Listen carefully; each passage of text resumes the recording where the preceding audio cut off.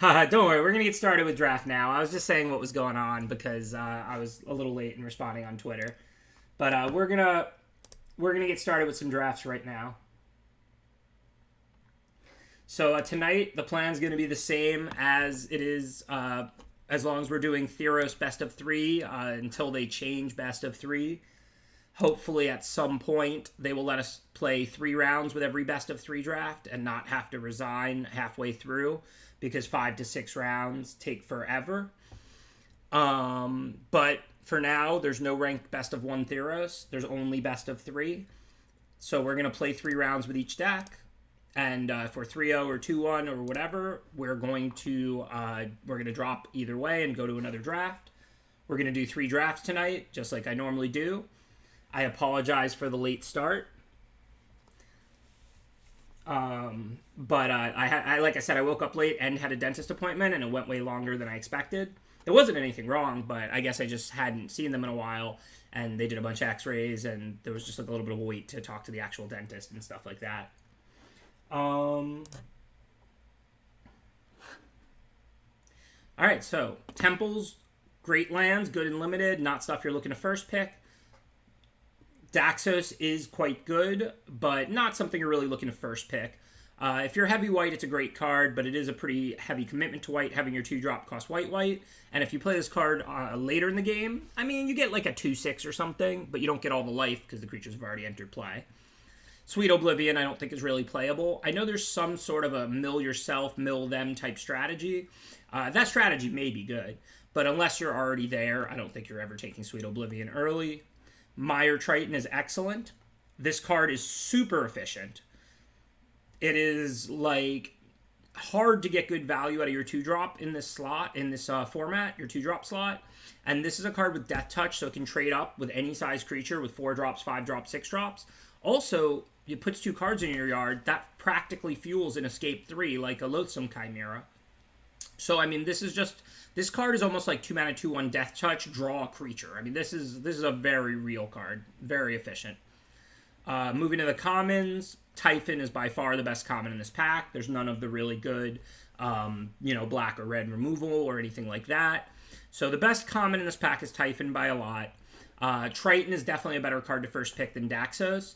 If you're already heavy white-black, it's possible that you could have a deck that would take Daxos over Triton, but pick one, pack one. I would never take Daxos over Triton. So really, I think this is a pick. And like I said, Temple of Enlightenment's a fine card. You're going to play it in any blue or white draft deck. You don't even need to be blue and white, but you're not looking to take it over good cards like Typhon and Triton. So I think this is a pick between only Triton and Typhon. I think that it's a close pick. Typhon is a more powerful card, for sure, but it's a lot easier to get value out of your 4-drop slot than your 2-drop slot in this format. So I'm not sure which to take between Triton and Typhon. I think anything other than Triton or Typhon out of this pack would be a pretty serious mistake. I think Daxos is in third, but I think it's a really close pick between Triton and Typhon.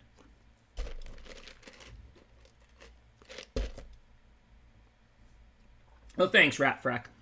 That's part of why I started ads and chats as a solution to show some ads and get some revenue, and also to be able to just speak and talk to people and all of that, because I like that stuff too, but also this is limited content, and I want people to know when I'm on streaming that they can come and put it on in the background or, learn about that limited format and whatever. But I also like to to converse with people and speak my mind and talk, so that's why, during ads and chats, we talk about all kinds of life, philosophy, politics, whatever, and when I'm streaming Magic, it's just like, the focus is on the Magic strategy. I was just catching people up on what was going on because I literally clicked stream on and then was still typing on Twitter and responding. Also, in this case, it's brand new. Like I said, I woke up a few hours ago at 2 p.m. Eastern and spent most of my afternoon in a dentist appointment. So, and literally Mage released this program like this afternoon or this morning or whatever. So I'm like hearing about it now, and it's a lot of talk. I'm definitely going to watch the debates tonight. Whenever my stream is done, we'll be going and watching the debates on YouTube or on TV or whatever. I've watched every single debate. I'm very big on keeping up with politics. Okay, so here. Okay, Triton or Typhon. Daxos in third. If you were thinking about anything else out of this pack besides Triton or Typhon, I think that's a mistake. But I wouldn't really criticize somebody for taking Typhon or Triton. I think they're pretty close. I think Triton does give you more, even adjusted for casting cost. Typhon does, but I also think it's hard to get good value out of your 2-drop slot in a non-aggressive format like this, and Triton offers that. So personally, I think it's a really close pick. I think, depending on exactly how you value things, you could certainly justify Typhon or Triton. If you were considering Daxos, like I said, I think Daxos is in third, but I think that would be a mistake. I'm going to go with Triton because I really like this card. I really like the way it fuels your graveyard without much of a mana investment, gives you a couple of life. And I don't know how often I talk about this concept, but life and card advantage go together really well. Because if you have more resources, you win, unless you die before you can use them. If you draw 5 extra cards and then you die that turn, you don't gain value from drawing those 5 extra cards. If you play all 5 of those cards, you're probably going to beat your opponent because you drew 5 extra cards. So life and card drawing have always gone together really well. Triton does both, and it does it out of your 2-drop slot. And with Death Touch, it trades up, so it's never a blank. So it's just a really efficient card that I happen to like a lot. Meyer Triton is the Triton I'm talking about here. But nothing wrong with taking Typhon. I think Typhon does more for 4 mana than Triton does for 2, but I also think, like I said, you'll generally have more access to good 4-drops than you will good 2-drops in this format. Okay, so moving on to the next pack. We're not going to take Soul Reaper of Mogi, the only black card here. Rise of Glory, though, the black, white, gold card, is quite good, especially if you start with it early and you can prioritize the aura-based removal. Sunmane Pegasus is definitely a big overperformer. This is a common that is substantially better than it looks. Reverent Hoplite can be really good if you go heavy white. I would love, if I had took Daxos there, which would have been wrong, I think, but if that pack just didn't have Triton or Typhon and I had first picked Daxos, I would love to follow it up with Reverent Hoplite. That would be a great start to a heavy white deck. Loathsome Chimera is kind of the bread and butter card of the black-green decks. Escape 3 and only 5 mana means you're almost always going to be able to do it. And Loathsome Chimera is actually why I started playing over 40 in some of those decks, because it's not a good closer, but a 5-2 is rarely going to be blanked. So you can force your opponent to trade and then bring it back, and then they have to trade again and then bring it back, and then they have to trade again and then you bring it back. And you basically win by running your opponent out of resources.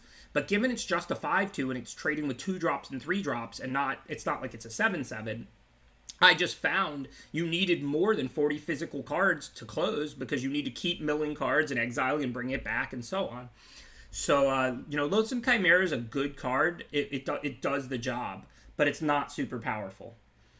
Yeah, I call that the Martin user rule, actually, Mr. Gaines. It doesn't, but specifically, actually, that's a really good concept to talk about very briefly.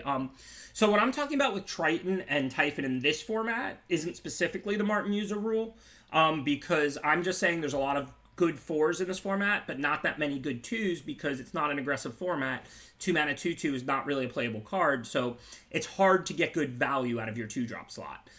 The Martin user rule, which I think is a really good concept, and this is from me. I mean, Martin invented this, but I'm like coining it, so I don't know what he calls it or whatever, but I learned this from Martin, which is basically if you're deciding between 2 cards and they seem close, take the cheaper one. And the reason for that is because if your deck ends up with too many 5s and 6s and nothing to do early, your deck is abysmal. If your deck ends up with too many 2s and 3s but not enough 5s and 6s, your deck is a little weaker than it could have been. It's a train wreck to end up with too many expensive cards, whereas it's only a small disadvantage to end up with too many cheap cards. So that's what I think the Martin user rule refers more to, which the Triton Typhon situation that I'm talking about in this format is just that in this format, since a 2-mana 2-2, a 2-mana 3-2 is not really a great card, it's just harder to get good value out of your 2-drop slot than your 4-drop slot. And Triton filling your graveyard and having Death Touch allows you to get good value out of your 2-drop slot. Okay, so back to this pack. So I don't know about Enigmatic Incarnation.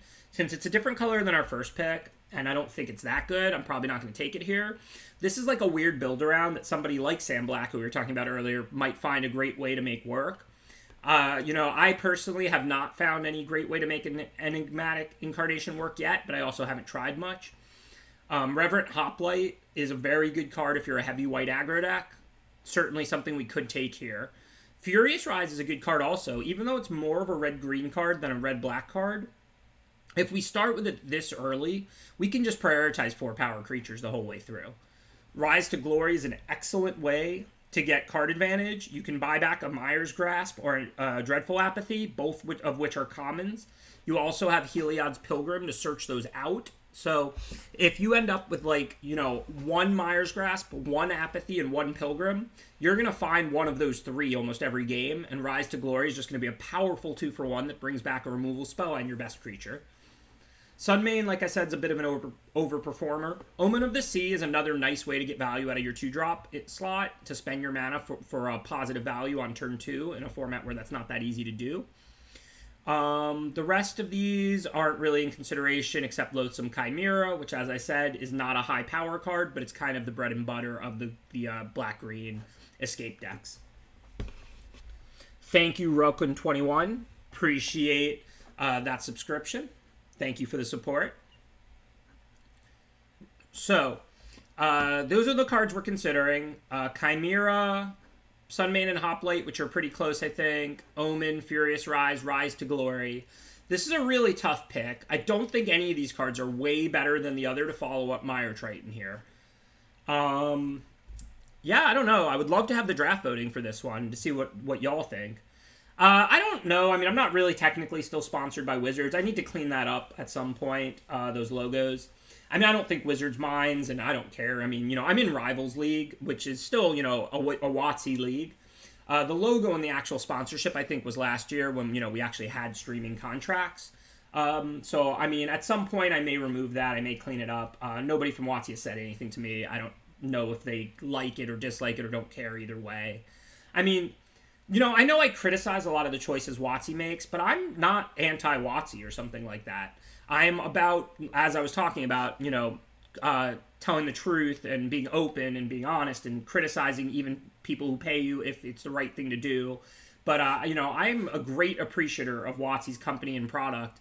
I think Magic is the best thing to ever happen in my life, and I'm very thankful for the people who work and designed the cards and created OP and work on OP and everything like that. And I say that, and I'll criticize them again tomorrow if they do things I don't like, because that's what I believe in. So, going back to this pack, I think we can take Furious Rise. I think we could take Rise to Glory.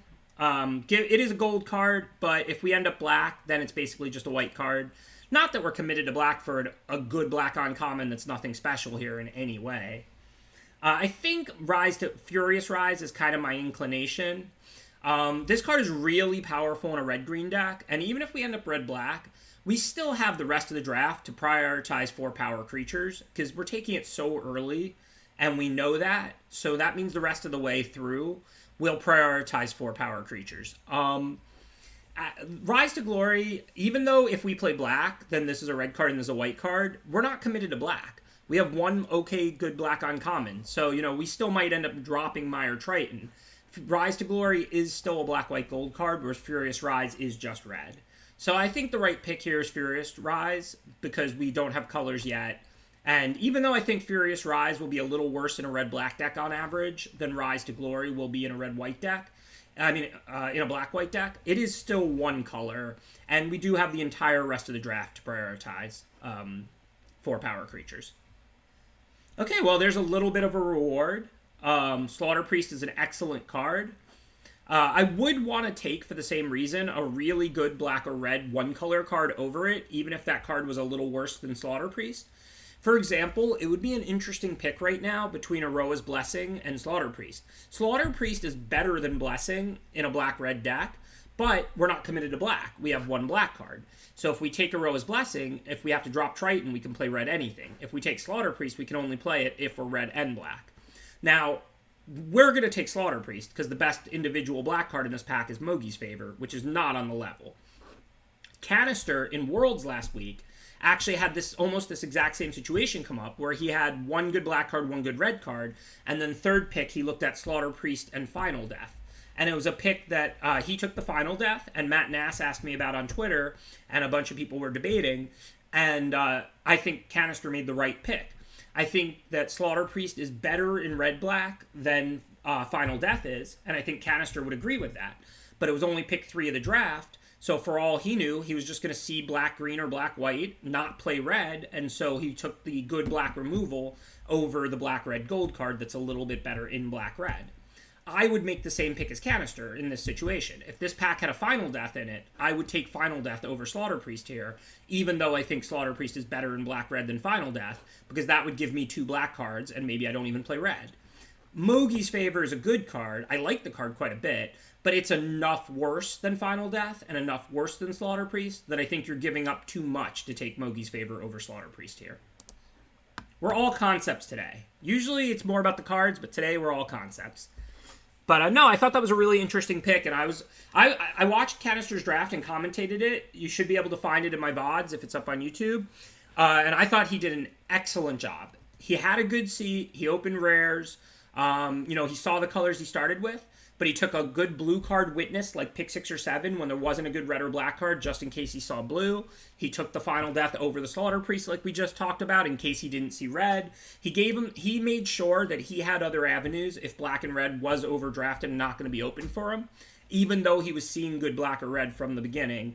And then he saw black and red, moved in, and had an awesome deck. He only went 1 and 2. I think he got unlucky, but that's magic. But he drafted an incredible deck in an easy seat, but drafted it really well. Moving back to this draft, now I think this is a pretty clear Funeral Rites, unless we're still considering green as an option. Acolyte of Affliction is the best card in this pack by a lot, but Funeral Rites is a really nice one-color black card, and with already having a Mire Triton, we're definitely prepared to take escape creatures and use the graveyard. If we went black-green, we would have to lose Slaughter Priest and Furious Rise now. And I think Acolyte of Affliction is substantially better than Funeral Rites, but it's not like it's a broken card or something. Lampad of Death's Vigil is good, and it's good in black-red. It's a sack outlet. But that said, you don't want too many copies of cards like Lampad. It has pretty heavy diminishing returns, since if you have 2 in play, the second one's just a 1/3, no ability, basically. And it's kind of an underpowered enabler that does good work along with everything else. So given it's early in the draft, it's pack 1, we already have a 2-drop sack outlet. I think we just want to be taking Funeral Rites here. I am going to be looking for Lampads, and I do think Lampad can be better than Funeral Rites in black-red in a lot of cases. But I just think at this point, already having a Slaughter Priest and a Mire Triton, and it being early pack 1, I don't think we want to be taking Lampad over Funeral Rites there. I don't think it would be like a horrible pick or anything. I think they're close. But that's pretty much my logic, is I want to fuel escape and graveyard recursion since I already have a Mire Triton, and I already have 1 2-drop sack outlet. And Lampad is the kind of card I love to have 1 to 2 of in my deck, but I'm never looking to have 3 or more in my deck because it has such heavy diminishing returns. So it's really early in the draft, so I'm valuing Lampad pretty low right now. Oread is decent at fueling the graveyard as well and looting away extra lands. It's not a very good card. It is a playable. Temple Thief is pretty good if you end up on the more aggressive side, but it doesn't look like that's the direction our black-red stuff pushes us in. Furious Rise is a card-drawing engine. Funeral Rites is practically draw 3 in this format. Mire Triton is a 2-drop that doesn't hit that hard and is easy to block, but blocks extremely well and gains life and fills your graveyard. So it looks like we're going to play more of a grindy black-red than an aggro black-red. But don't sleep on Temple Thief if you have a black-red deck where you have access to a lot of removal. This can often just function as a 2-mana 2/2 unblockable if you're a black-red aggro removal deck. Thank you for subscribing, Mr. Locke. Appreciate that subscription, and welcome to the 1-year club and the sweet Mythic Champions logo. Really appreciate the support. So, I think we could take Oread, we could take Triumph, but again, that's another really aggressive card. This is best of 3, so we do have the ability to board in Triumph, like when we're on the play against defensive decks. We could also take Binding of the Titans. Green-black is still an option. We have 2 red cards, even though they're quite good. Mire Triton and Funeral Rites go really well in a green-black self-mill deck. So I think this pick is, do you take like a pretty mediocre red card like Oread or Triumph? Or do you take like Binding in case you go black-green? And this would be a pick similar to Canister taking Witness of Tomorrows that I was talking about in Worlds, where I'm not planning to switch to green. I'm planning to draft black-red. But what if the next pack has a random 6-pick Typhon or a Chimera and there's no black or red cards? What if we open one of the best green cards in the set in pack 2 and we don't see much red the rest of the way? I don't think we're going to miss Triumph of Annex or Oread here. So I think we take Binding of Titans just in case we end up continuing to see green. Remember, I did just pass an Acolyte of Affliction. It's entirely possible that green is going to be wide open in this draft. You know it, Shadius. Alright, so this pick is easy. Careless Celebrant is just an awesome 2-drop. This card is great in Black-Red Sack, but honestly, this card is great even if you can't sacrifice it. If your opponent attacks with a 4/4, you can just block, and then when your Celebrant dies, deal the final 2 to it and finish it off. If your opponent has 2 2/2s out and they attack with one or both, you block one, it dies, you kill the other. If they have 2 2/2s out, you attack, they block it, you kill the other one. Careless Celebrant is just a great 2-drop. It's not a broken card, but it's about similar to a Mire Triton. This is just like a B tier 2-drop that I would consider a kind of weak first pick, but a really nice third pick that I'm happy to include in any deck. And getting it here 6th is just really fortunate. Now we'll take a serviceable 2-drop that I'm happy to include in any deck. Incendiary Oracle is not as good as Careless Celebrant or Mire Triton, but it is a 2-drop that exiles escape creatures when it trades with them, as well as can pump, so it's not easy to blank. So it does look like we're able to find red-black, so we probably won't have to play green. Actually, to be honest, if anything, black is the color we haven't seen a lot of. We could still end up red-green after those back-to-back red picks, potentially. And Furious Rise is at its best in red-green, so we'll see what comes the rest of the way. So, having said that, now it gets complicated. So red-green's an aggro deck that doesn't fill the graveyard nearly as well as black-green. So Chainweb Arachnar is not nearly as good in red-green as it is in black-green. Still a decent card. War Leader is a nice 4-power 5-drop to top your curve for the red-black decks. It's good with the sack stuff. It's grindy. It's also a way to trigger Furious Rise. So I think Chainweb Arachnar is better than War Leader, but I think War Leader is the right pick here. Especially as it becomes clear that red is the color we're definitely going to play, and then we're not sure between black and green. I gotta say, though, this is what I was talking about. Lampad is a fine card in our black-red deck, but Typhon, I mean, this is a great card. This is the best green common. I think this card is better than Warbrier's Blessing. I mean, this card is just awesome. And to get a Typhon this late, even if we go red-green and not black-green, I mean, it's a 4-power creature for Furious Rise. We're not going to have a ton of escape. We do have Binding to put some cards in the yard. I definitely think we're going to take Typhon. Still don't know if we're going to play red-green or if we're going to play red-black, but it does appear that green is wide open in this draft. It looks like the colors we're seeing are red and green and not black. And now, of course, it's an easy Chimera. Yeah, I know I'm gonna get asked about this a lot tonight, Midi. I need to make like a command or something if any of the mods want to do it. You know, I will definitely give my opinion on their program, positive or negative. But literally, I woke up today a little after 2 p.m. and then had a dentist appointment that I was at from about 3 to 5. And I've barely even seen any of the details of their program. I'm going to read through it thoroughly with Mage as my sponsor. I'm going to give my honest opinion on it, but I don't have one at this time. So for now, we're going to take Loathsome Chimera.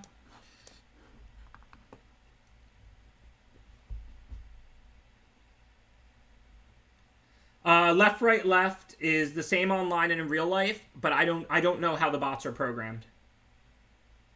I was on last night about the usual time Apopsis, but I didn't stream for 2 weeks before that. 2 weeks ago was RPT Phoenix week, and then I just took a week off because I was sick after RPT Phoenix, and I just hadn't really took like a chill staycation type week in over a year. So I haven't been on in 2 weeks. Before yesterday, I was on yesterday normal time. Yeah, it's a good question, Salich. I don't know the answer though. Maybe whoever works on the bots or works on their programming or whatever can talk about that if you tweet at MTG Arena or something on Twitter. I mean, it's a great question. I just have no idea. Thank you for the subscription, Flaming. Not going to read your whole name out loud, but I appreciate you supporting my stream. Hey, what's up, Cam? Okay, so here, what are we playing? Because Mogi's Favor is a lot better than Grove Dancer or Nyxborn Colossus, but I think we're pretty settling into red-green with this Chimera and Typhon. This is a bunch of good 4-power creatures, and we haven't seen much in the way of black in this pack. So I think I'm going to take Grove Dancer. Solid 2-drop. Not really a good one for red-green, but we do have 2 escape creatures we're going to want to power up a little. And I think at this point we basically are looking to drop black, unless we open some incredible black bomb rare that pushes us in that direction. So with red-green being an aggro deck based around 4-power creatures, I don't actually like Relentless Pursuit very much in red-green like I do in green-black. You want to be impacting the board when you're trying to pressure your opponents. We do have a Chimera and a Typhon already, but Cetacean Training also gives trample to these big red-green creatures, these top-heavy ones, and could allow us to trigger Furious Rise. So I'm not 100% what we should be taking here. Thank you, Salatij. I appreciate the subscription and the support.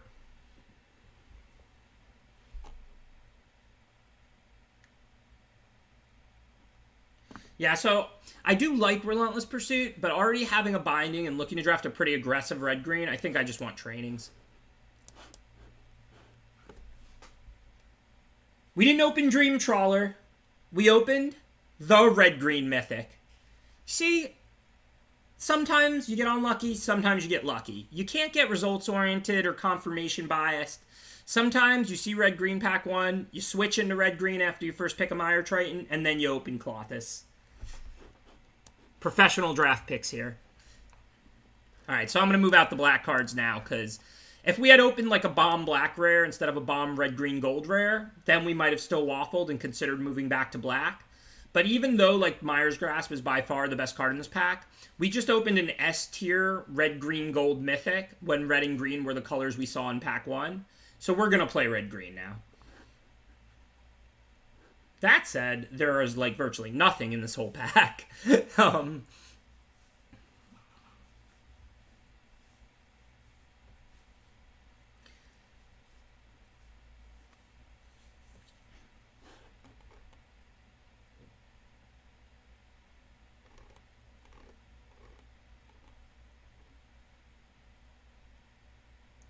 Yeah, Thrill can be playable. It's not great, but it's a decent way to power up Escape. Puts 2 cards in the yard right away, including the Escape creature if it's in your hand. I mean, I'm not looking to play Jund. My black isn't even very good. Like, I have a couple decent black 2-drops, but that's not good to splash. And I'm doing fine on 2-drops. Careless Celebrant and Oracle are good 2-drops. Yeah, I mean, I guess we take Mire's Grasp because it's like over nothing, but I'm still not really planning on using it. Okay, easy Fateful End here. Fateful End, nice efficient removal that goes to the player and nets you a scry 1 or kills a creature. So Dreamstalker Manicore is probably better than it looks in red-green, even though it's more of a red-blue card. Remember, it has 4 power for only 3 mana, so if you play it turn 3 after a Nessian Hornbeetle, you can start growing it right away, and it's a way to trigger your Furious Rise. Let's check if we have any instants or flash cards. We have Fateful End. That's about it. So this card isn't going to be great in our deck yet, but we will try and prioritize stuff it works with. And it's still a 3-power 4/2, which is pretty good with the 4-power synergies. So now it's pretty much Rage Hound over nothing. I mean, we could get Plummet for the sideboard, but we're not going to be that loaded up on playable since we did drop several from pack 1 since we switched colors. So I think we do want to grab our first Rage Hound here. We're not black, like I said. You know, I was keeping the black option open in case we open stuff pack 2, but after opening an S-tier red-green mythic that is the kind of card you switch for sometimes, when we were seeing red-green pretty clearly at the end of pack 1 anyway, that pretty much locks us in. You know, we stayed open. I mean, we started with Mire Triton and Slaughter Priest, you know, moving down black, and then we left black to go into red-green, but red-green is where we want to finish here. I'm going to grab an Infuriate. Don't know if I'll play it or not.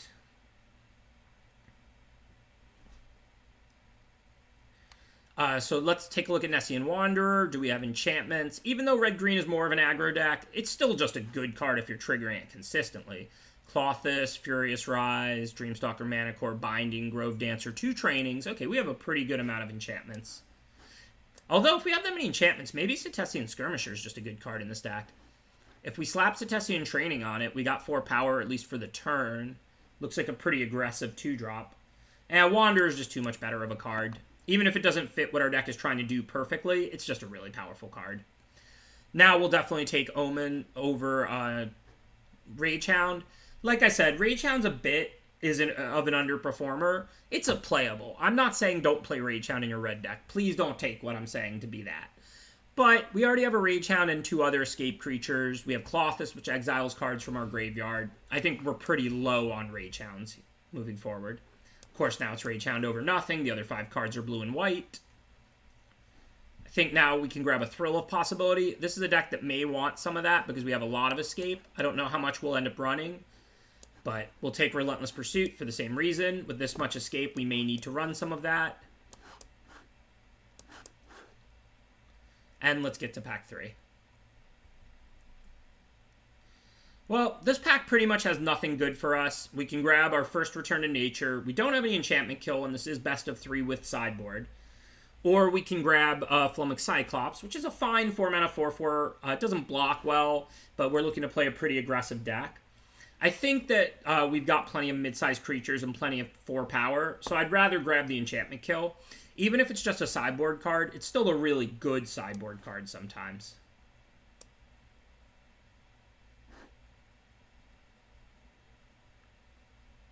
I'm not going to splash Eutropia. It's pack 3. Like, we don't have any free fixing. I don't want to put Omens in this deck. Our curve is really low. I wouldn't splash Eutropia in this deck. So again, these aren't the cards you're hoping to take. Like, Maze Warden and Stampede Rider are both fine here. We've got lots of 4 power. This is basically a 3-mana 3/4 trample, which is a pretty good card. Hoping to be second picking better cards than that, but can't control the cards that are in the packs. Maze Warden is pretty good, and we don't have a lot of 4 power stuff. It's also really nice with Cetacean Training.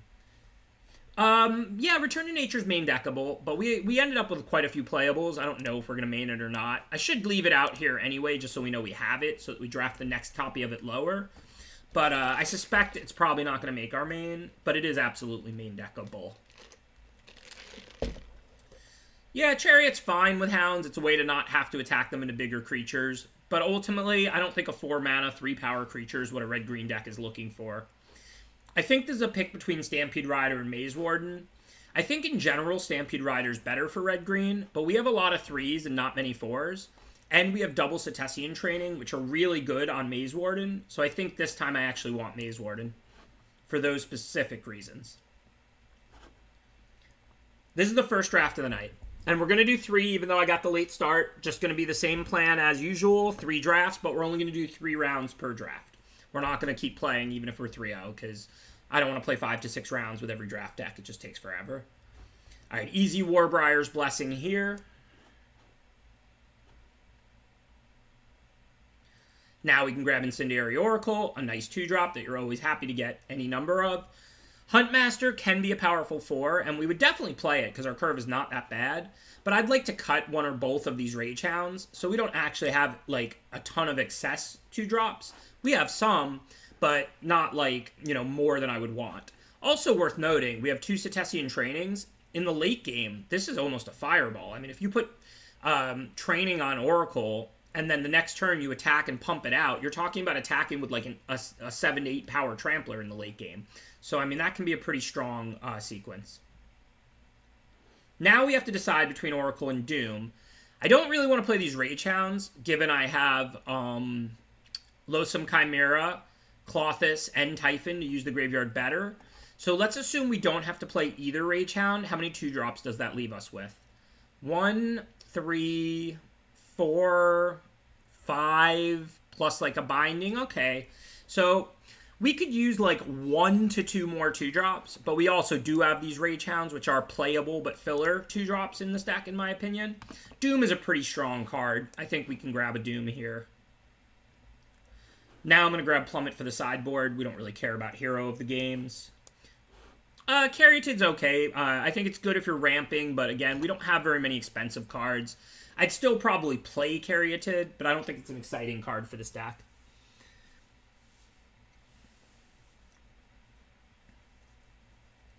Now, I guess we could just grab Wanderer again. Forerunner would be pretty good in this deck, but I'm not going to take it over Wanderer. Now I will grab a Caryatid, because it's not really over anything. Don't think these cards matter. I guess that's a sideboard card somehow. Don't think these cards matter. Probably more of a sideboard card, and neither's going to make our main.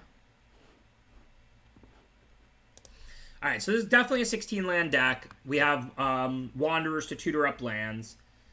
I'm assuming, unless we have some bad cards in, since we didn't end up playing Red-Black Sack, we'll just probably end up cutting those War Leaders. Maybe bring in, like, one of the 2 Rage Hounds, because I don't think we ended up getting a ton of 2-drops.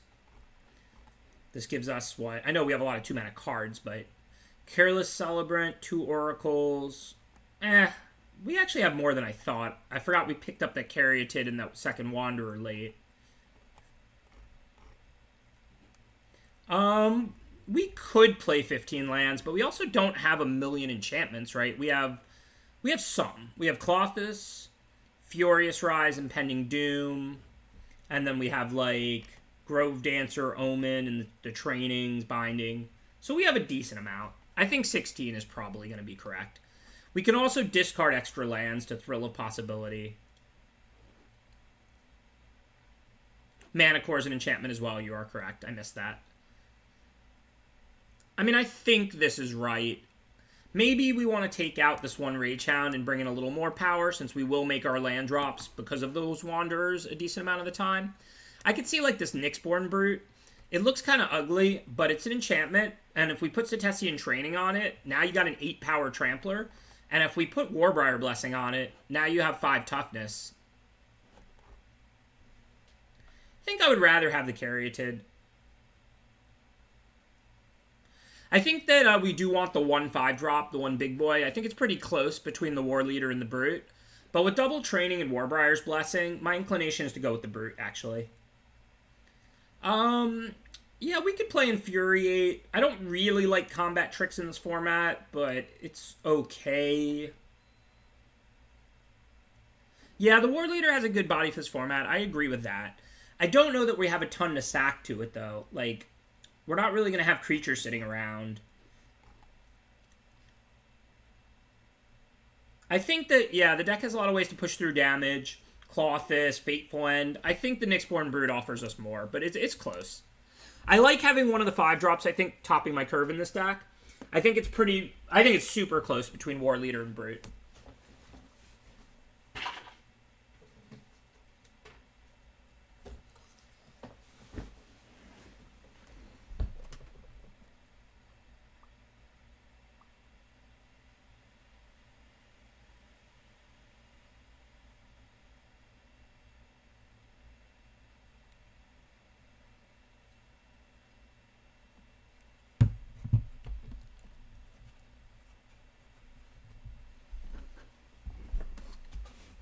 Thank you, Cordra MTG. Appreciate the subscription. The explanation of Caryatid is not that Caryatid is amazing in this deck or anything. Yes, it's not a ramp deck, but it's still a body that adds mana. We're going to have a 4-power creature out most of the time. A 2-mana card that just taps to add 2 mana is just a strong card.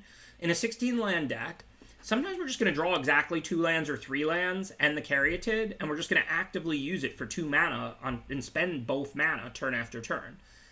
Is Caryatid busted in this deck? Absolutely not. Would I have took any removal spell, Typhon, Warbriar's Blessing, lots of commons over it. But it's still a solid card as a 2-mana 1/1 that just taps to add 2 most of the time. That's a pretty good card even for a non-ramp deck. We can spend our mana unless we're flooded. We're a 16-land deck with Thrill of Possibility.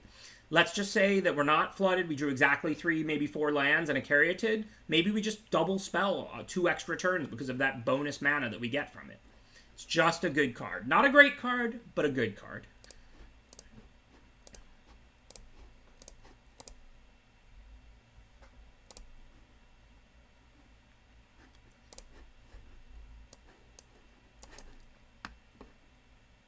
Yeah, this deck does really want Forerunner. I don't remember what I took over it. I think it was something pretty good, but it was Second Wanderer or something like that. But I agree, this deck would have wanted to come out with a Nylea's Forerunner or 2. I would really like to have 1 or 2 of those for this deck. I definitely agree.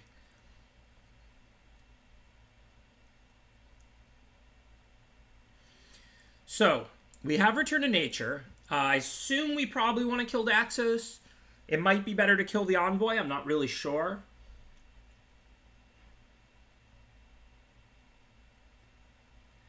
I think this early we have to kill Daxos, or it's just going to gain so much life and stifle our attack. Well, if I attack first, they can block Wanderer, and then I miss a point of damage. So that's why I think you want to kill it pre-combat. You give them the... It's good to give the opponent, like, a negative free roll. Like, if they were going to block Oracle, then I could just pump it and then use the return on the Envoy. But if they block the Wanderer, I just missed a point.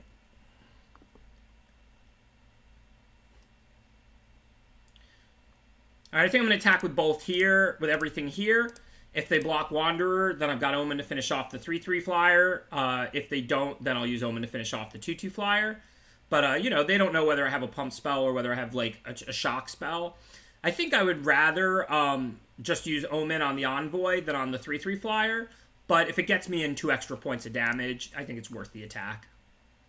So this is like a semi-bluff, because if I knew they were going to block Wanderer, I just wouldn't have attacked with the Wanderers. I would have just only attacked with the Oracle. But on the chance that I get in 2 free damage, I think it's worth it to make this attack with all of them.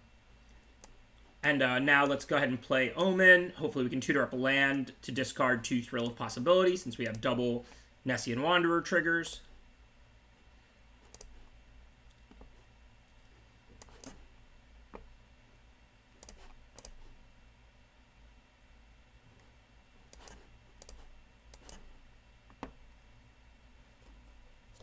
Yeah.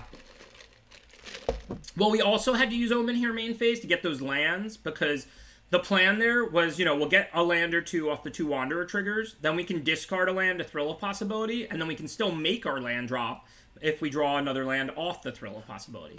So we kind of cycled through a bunch of our lands there that way. Okay, again, we're going to attack with all 3. They'll probably block Rove Dancer on Oracle. We're going to end up Fateful Ending Chimera, but I would rather spend 5 mana this turn playing Nyxborn Brute. Well, unless they have Omen of the Sun, but now we'll see what they're going to do. Not a big deal. If they want to make a somewhat profitable double block on one of these Wanderers with the 2/2 and a 1/1, okay. Otherwise, we'll just let these trades happen. Fateful End is much more valuable for killing this Chimera than for keeping a Wanderer or an Incendiary Oracle in play. That said, I would rather use 5 mana this turn and put out a 7/3 than kill a 3/3 flyer when I'm still at 13 life. No love there.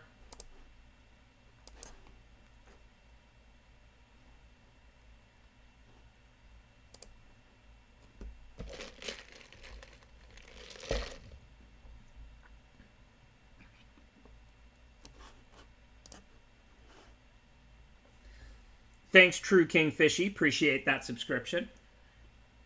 Okay, so upkeep. Not very many. In fact, none of the cards in our entire deck cost more than 4 mana since we're playing 1 5-drop. So if we spend 3 mana on our upkeep, we know that we can still cast any card we draw. I think we're very likely to want to Fateful End this Chimera here, so I'm going to do this now during our upkeep. This way we get the Scry 1. We're not going to bottom Training. That's a good draw. Slap that onto the Brute. At the very least, they'll take 4 when they block it with Typhon now. Let's see what we can dig up. I mean, it's just going to be lands, but... And then we have to make the choice as to whether to attack or not. I don't think we should. If we find removal for the Typhon or Warbriar's Blessing, we can really go to town with this Nyxborn Brute. They're green-white and have 1 card in hand, so they're not that likely to be able to kill it. So I think for now we want to chill, especially because next upkeep we're going to have a Scry 2, and our deck is loaded because we've pulled almost every land out of our deck at this point. These Wanderers, like, we're not going to do anything valuable with these extra lands, but look how many lands we have. 4, 7, 12, and the one in our graveyard from Tormenting Voice, or Thrill of Possibility, whatever it's called now. That's 13 of 16. So there's only 3 lands left in our entire 17-card library at this point.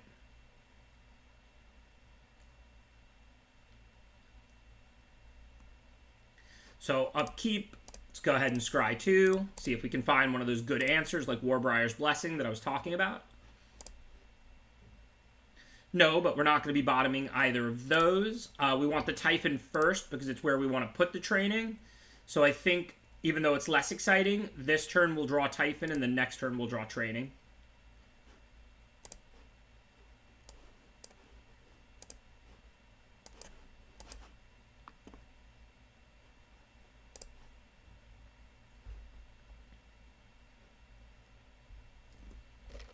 Looks like the opponent's thinking similar things to me, and they're going to scry during their upkeep.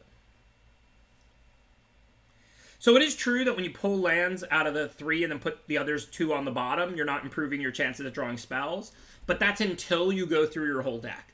Since we've been triggering Wanderer twice a turn, like every turn, at this point, I think we've pretty much been through our whole deck once, or we're only a few cards away from having accomplished that. At which point, then you have greatly increased your chances at drawing spells, because you've just pulled a third of the lands out of your deck, or all the lands out of your deck, or whatever.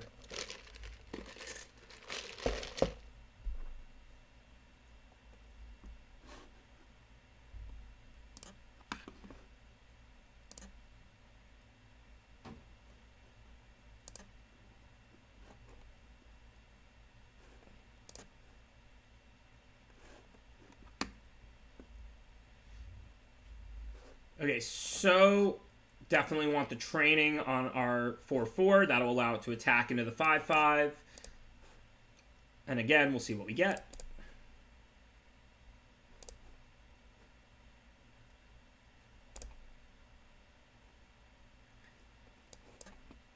So when this 5/5 dies, it is going to come back as a 7/7. That doesn't mean we're never going to attack into it. And also, if they kill our 5/4, it'll come back as a 7/7. So as soon as we're out of gas to deploy, we do want to make a big attack. But since we drew Maze Warden, which is another nice attacker that can attack profitably on this board, I think we want to wait one more turn.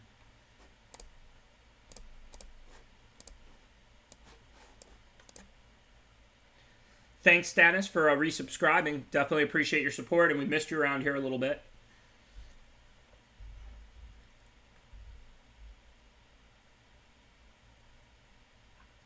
I mean, if I was tracking the whole library, obviously if you could, mill to Clothis or something, you would want to. With the 2 to 3 going back on the bottom at random and not in an order you choose, you can still do some substantial work there. But I think we'll just attack, and I'm not really that worried about it. They only have one creature big enough to eat one of my small creatures. So I can attack with everything. The only question, though, is will I die on the backswing? I don't care if Voracious Typhon eats Grove Dancer or if the 2/2/2s double block a Wanderer and they eat it. That doesn't matter to me. But what does matter to me is not dying on the backswing. That said, assuming this card in their hand is a land they just drew, we have 13 points of trample. That's a lot they have to suck up, in addition to Maze Warden, which is going to kill whatever blocks it. And we have a blocker to play that we just drew. So I feel good about an all-out attack here. Thank you, Something Clever. Appreciate that subscription. I would never assume your opponents are playing the Fog in the main deck, Inspiring Awe. It is possible. So if you're winning by a ton and you're going to win for sure no matter what, unless you all-out attack and they have Fog, okay, play around it. But this game, we're winning, but it's not like it's inconceivable that the opponent could play cards that could win them this game. So we're not going to play around a card that I would assume is generally not in anyone's deck. So with the math is for blockers thing there, Slith, what you just saw is my actual thought process that allows you to play Magic at a reasonable speed and not overload your brain. I frequently start thinking about the math and then stop when I realize I don't need to finish it. I wanted to make sure I wasn't going to die on the backswing, which means they have to lose at least like 1 or 2 creatures. And as soon as I realized I had 13 points of trample and they have 12 life, plus another creature that basically is going to eat something or has to be blocked, and a blocker to play, I was like, okay, we're good here. I don't need to do the calculations and figure out whether they can threaten to deal me 4 or 6. I need to figure out that there's no way they can threaten to deal me 10 on the backswing. So what do we have here? 2/2 and 1/1 on 8/3. Maze Warden's getting through. The 5/4 and the 5/5 are trading. We have endless mana, so let's just pump the Maze Warden, I guess. Nothing else for us to do, really.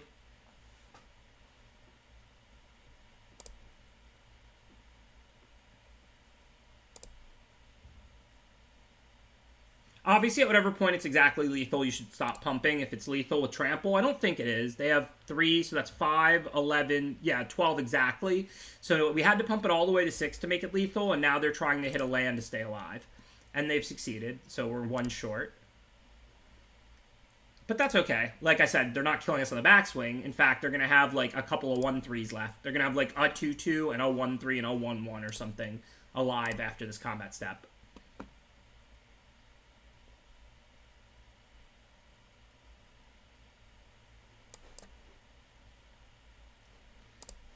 Bring back our 7-7 and back to you, opponent. The 7-3 is playable, but if you don't have synergies, I wouldn't run it. We chose to run it here because of double Cetacean Training and Warbrier's Blessing, which can really turn it into like a different quality threat.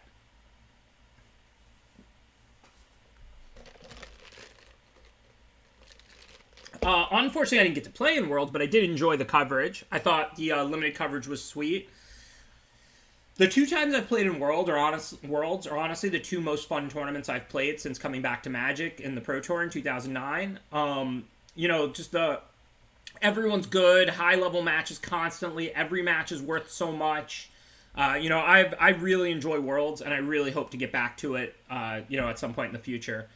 You know, I'm really, really glad that I got to play in Worlds just 2018, just the last Worlds before this one. And had a good finish, top forward and everything. It's really hard to qualify for, and, you know, I'm just really grateful to have gotten that experience again recently.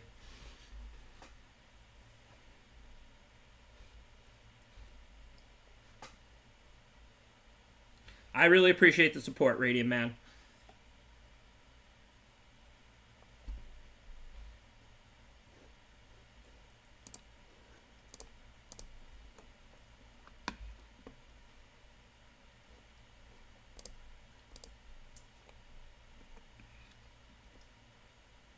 So they're green-white. We saw multiple flyers, so we probably want our 1 plummet.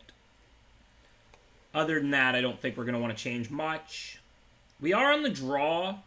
Maybe we could try taking out a mountain. We do have the 2 Cetacean Training and the Wanderers and Caryatid to help hit land drops. I feel like this is a 16-lander, not a 15-lander, but on the draw with this many cantrips and boarding in another 2-mana removal spell, I think I'm down to try 15.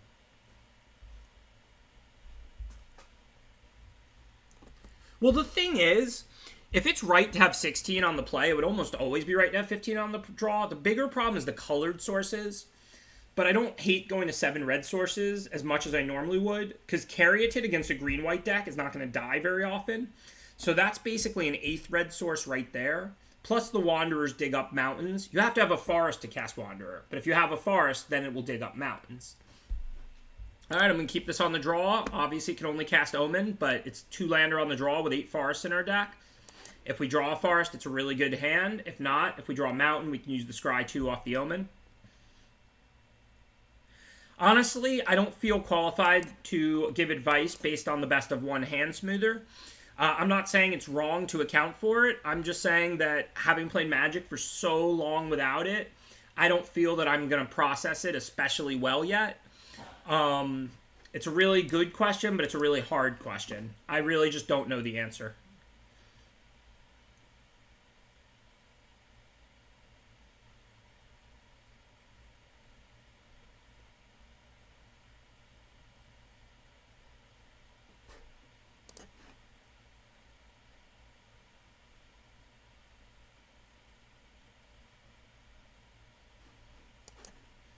Okay, so with 6 mana, we can play our 4-drop and 1 of our removal spells. I assume we want to kill the Siona. It's worth noting that they have a Blessing, but at the moment, they can only kill my Caryatid, which I don't really need anyway. If they go for a double block, like with the 2-3 and the 2-2, we'll get a real blowout. I don't think they're going to do that, but there's no reason to Omen it pre-combat, even if we're just going to Omen it post-combat. So I think here, first and foremost, we just want to attack. Now I'm going to go ahead and play the 4-drop and play the Omen.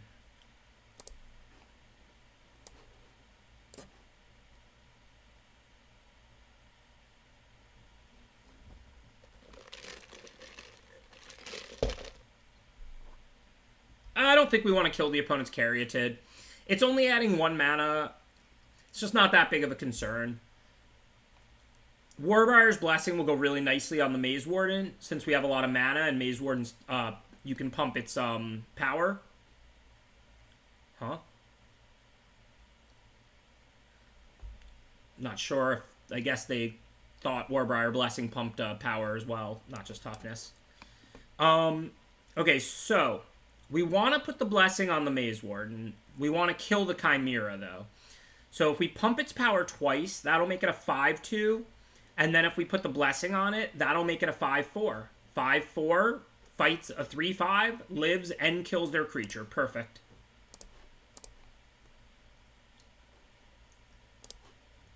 So pump it up to a 5/2. Blessing, so it's a 5/4. And then we can fight a 3/5 with a 5/4. Now, we're not going to attack with the Maze Warden this turn now, because it's, it would just die from this Envoy. Let's slap Training onto Typhon. And life is good.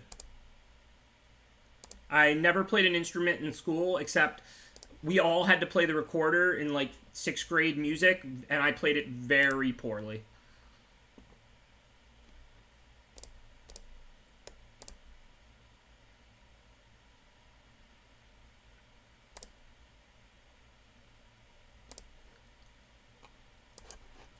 Alright, so this Maze Warden doesn't have Trample, so it's only trading with the Moss Viper. That's a pretty bad trade. I don't mind Typhon for the Moss Viper, because we'll at least deal them 4, and then it can come back as a 7/7. Let's make sure that we can cast both our spells. We have Furious Rise and Nyxborn Brute, so that's 8, 4, 6, 8. So we can, but we need to tap the Caryatid for 2. But we can do that after we cast the Brute anyway. So I think that now what we're going to do is attack with just the Typhon, because I don't want to trade Maze Warden for Moss Viper, but I'll happily trade this Typhon for the Moss Viper. They'll take 4 points of trample, and it'll come back soon enough.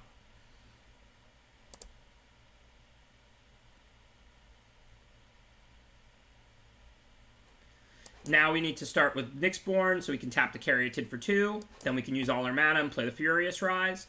And back to you, opponent.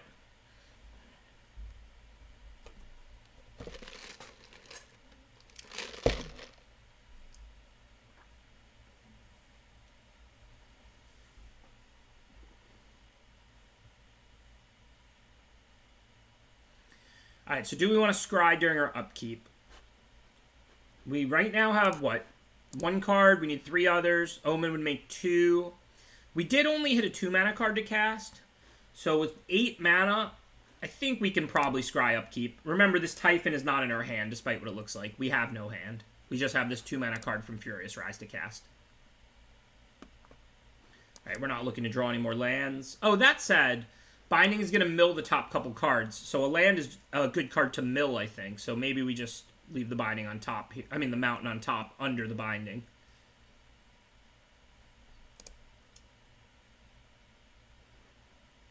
Then we draw. We have, let's see, Wanderer and Binding. We can play those both post-combat. Even if we lose the Nyxborn Brute, we only need 4 mana. And if we pump the Maze Warden, then we'll have 2 from the Caryatid anyway. So now I think we can just go to combat and attack with our 2 good attackers.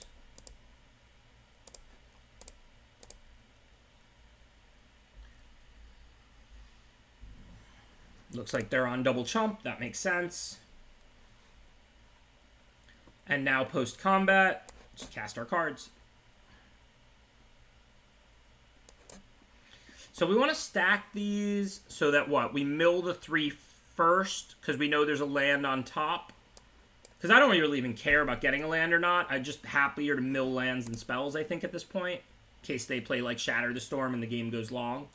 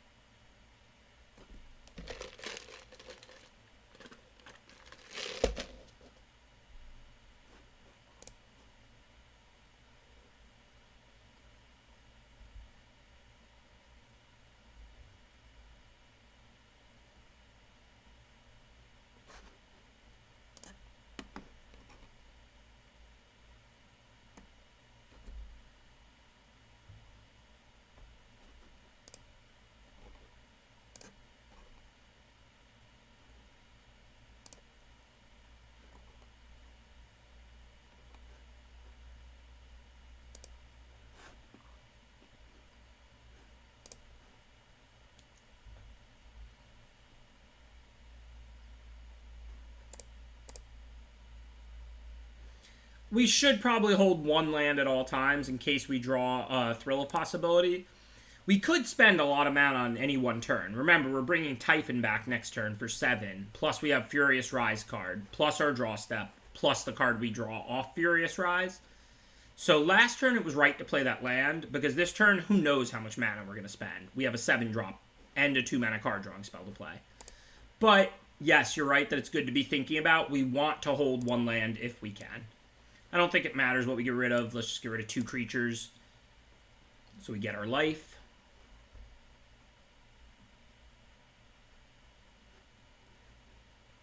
So it looks like we drew a land. Is there anywhere we want training pre-combat? Yes, definitely.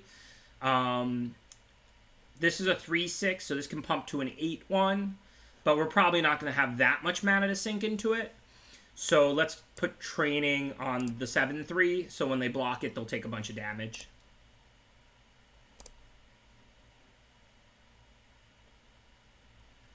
And then, looks like we have about enough mana to bring back Typhon, which we want to do. So, now it's time to attack.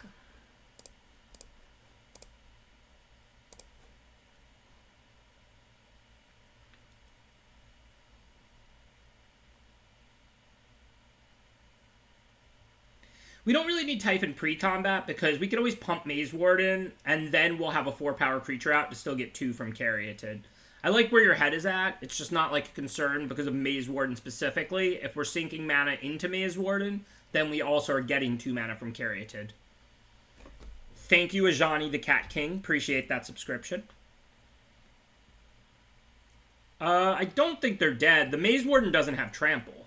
So the question is, are they forced to block the Maze Warden? To which the answer should be yes. But they're not dead. I mean, clearly, without trample, they're not dead. They just have to block both creatures, right?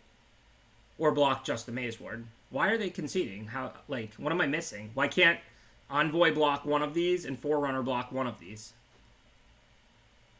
Both the chat and my opponent seem to think they're dead, but I don't get it.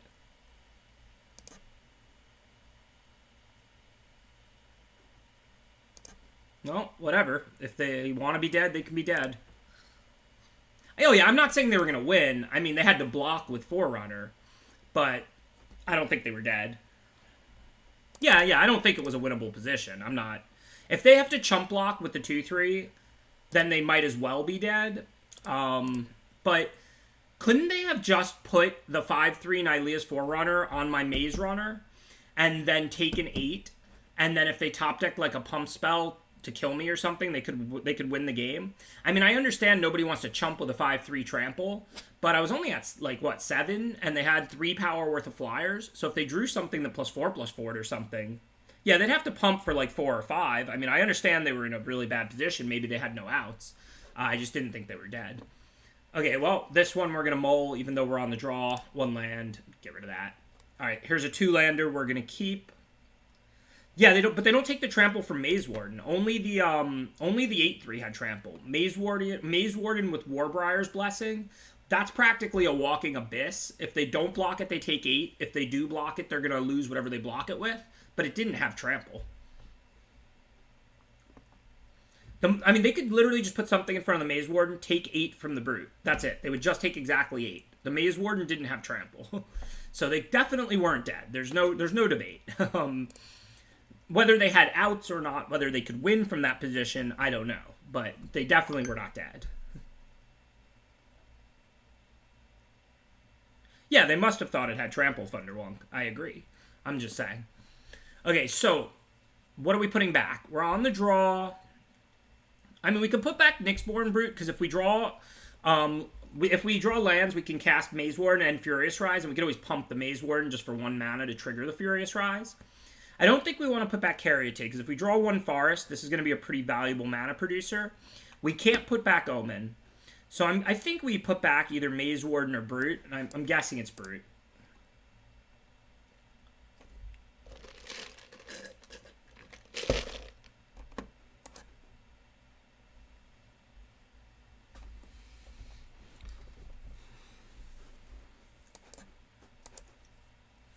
Yeah, that's fair. I believe the opponent couldn't win. If they don't have anything that gives like +4 or +5, they couldn't win. I mean, they didn't actually have to lose board. All they had to do was put Nylea's Forerunner in front of my Maze Warden, take 8 from the Brute, and they on-tap with both their flyers. Now, they would still need +4 or +5 to kill me, and they may very well not have that in their deck. There's not much that does that. But I'm just saying, it didn't look like, game over, but they definitely could have had no outs. I'm not arguing. I don't think his keep was right. I haven't been playing much standard or any standard with the new decks since I played Pioneer for RPT Phoenix and not standard. But I don't think virtually anybody thinks that wasn't just a tilt keep. Probably Marcio included. I mean, look, it happens. It's a long tournament. It's tough. But I don't think too many people support keeping that hand. Okay, I want to thrill, but I don't want to get it countered. The only problem is... I want to also cast Furious Rise here. I guess if they counter Thrill, then they're not counting something better. So even though they're countering 2 cards, it's not the end of the world.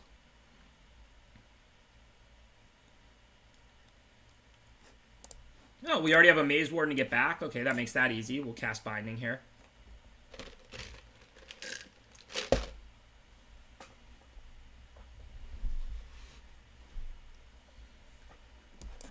Yeah, I'm not one of those that's like super sensitive or anything, but I see no reason to assume your opponent's gender is male if their name is Nime. I mean, I have no idea who I'm playing against. So I'm not, one of those who gets offended easily or anything, but I just think personally, if you can train yourself to refer to somebody with an unknown gender as they, because their gender is unknown, that makes sense. Like, why wouldn't you want to do that?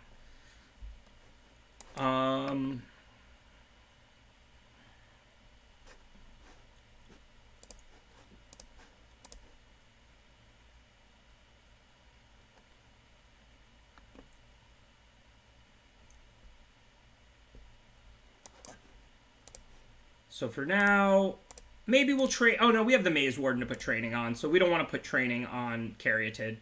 So let's chill for now.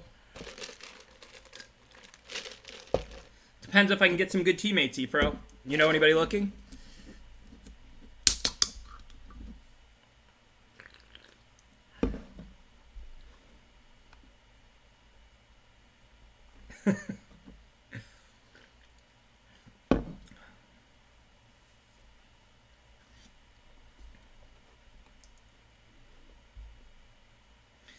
If my opponent was a cat, I would be extremely impressed. I mean, Lyra used to watch a lot of Magic when I had the chair with the plush spot where she could sit, but she still can't play. She's been watching for years now. Magic is not an easy game to learn.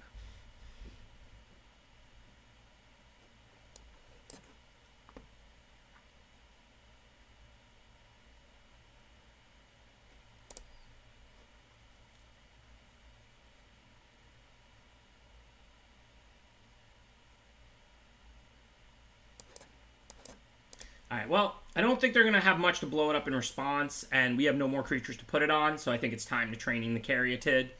You don't really want to train your Caryatid, you want to train your big green and red creatures. Caryatid is there to produce mana, but at this point we don't need it for mana, and I just want to cycle this training so I can try and find some threats.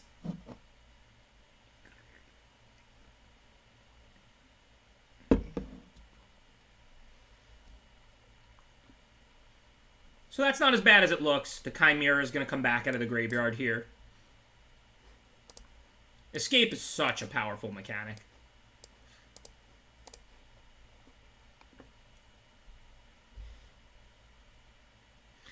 Do we want to Blessing away the 2/2 Temple Thief? I think we do, because otherwise it can just block Chimera anyway.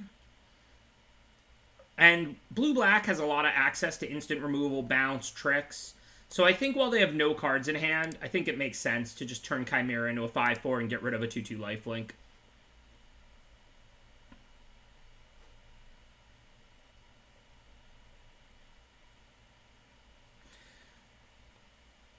It's a great question, Minial Tech. I would recommend good streams from people who explain what's going on.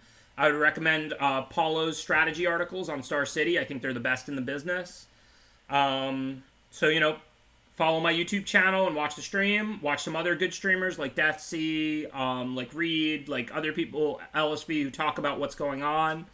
And also I would recommend Paulo's strategy articles. I think they're literally just the best. I think they've been the best for a long time.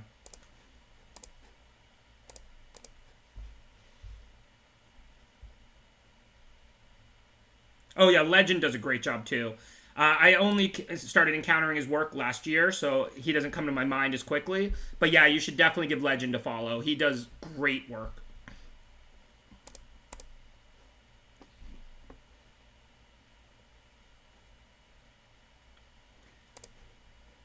So, do we want to trade a 5-4 for a 4-3? Not really. Do we want to trade a 5-4 for a 4-3 if the 5-4 is just going to come back from the dead as a 5-2 immediately? Yes, definitely. Escape is a really powerful mechanic.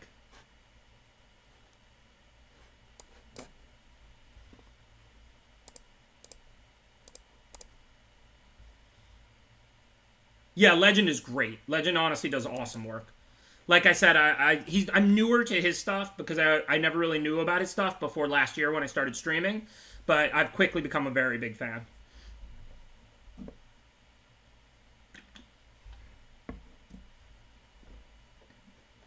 Yeah, Canister's great.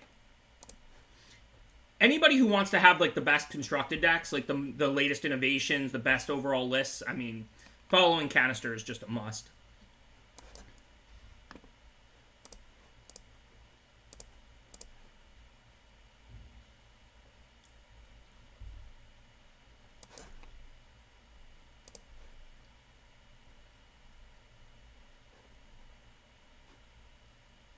Wow, I thought we were looking quite good in this game, but now we're probably going to lose.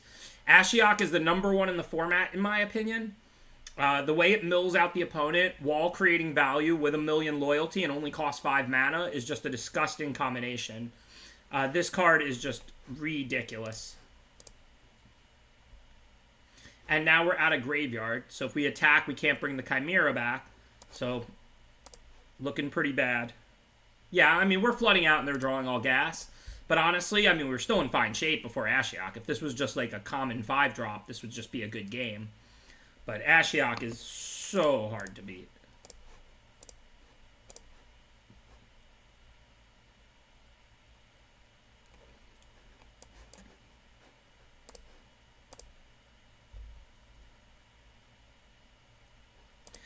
I think Ashiok is better than Trawler if you account for that it's 1 less mana and much easier to cast.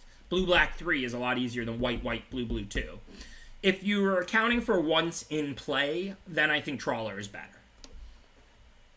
But if I could choose to start a draft in this format with any card, pick one, pack one in the entire format, my choice would be Ashiok. Because it's so much easier to cast, so much more splashable, it's cheaper, and then it's still totally busted once it's out. Yes, Dream Trawler is slightly more totally busted, but, I mean... I think that Bombs ruin games of Limited, just as Ashiok ruined that last good game of Limited we were playing. I don't think the Bombs in Theros are egregiously bad. I think people overstate it because of all the gods. I don't believe that the gods besides Klothys and Heliod are even S tier. I think that they're good. Like, I'm not suggesting you cut Nylea from a heavy green deck or Thassa from a heavy blue deck, but they're not, like, too broken. They're very beatable. I think the Titans are very beatable. They're powerful cards, but Escape 5 is a lot, and you can't splash them and bring them back. Red, red, black, black, or blue, blue, green, green. And the front half of the Titans does very little. So, I mean, I don't think this format has too many bombs. I would prefer if it had 0 bombs. Dream Trawler should have definitely been Mythic. I wish Ashiok didn't do exactly what it does, and same for Kiora Saga. But overall, I would say this is just a little bit of a bomb-heavy format, not like an egregiously bomb-heavy format. Like, don't look at the Cycle of Gods and go, oh, so many bombs. Like, Erebos and Perforos is barely playable. Erebos is good. Nylea and Thassa are first picks, but they're not broken. Like, they're not too good.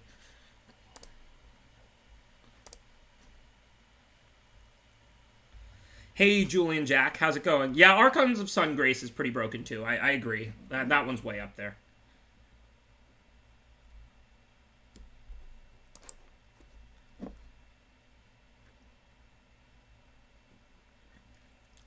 Oh yeah, Perforos is like, maybe you play if you're really heavy red and really aggressive, but Perforos is not a good card.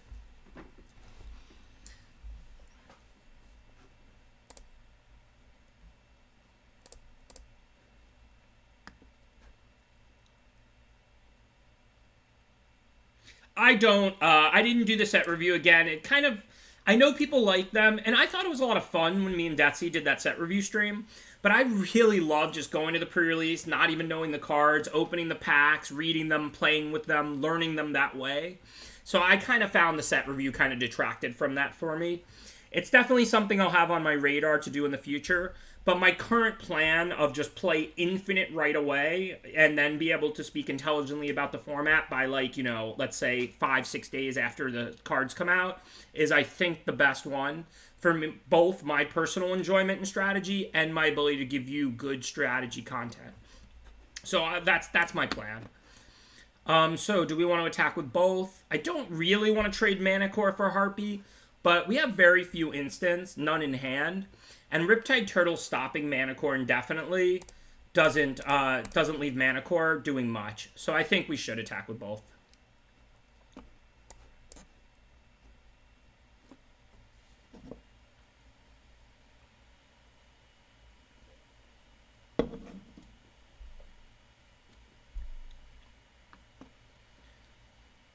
Another tough rare. Not one that's totally unfair like Ashiok. At the moment, we can actually attack with both creatures, right? If the 4/4 blocks the 2/1, the 2/1 finishes it off with another 2.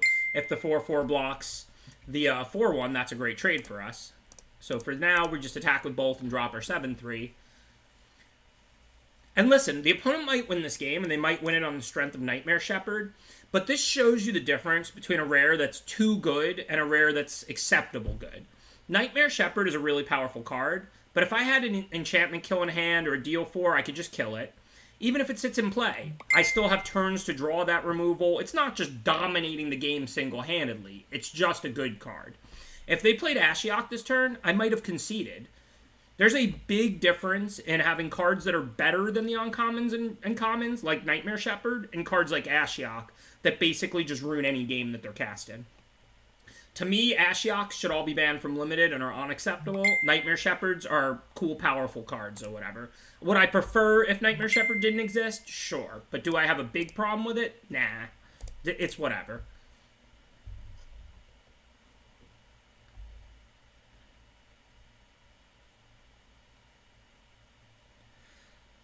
I don't know, Stannis. I've played so little Cube. I'm not a good resource for Cube. Oh, yeah, let me turn off the volume on my phone. Sorry, that's messages from my phone. I have the volume off on my computer. That's why you don't hear, like, any constant beeping or anything. But I keep my phone, like, right in front of me now on that stand that Rachel got me for Christmas. So now it's making all these beeping noises. Just have to mute it. Y'all seriously miss nothing. Okay, so whatever. Now let's play the rest of our hand. I am using a Razer gaming laptop. Apparently that muting didn't work. I'm gonna go in and kill sounds.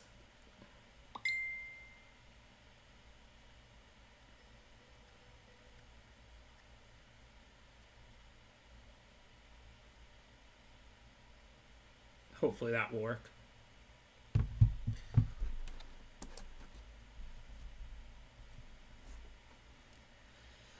I understand Grafenwalder. That's an often cited reason for them. I think it's a very poor reason. Not that I think the better player should win every game of Limited, because Magic has a lot of built-in natural variants. A weaker player doesn't need to open Dream Trawler to beat me in a game of Limited. If I just get stuck on 3 lands and have 2 or 3 cards I can't cast and they don't, they're going to win. If they curve out and I miss my 3-drop, they may win. So, also, we're not saying every card should have the same power level. If they draw a Nightmare Shepherd and some good removal and I draw a kind of weak hand, they may win. You don't need cards like Ashiok and Dream Trawler that completely ruin any game they appear in order to have weaker players win games of Limited. Magic is a high variance game by nature. You draw 7 at random to start the game, and then 1 at random every single turn, and you have to balance a bunch of different moving parts.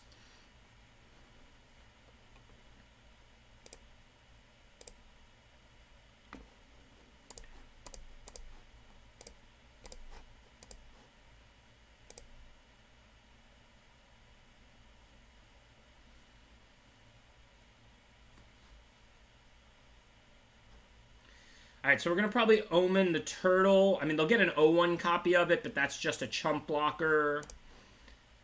What are we getting back? Well, we can get back the Mana Core and then get 3 damage out of the Omen, but I guess that's not going to be enough to kill Nightmare Shepherd. Can Dreamstalker Mana Core ping your stuff too? Yeah, so you know what we could do? We could play, we could not Omen, and then next turn we could play the Mana Core. On the opponent's turn, we could play Omen of the Forge, ping our own Careless Celebrant for 1, and then deal 4 to the Nightmare Shepherd. I don't know if that's right or wrong, but they're about to draw 1 toughness creature. So I think for now, I'm not going to kill Riptide Turtle. I'm just going to pump Incendiary Oracle. And then next turn, we'll decide what we want to do with our Omen, our Mana Core that we're getting back off Binding of Titans, and our Careless Celebrant. Yeah, I know they have the Harpy, like I was just talking about pinging it. They'll probably get rid of the Mana Core. Maybe they'll hit the Wanderer. But again, either way, we probably want to kill off the Flyer with the ping or with the Omen, not the 0-5 wall. So I think it's right to wait anyway. And they may not play the Harpy. They may have better things to do. They may choose to Harpy a different card. Like, I think we should just see what happens here.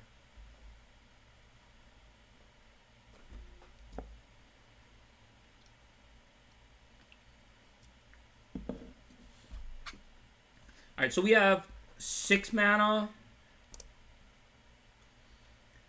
So they probably have a counterspell, because they keep leaving this 4 up. If we take the Mana Core, we're 1 mana short of casting all 3 spells now that we drew Warbriar Blessing. So, I mean, we have options. I'm not sure what is best to do.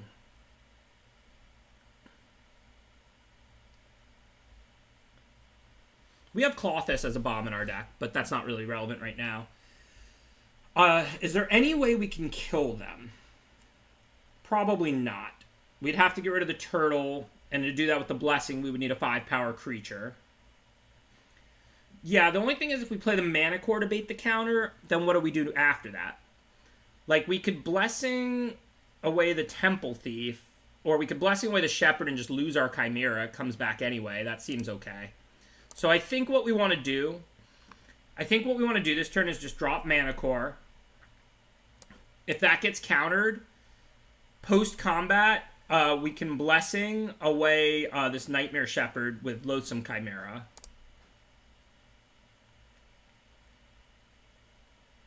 Or I guess we can do that first, and this way we can then attack, and if they want to trade Temple Thief for anything... that's not even going to be a good attack. So if we attack with all 3... If they put Temple Thief in front of something, it's going to die and get them a 1-1. Yeah, we don't want to attack this turn. Now that the shields are down, let's just kill off the 4/4 flyer that's beating us. And then we can always just bring it back, take this turn off, and hopefully we can overpower the opponent. Hey, Papa Fro, happy Wednesday to you as well. Yeah, they're going to Harpy the Chimera, but what are you going to do? We still have Omen of the Forge here. Yeah, I know, but I still think we had to take care of the Nightmare Shepherd or we were not going to win the race from 8 life. I guess I could have used the Careless Celebrant, and then the final 2 it deals would have finished off the 4/4. I could have put the Blessing on it and fought it with that. Maybe that would have been better.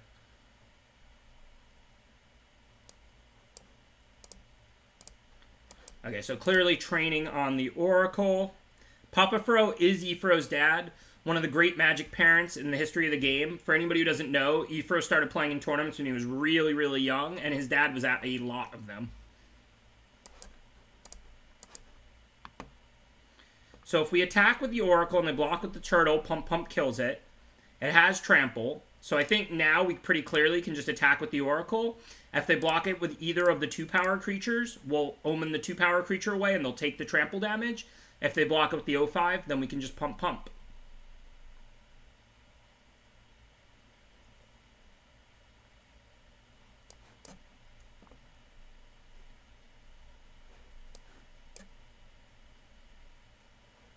And this is great because of trample.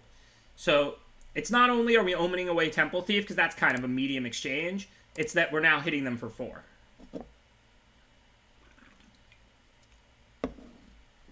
You're punting so darn cool. I'm too cool to punt. There's reasons to hold lands with 1 Thrill of Possibility in our deck, but there's also reasons to play every land when we can sink mana into Incendiary Oracle. So I think at this point we're better off putting our lands in play.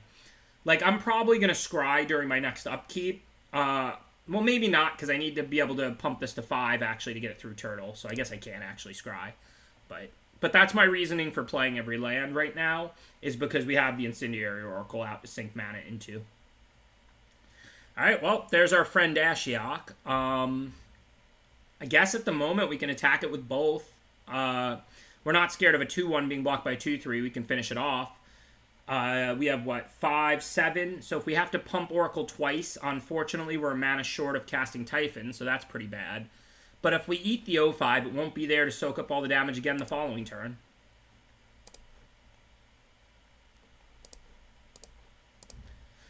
We could send both at the opponent since it's lethal anyway, but the problem is, then they can just, like, take the Oracle if they want to, or take the Celebrant if they want to. So I think we're better off dealing as much damage as we can right now to this Ashiok. Plus, we always got to get these creatures off the board, or you just get decked extremely quickly. That said, this didn't work out exceptionally well.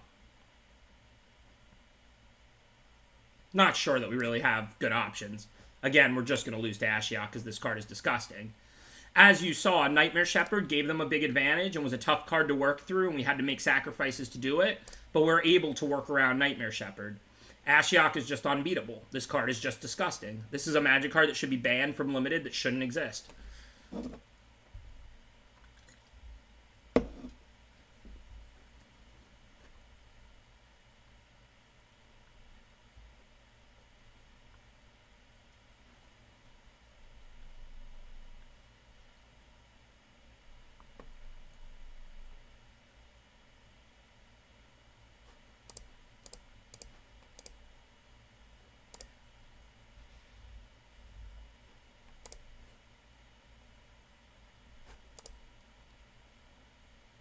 Training, and then return, kill the Ichimorphous. Wow, if they didn't have Grey Merchant, we might have stole this with this combination. We have no out, so I'm just going to draw these because of how sweet it is. But let's pretend they didn't Grey Merchant and they were still at like 6 or 4 or something. How sweet is this little combo? Cetacean Training on the Brute.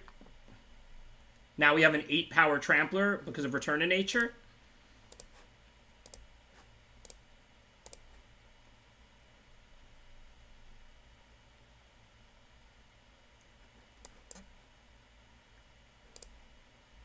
This isn't enough. I mean, because they gained that life, we're still dead. This would have been a super sweet way to steal this game, though.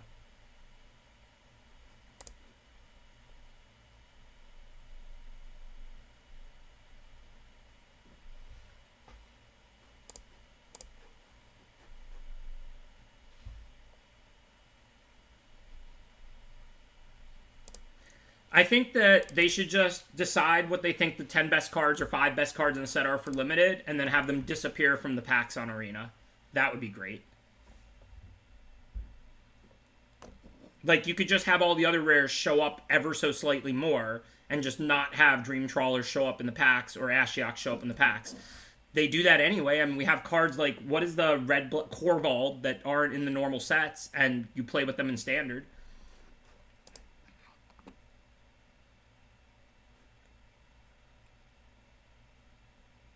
I mean, in real life, they would just be a blank piece of cardboard, just like if you opened a bad rare.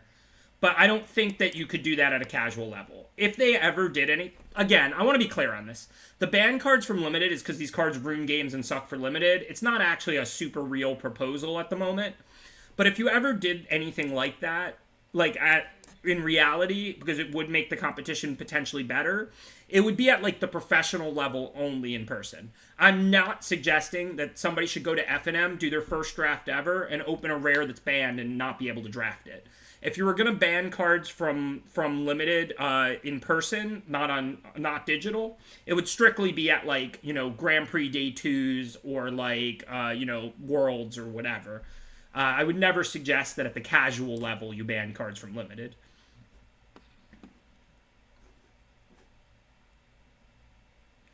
Oh yeah, Clothis is totally busted too. If you're red and green. Off the splash, it's good, but it's not totally busted. Okay, but for now, there's nothing in graveyards, so I think we're better off just putting out a 4-2 this turn, right? Maybe they won't want to block with Timmy. I'm going to go ahead and attack. They called our bluff.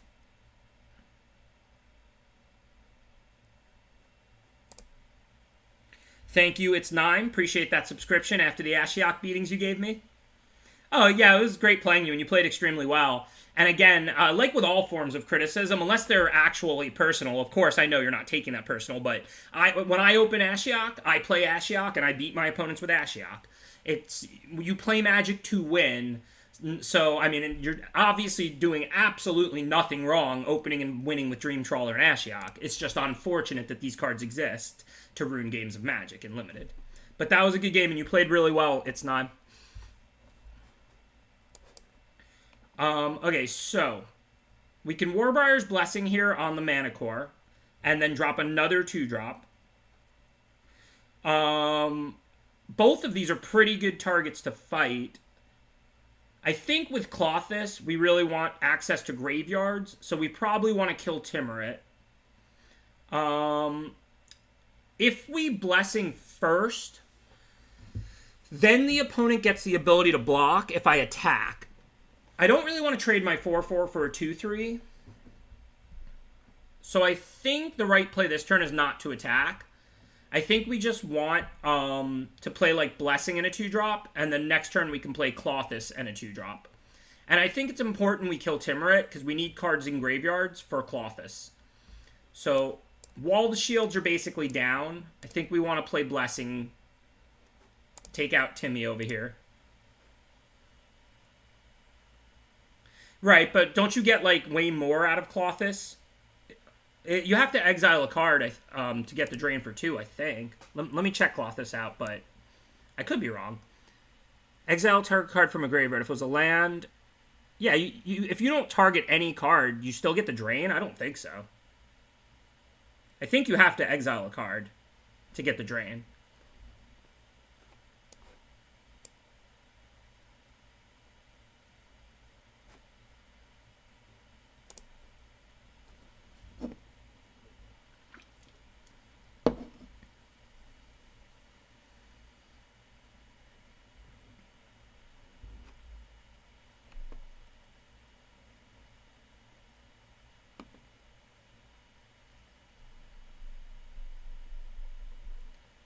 Okay, so this takes non-creature, non-land. This is a creature, so I don't think they can take it, even though it's an enchantment also, because it's still a creature, so it's not a non-creature. That said, they can take Thrill of Possibility. So I think this turn, we probably want to Thrill. We can discard Chimera, but they do have Elspeth's Nightmare going off. So how many cards are going to be in our graveyard? We're going to have Thrill and Celebrant, which is not enough to bring back Chimera. So maybe we just discard Grove Dancer then. And then we want to play Clothis and get that going. It's not even that far from turning on at this point, like the creature. 2, 3, 4, 5. So we can turn it on next turn. So I think for starters, let's attack the opponent with both creatures. Probably the 2-3 and the 1-3 will just bounce. They're down to 1 card in hand. We don't really want to discard Thrill to Elspeth's Nightmare rather than cast it. But we really want to play this land and cast Clothis now and get that going. It's pretty busted. So I think I'm just going to discard Grove Dancer. Going to be a little conservative here.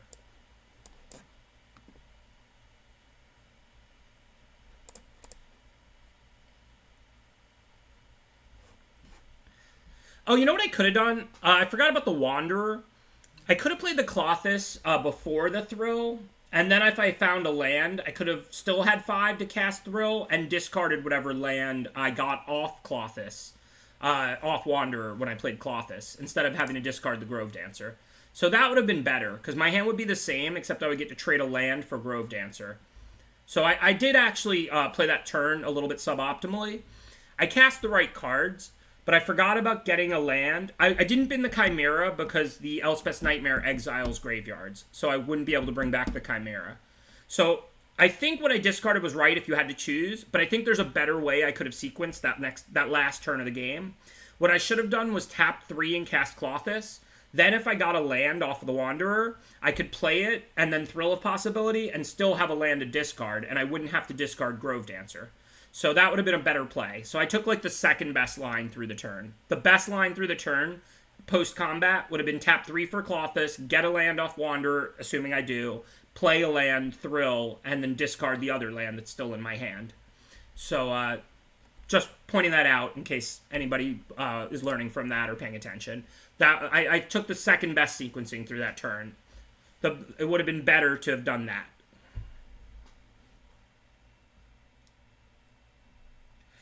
No, I haven't checked it out yet. Let's go, Tahiti. I'll probably get to go through it a bunch this weekend.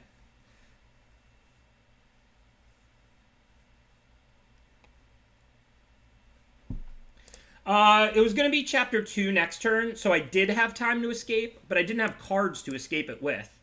There was only 1 card in my graveyard before that turn, so Thrill makes 2, and if I discard Chimera, Chimera itself makes 3, but you can't remove it to itself, so I wouldn't have had enough cards in the graveyard to escape.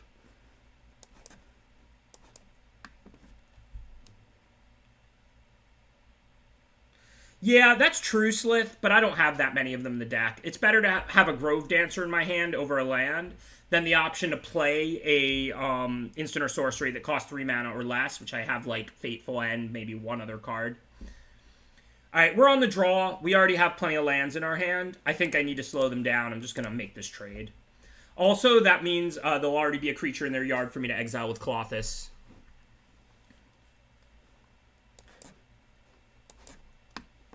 Even though it's not on yet, Oracle might do a little more in play right now, but because I also have Omen of the Forge and nothing else to do, I think we want to use 3 mana here on turn 3.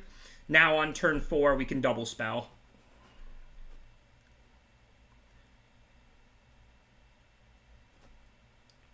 Of course, after I explain all that, we draw a 4-drop, but hey, that's Magic. Gotta constantly adjust your plans.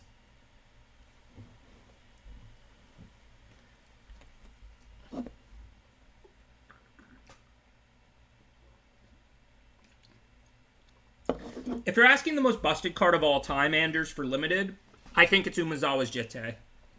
That's the card that I think that it's just so cheap, so efficient, so easy to cast, so hard to remove, and so unbeatable. It just fires on all axes. Like, I think Tetsamok is probably more game-winning than Jitte, but it also costs 6 mana and some other mana for it to be game-winning. So, like, Jitte just came out so cheap, so easy, so efficient, and just, it's so unbeatable. Okay, so now we can attack. If they double block... Well, if they double block, what happens? Oh, you know what? We'll just kill only the Soul Reaper, so they can't double block. We don't have... We'll just assign... We don't have to pump or anything. We'll just assign 3 to the Soul Reaper and then not kill the Grim Physician. Because, like, if I, like, Omen the Physician, then that wouldn't really work out for me. But I just wouldn't kill it. If they block with just Physician, that's good for us. And if they block with double block, then we kill just Soul Reaper.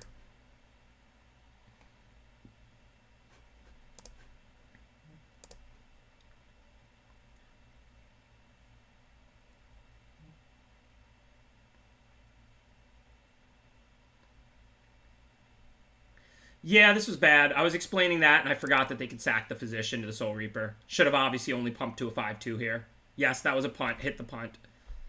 Thank you, Kelvin Black. Appreciate that subscription. This is the exact kind of punt I would never make in person and make on stream, because I was thinking about how to explain the double block situation and just like forgot about the next thing, which was that they could sack the Grim Physician as Soul Reaper. But absolutely a punt. The correct play for this turn was to pump the Maze Warden to exactly a 5/2 and just not one more time.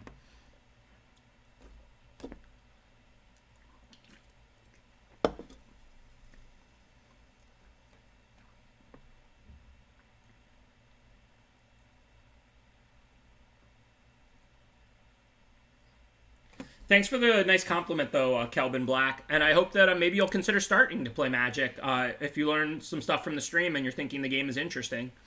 You know, I've honestly been someone who always loved games, even long before I found Magic. And I just think Magic is just the best, frankly.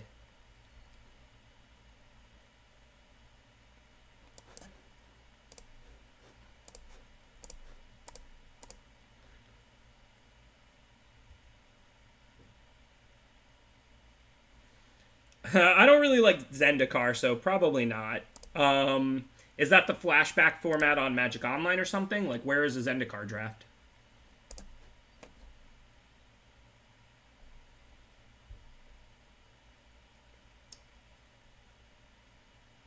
Same Implode, same. 94, I think, not 93, but...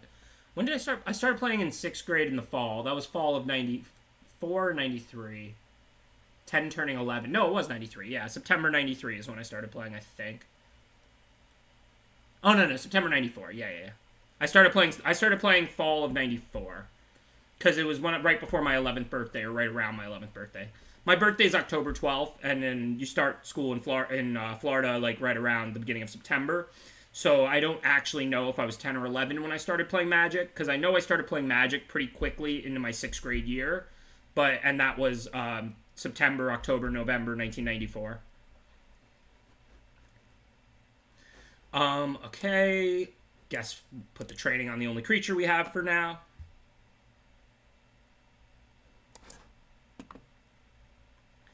I guess if we attack here, it's not the best or the worst, but the exile probably makes it worth it.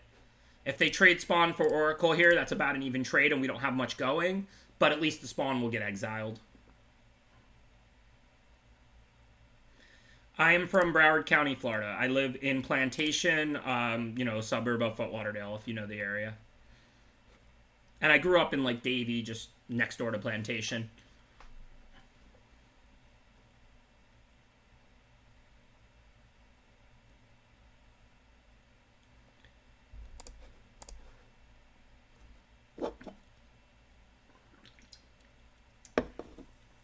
Western would have actually been my original home high school.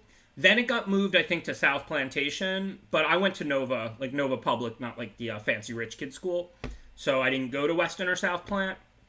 But I was right about on the border of where you would go to either Weston or South Plantation. But like I said, I went to Nova. Okay, so we can attack because we have Trample. They'll probably block with the Triton. Then we'll kill the Triton. Of course, this game's not going well, but we're not dead on board, so we'll pump. And then drop our Binding. Get us a few life next turn, maybe. I mean, they have Timuret, so it might not work, but we don't need to deal them exactly one more right now.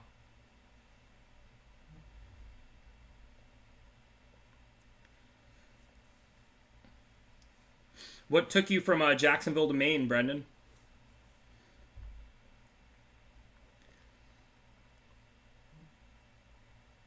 Okay, so the opponent can exile whatever we target, so we definitely want to do their cards. Think Mogi's Favor and Mire Triton seem reasonable. I don't know which of their creatures makes the most sense, or if this actually matters.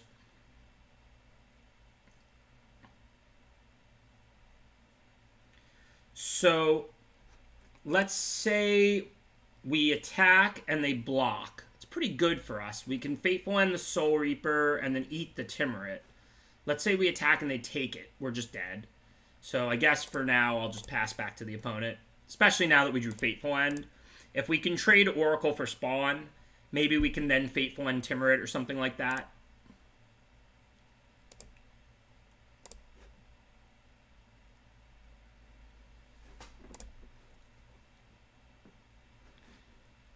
So now that they played the 2 extra 1/1s, block, kill, take 4, we're dead. Sorry about that punt. That would have been a super tight game if we didn't throw away Maze Warden. So I do really apologize for that one. Listen, a punt is a punt, but most of the punts are like I missed 1 point of damage on a complicated turn when it didn't matter very much. That time, if we just don't throw away the Maze Warden and they take 5 there, that's a super interesting, super close game. So, kind of unfortunate, but sorry, I'm human.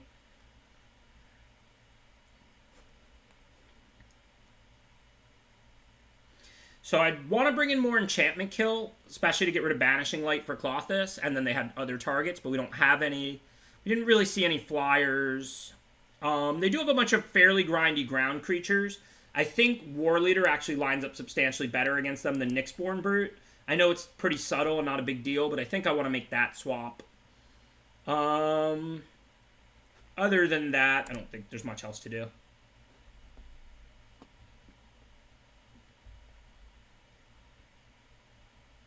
The reason for Brute over War Leader in this deck, I have 2 Nessian Wanderers to trigger and get lands. I have 2 Setessian Trainings to give trample to the high power creature. I have Fateful End and a few other ways to push damage through. And Warbriar's Blessing, it wears it really nicely. Once you get that thing's toughness up, it's really tough to block. And all of that said, I think War Leader starts out better, and I think it finishes pretty close. But I also am red-green, not red-black. I don't have any sack synergies or anything. So I think it ended up very close, and I decided on Nyxborn Brute in that spot by a very small amount.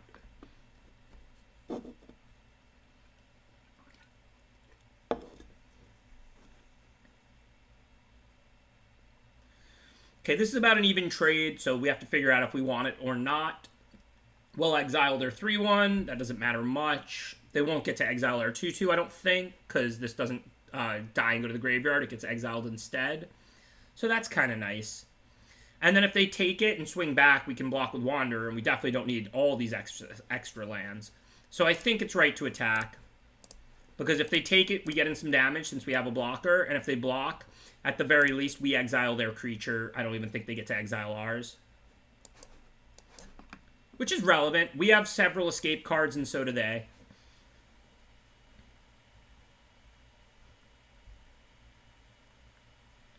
Alright, no real decisions this turn. We're just going to play both our 2-drops. Wanderer before Grove Dancer, of course. So let's start by attacking with Wanderer in case they are afraid of Omen and don't block. We don't actually need it back to block because we're going to have another 1/3. Also, since we have Thrill of Possibility in our hand, it's going to do that pause that Arena does, which allows you to bluff something. So we might get the 1 damage through.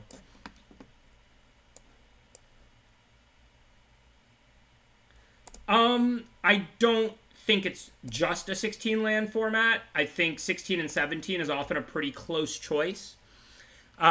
Historically, I think people may have played a land too many in a lot of limited decks just because, you know, being risk averse and stuff.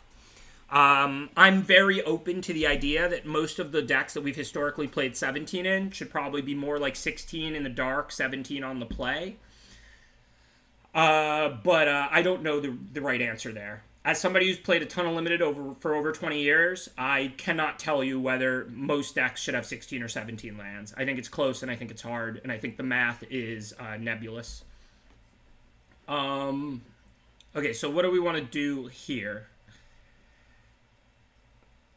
We can't really attack into the 2/2/3s profitably. Probably start by Thrill, see if we get anything that lets us, because Relentless Pursuit is going to leave us only 2 mana to cast like a 2-drop. I don't think that's going to really change the turn. So let's start by thrilling, see if we find anything that does. Okay, no, but a 4/1 trading with their stuff and then already having enough ammo to come back is good. So we want to just play the Chimera here and pass the turn. Oh, no, I assumed we weren't talking about Best of 1. Let's go Tahiti. I'm confident that in, like, outside of Best of 1, you shouldn't be doing things like playing 12 land, that's because of the hand smoother and all of that. But I think in Best of 3, more and more people have been playing, like, 16 more often, and I think they could definitely be right. I don't know the answer on that. I historically have played 16 in my low-to-the-ground aggro decks and 17 in most of my mid-range decks, and 18 if I wanted to hit land drops forever or something.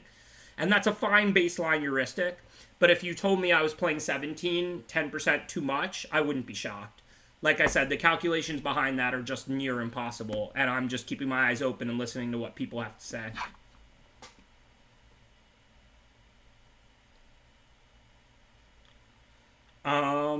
Okay, I think now we're not going to bluff in with the Grove Dancer. They'll probably block it, but we don't need the 1/3s back in particular. So we'll just attack with Chimera, because if they trade, that's good for us since it comes back, and both Wanderers to get in a point of damage. Then post-combat, assuming they don't kill the Chimera, this is a good turn to dump Caryatid and Mana Core. We saw Aspect of Lamprey out of them. Okay, so if they tap a 1/3, this is a great trade for us, so I'm not going to send the other 1/3. I'd rather just have it back. We always want to have 2 cards in hand to discard Aspect of Lamprey. Given we have this double Wanderer, we should be able to stockpile a bunch of lands. So first we'll play the Mana Core. We should get a land in 6 cards. If we do, or if we get 2 lands, then we can definitely play 1. If we get none, then we'll have to make choices. So like now, if I were to go land Caryatid, I would have exactly 2 cards, and I would have to discard Relentless Pursuit if they have Aspect of Lamprey, which we saw in the previous games. I don't want to do that. So I'm just going to cast Caryatid and miss the 1 land drop here to play around Aspect of Lamprey.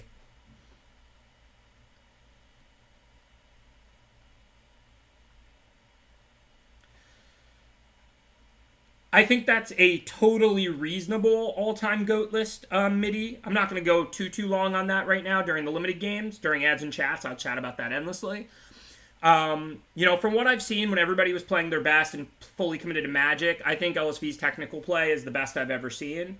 If we're talking about accomplishments and all-time greatness and what's been accomplished on the battlefield, if you don't weight firsts as way more than seconds, then I think PV could easily be the most accomplished Magic player of all time now at this point. Like, I don't think there's any wrong way to sort Kai, John, Luis, and PV. I think they're the top 4, and you could just have good, healthy debates depending on what you value. I think PV's accomplishments over such a long period, just basically never ending, is just amazing. I'm going to send both these to my yard rather than put either in my hand. We have the ability to cast whatever we want. I'd rather gain an extra life off Grove Dancer. Plus, that's more fuel for Klothys. Now, as far as combat this turn, I don't care either way about trading the 4/2 for like a 2/3 or 2/4. We don't really have much that pings. So that's an evenish trade. So the 4/1 is going to attack. Does attacking with the 4/2 open up an attack back? Not really. I mean, we could double block Soul Reaper of Mogies. But they also have the Liar. I don't think it really accomplishes anything good for us. So I'm just going to send the Chimera. Also, if I send the Chimera and the Mana Core, and they do block the Chimera, I then don't have 5 mana this turn. But now if they block the Chimera, post-combat I can tap Caryatid for 2, play a land, and have 5 to bring back Chimera immediately. So I think sending just Chimera here is probably correct.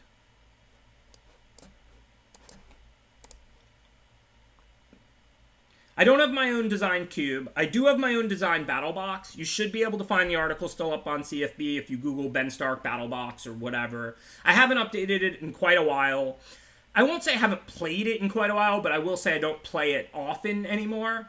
Like, once in a blue moon, I'm hanging out with somebody, we bust out like 1 game of battle box or something. But, so I personally don't have a cube, but do have a battle box. Thank you, Muse Invited. Glad to be back, and thank you for subscribing. I appreciate the support. Thanks, like I said, to everybody for the warm welcome back. Yesterday was pretty incredible. Just Google it, because it would be a long explanation. You're more than welcome to ask me in ads and chats, or if you just Google, like I said, Ben Stark Battle Box article or something, I'm sure it'll come up. I want to make sure credit always gets given where it's due, because I think a lot of people think I invented Battle Box. I helped popularize it and was an early liker and adopter, but I believe Brian DeMars invented Battle Box. So I believe he deserves the credit for that. Okay, so what do we want to do? We definitely want to make some blocks. I think I would rather kill Soul Reaper than Courser. The 1 extra toughness doesn't scare me as much as the sack ability. So maybe something like Grove Dancer and Caryatid on a Soul Reaper, Mana Core on the other one. And then we do have a Typhon we could hit, so we should mill ourselves. Not going to not make a good block like this that saves damage to be able to mill and mill and mill, but I will do that one mill right now just in case we hit Typhon.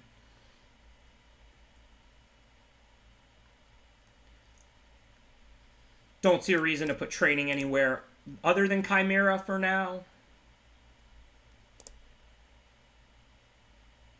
This is the round 3, so it'll be the last round of this draft, but it's only the first of the 3 drafts I'm going to do tonight. And then we're going to pop into the next draft right after this match.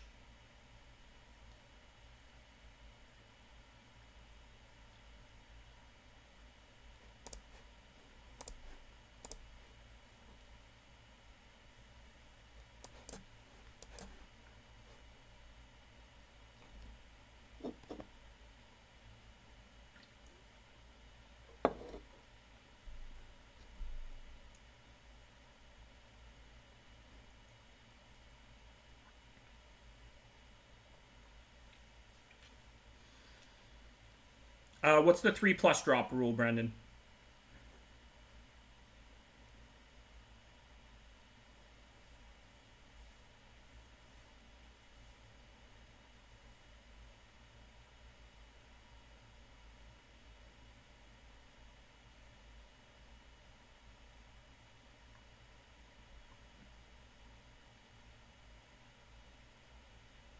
Yes, I am doing that. These things just take forever to play out 5 or 6 rounds with, especially in slow formats like Theros. So I'm planning to do exactly 3 rounds in every draft, as long as they don't change best of 3. I think it's unfortunate, but I think it's the right move. I don't know why WotC won't give us a reasonable best of 3. I don't like it. I think it's stupid. I like playing 3 rounds with a deck. I've never even been somebody who wants to play all single elimination drafts or anything like that. I love a 3-round Swiss draft, but 5 to 6 matches with one deck in best of 3 is just too much.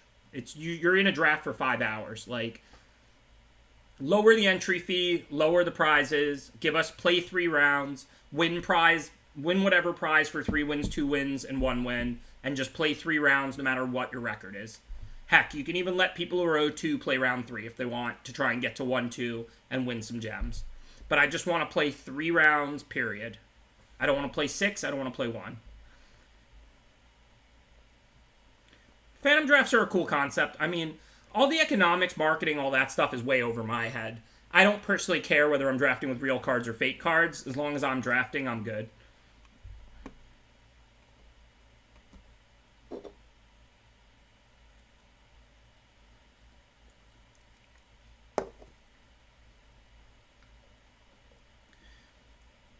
Alright, I think we're pretty dead. Whatever, I guess we can take one more turn.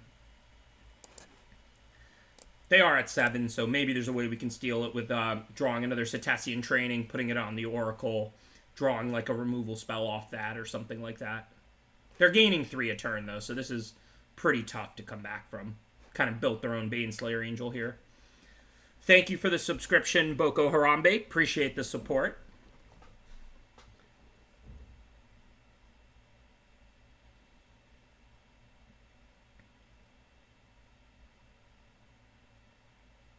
Yeah, I agree, Midi, that it was absolutely superb. I enjoyed it a lot. As far as what the best way to use it moving forward is, that I don't really know. But I definitely think they should try and do as much of the pre-recorded and then bouncing around and showing the drafts with good commentary. Basically, I haven't really figured out something to present yet as far as an idea on how to do it at normal Pro Tours. But I completely agree with you that the World's Limited coverage was awesome. That they did a great job with that.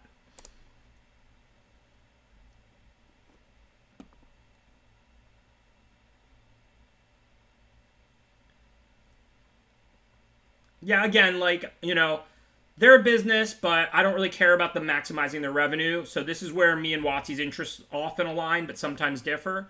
I care about Magic being the most fun, most strategic game it can be, and I care about, you know, like the accessibility, and I care about it. I want it to grow, but I don't care about whatever makes more money or whatever brings in more revenue. I'm not, you know, I'm not a huge WotC shareholder or something. I care about Magic, not profits. Okay, so we have to take out the flyer to not be dead. So this turn is easy. Warbriar's Blessing here. This actually works out reasonably well. I mean, they exiled their graveyard, but we're going to get these 2 enchantments in the graveyard right now. So I think we can actually bring back the Chimera immediately. I'm glad I didn't concede. I think we're still an underdog. But if that last card in their hand is nothing, this game is not that far off. Of course, if it's Blessing, then we just lose, and that does not work. We don't even get the fight to put the Chimera back, bring it back. I understand they're going to untap the Liar. But if they didn't have the Blessing, we would have killed the Sunmane, brought back the Chimera. They'd have to retap it, and we'd be looking at a 1-1 and a 1-3 versus a 2-4 and a 2-1. So, and they'd have Sentinel's Eyes, but it would be a winnable game. Of course, now I think we're just dead.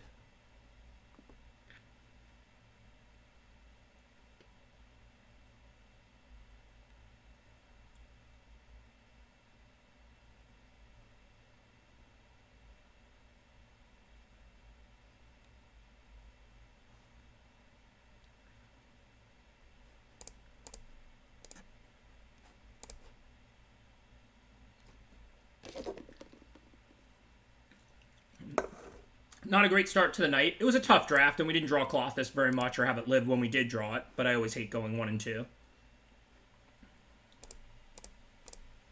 On the bright side, I don't have to push Resign. I'm kicked out of the draft for my poor record. And now, on to the next.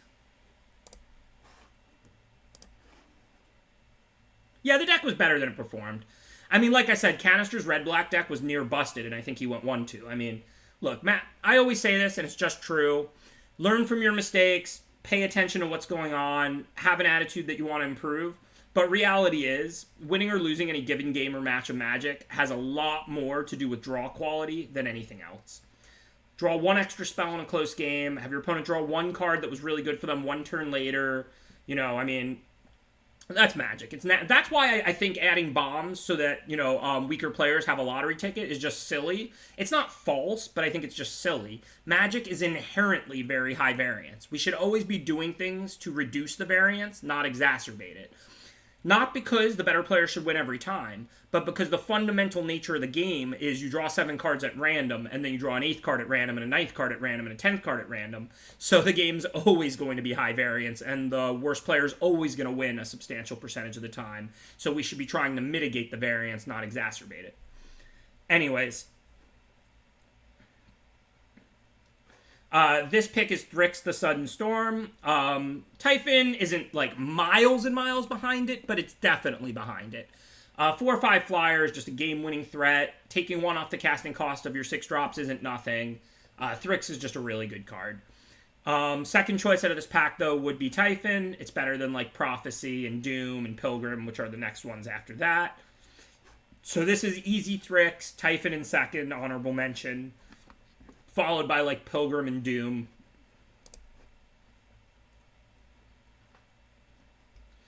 So now we have a little bit of a close pick following up Thrix. There's only 2 cards to really consider. There's Mire's Grasp, which is the best card in the pack. And then there's Threnody Singer, which is the second best card in the pack, and blue. Following up a good blue rare.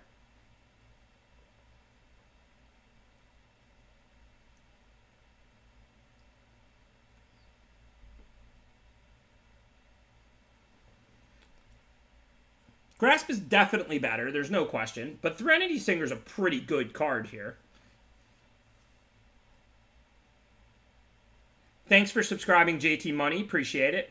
Yeah, I think Agonizing Remorse is playable, but I think people are way too high on it. Similar to how, you know, there's jokes about how everybody wants to board in Surgical Extraction in every matchup because in Constructed, because you get to take your opponent's good cards. It feels really good when you Agonizing Remorse, like a rare or a good removal spell. But don't forget, you paid 2 mana and they paid 0, and you traded 1 for 1.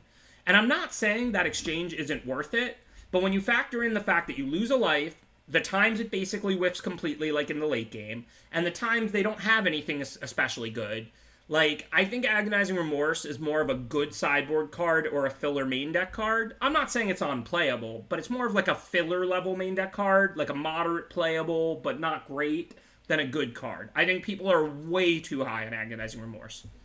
1 for 1 discard is just not that great in Limited. Like, compare this card to even just Mind Rot. I would much rather just pay 1 more mana and get to 2 for 1 the opponent. At least then I'm going up a card. So, I mean, and Mind Rot has almost never been a great card, just a serviceable, playable card. So, I mean, I think people are just, like, a little obsessed with this card because they get to nail bombs sometimes. but sometimes they're just not going to have the bomb in their hand and they're going to draw it afterwards. And a lot in the late game, it's a near dead card, and all it does is 1-for-1. So I don't know. I think people are just way too high on this card. I think it's a fine playable, but I wouldn't go further than that.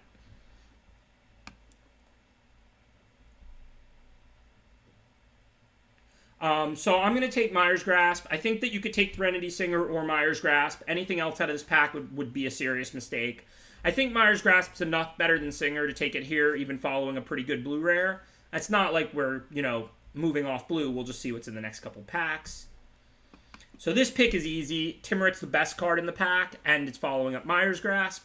My next choice out of this pack would probably be like Heliod's Punishment.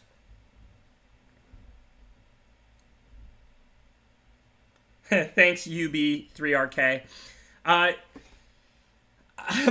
Honestly, jokes aside, I read a lot and I'm really good at memorization. My vocabulary is actually pretty good. I purposefully try and use like smaller words over bigger words generally. I think most times people are using bigger words. It's just bad communication unless the actual precision of the bigger word matters. Additionally, I think really quick, and I generally just misspeak because I'm thinking about the next thing I'm going to say or something, or I'm organizing my thoughts on where I'm going as I'm talking.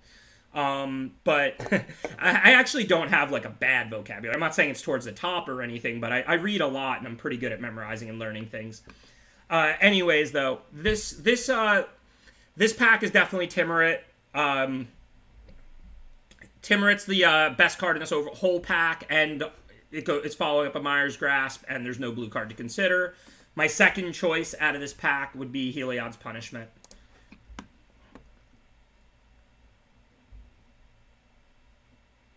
Okay, so let's see what's here. The best card in this pack, roughly tied, I would say, is Warbriar Blessing and Careless Celebrant, but those are two colors we're not in yet. As far as black and blue, the best of the black and blue cards is probably Funeral Rites, which doesn't go especially well with anything we have. Black-blue is going to do less escape than like a black-green, and has better access to card drawing. So I think that we should not be taking Funeral Rites or any of the black or blue cards. I think we should basically be deciding between Celebrant and Blessing here. I definitely agree, Traff, with the Stay Open. I'm just not sure whether Celebrant or Blessing is even a better card. I think these two are extremely close.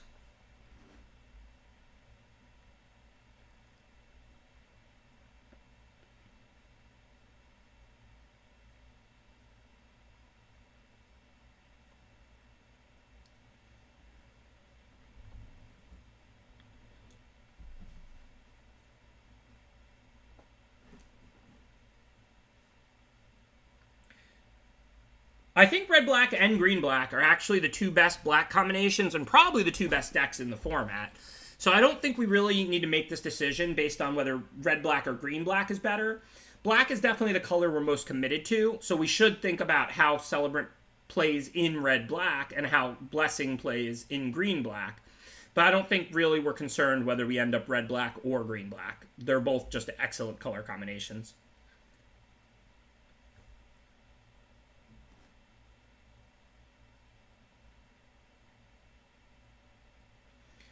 Yeah, White-Black Horrors is sweet too. I mean, black is just amazing in this format. All four black color combinations are quite good because black is just deep and awesome. It has great removal and good creatures and good card drawing. They really overdid black a bit in this format. I don't know if they properly realized during design and testing how good Escape was going to be. Because it feels like the ability to power your yard up with stuff like Funeral Rites and Venomous Hierophant is a little bit undervalued in the cards. It's better to try and avoid it, Minesweeper. 3 colors is like if it happens to play out that way, but it's something you want to avoid where possible.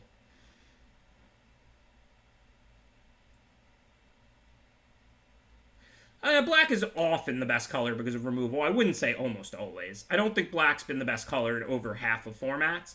I do think black has been the best color the most by far out of any of the 5 colors.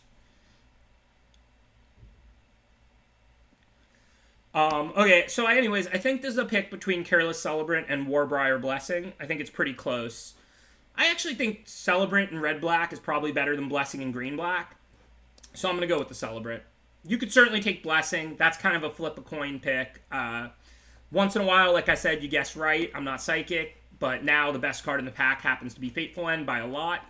So this pick is easy. We'll just grab Fateful End now. So now there's no red or black cards. There is a bunch of... Infuriate is not really a card with what we have.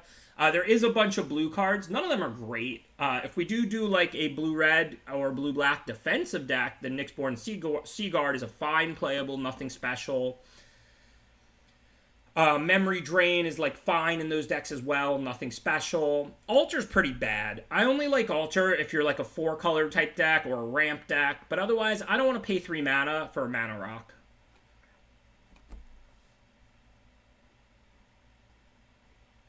Well, don't do that, Zach Sherman, but you can always watch them after I go off the air, like I'm planning to do.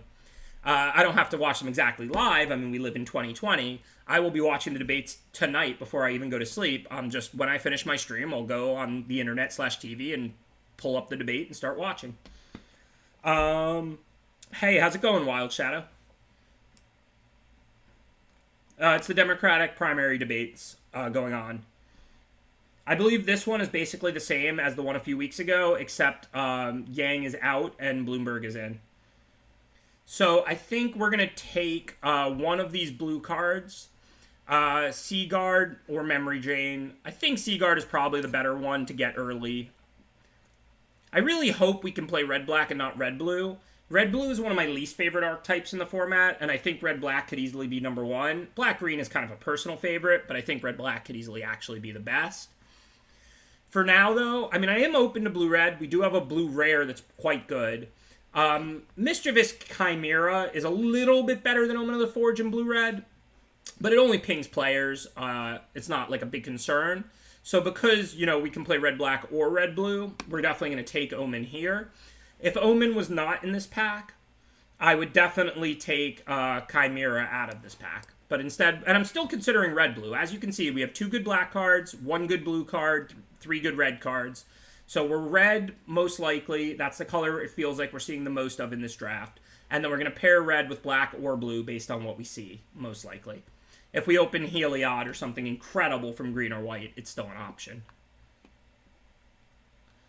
Okay, so now there's Furious Rise. We have Thrix. It's not that likely to be great in either of these decks, but we can take it and then prioritize 4-power creatures if we see them.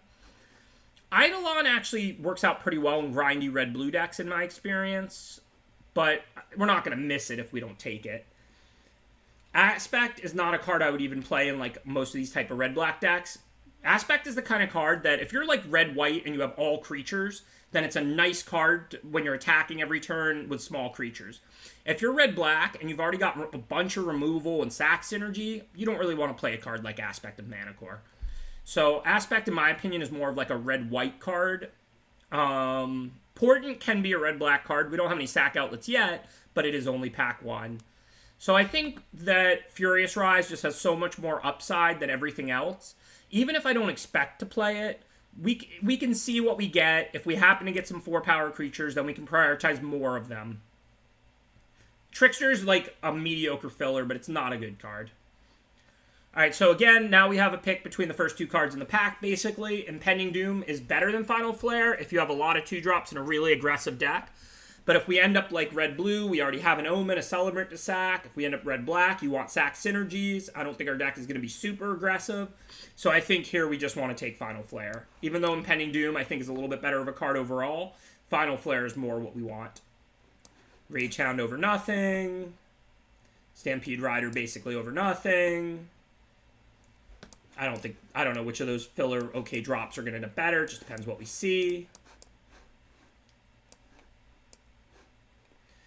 All right, so now we have a little bit of a choice to make. We're clearly committed to red, and we don't have a second color, but we have a couple of good black cards and 1 really good blue card. The best card in this pack is Mire's Grasp, but the second best card in this pack is a red card, probably Dreamstalker Manticore. So I think here we have a little bit more reason to go black than blue, but not much, and we're 100% committed to red. So ultimately, this is a pick between the best card in the pack, Grasp, or the second best card in the pack in the color we're 100% to play. Our red stuff, We have Flash, Flash, Flash, Flash. We actually have a lot of Flash already. So Dreamstalker Mana Core should work out pretty good in this deck. And it's a 4-drop that can fuel Furious Rise, as well as our 4 Flash cards. So I'm kind of leaning towards Dreamstalker Mana Core. I think Mire's Grasp is a better card, but I don't know if it's enough better that we should be taking it here. Let's also take a look at our curve. Yeah, we have a lot of red 2-mana cards. I think Dreamstalker Mana Core is the right pick here, even though it's a little bit conservative.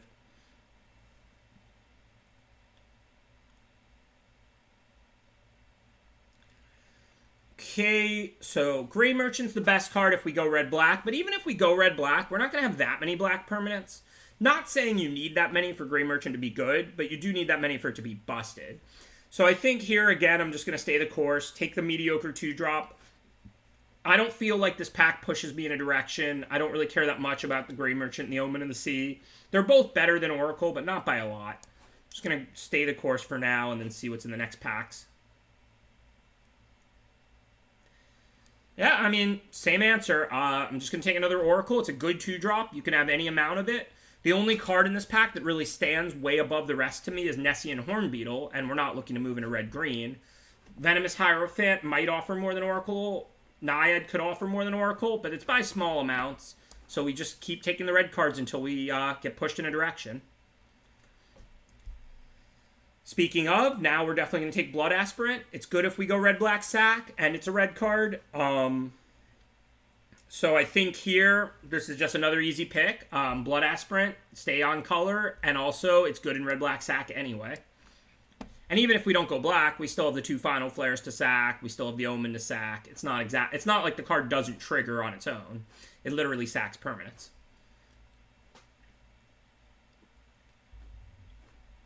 I think with the Mana Core, we definitely want to pick up like a copy of Thrill if we can. Again, I think we're just going to draft mono red at this point.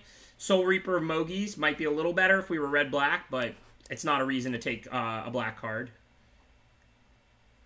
Another Oracle for me. Mono red it is. This draft has not gone how I would have expected it to go, but it's not going poorly. We'll just draft mono red, and maybe we'll play blue or black. Maybe we won't at this rate. So now we have a ton of 2-drops, so maybe we will want Aspect. Otherwise, there's the Eidolon and the Soul Reaper again. We have seen a bunch of green in this pack, but we didn't see it in pack 1, so we're not going to switch into green for this late blessing or 2 and then not even expect to get a bunch of green in pack 3. I don't know if I've ever gone mono in this format. In Theros it was a thing. In this format, I think people might be doing it because of the best of 1, hand smoother, 14 land aggro deck type things. But I don't believe in a paper draft in this format. You should pretty much ever be 1 color. Farika's Libation isn't good. It's playable removal, it's situational, but it's not a good card. I think Thrill is pretty good in this deck. We have some situational powerful stuff like Final Flares. We also have Dreamstalker Mana Core, so we just want the ability to play cards on their turn. I think here I'm going to grab Aspect. I'm still not planning to be mono red, but who knows. All right, now I'm going to grab Stinging Lionfish in case we go red-blue. We've got the mana. We've got the Mana Core, and we've got lots of instants. This has Flash. These have Flash. That has Flash. That has Flash. Not that you want to play it on their turn. These both have Flash. That has Flash. So if we do go red-blue, I don't want to miss out on Lionfish for 3rd Thrill. Now we have to decide between Elite Instructor and Funeral Rites. Do we want a Funeral Rites? We have no cards that really use the graveyard except Timber It to gain life. Elite Instructor it is.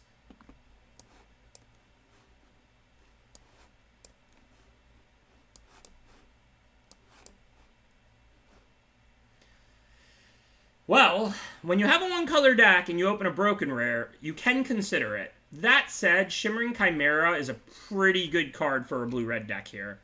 Let's check what we have to bounce. We've got 1 Red Omen. Elite Instructor, it's okay with if we play that. So we don't have much to bounce yet, but it is a good card. Cetesian Champion is totally broken. S-tier green rare. If we did move to red-green, we didn't pick up any of those green cards except a Plummet for the sideboard. What is our enchantment count like? We have a few, not like a ton. Think that we should just be taking Shimmering Chimera here.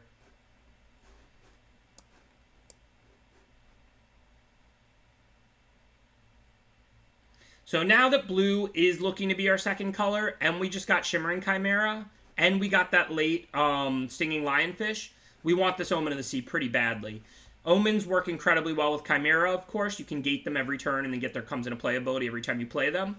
And additionally, that would just allow us to be triggering Lionfish, triggering Manicore on each of our opponent's turns.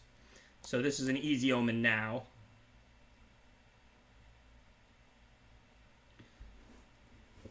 So let's clear out the black stuff. Let's take a look at what our deck actually looks like. Probably not going to have enough 4 power for that. I don't think we have a lot of 4 power. Probably not an aggressive enough deck that we would run Rage Hound. Probably not Impending. Maybe with 3 Oracles.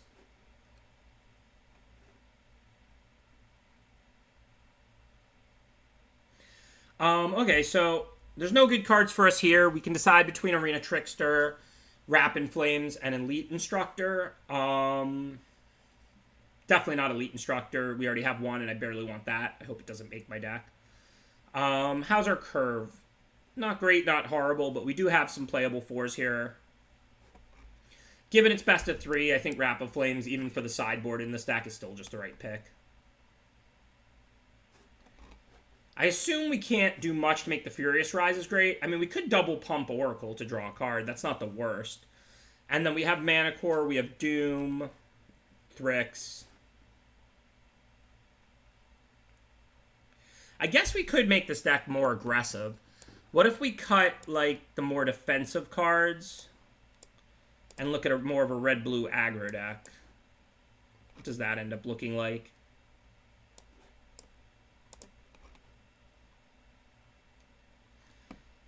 A little more card drawing than I would like, but that's definitely a direction we can go from here.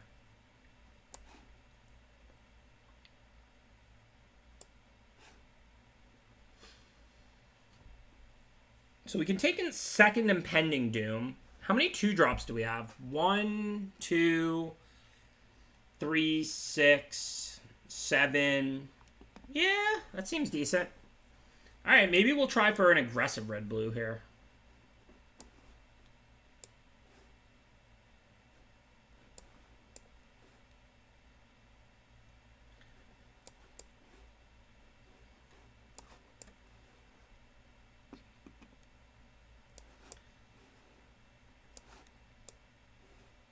Mantle's good with Shimmerwing, but I don't think it's as good as whatever we took there. I forget, but I remember thinking about that. Shimmerwing's just a good card, but it's not going to live that often. So let's see. What are we looking to cut? Probably a bit too much card drawing for an aggro deck. Also, we don't want Oread, if that's the direction.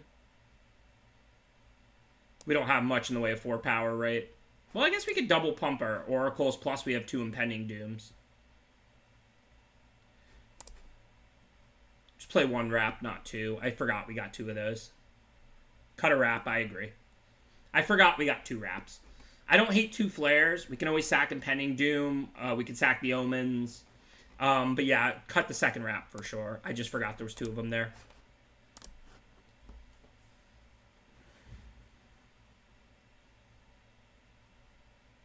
Yeah, I agree with what Miserloo just said. I wouldn't go too deep on the combos with Shimmerwing. It's going to die a lot of the time, and if not, you're going to win a lot of the time anyway. Prioritize Omens a little bit higher, absolutely, but don't go too deep. Maybe it should have been 9 red, but we do have early blue stuff, I think, as well as the blue rare, which I think is double blue. I'm not 100% on that. I could take another look at it after this match, but I'm more inclined for 8-8 than 9-7 by quite a bit when I have a 2-color deck. And we have, like, Omen that's a blue 2-mana card. We have a bunch of blue 4-drop creatures, and then we have, like, the double blue 5-mana rare, I think. I like Triumph of Annex when you have a really aggro deck on the play, and it is pretty good with Impending Dooms and all of that. My current plan is to board it in when we're on the play against decks that aren't super aggro, but not to main it because we're going to be on the draw in like half the games. Well, Arena suggested 9-8, and we went to 16. If we were going to go to 9-8, we would definitely play 9 red and 8 blue over 10-7 or 9-8 the other way. There would be no decision if we were going to play 9-8. At 16, it's closer between 8-8 and 9-7, I think.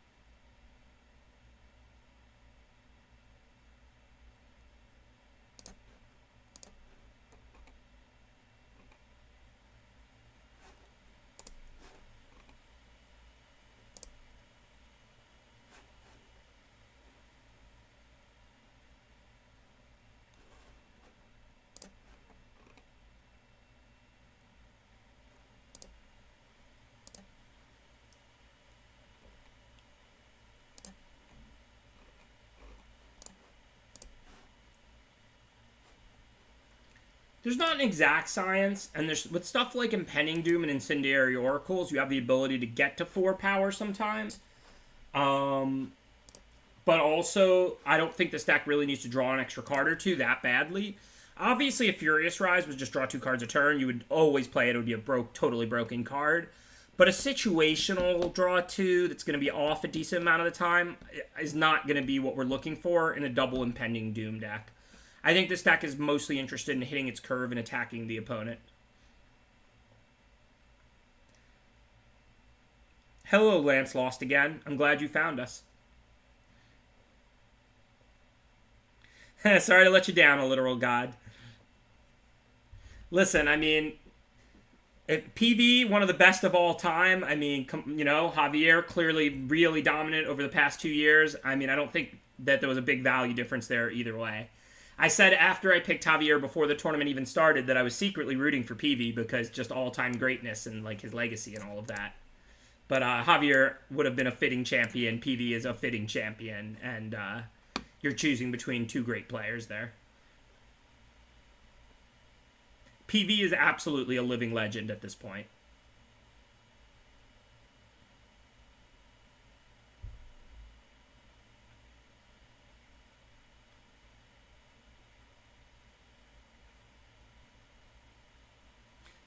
If it's a quick question, a pod that isn't a discussion, but I can just give you an answer to, or someone in the chat can give you an answer to, sure.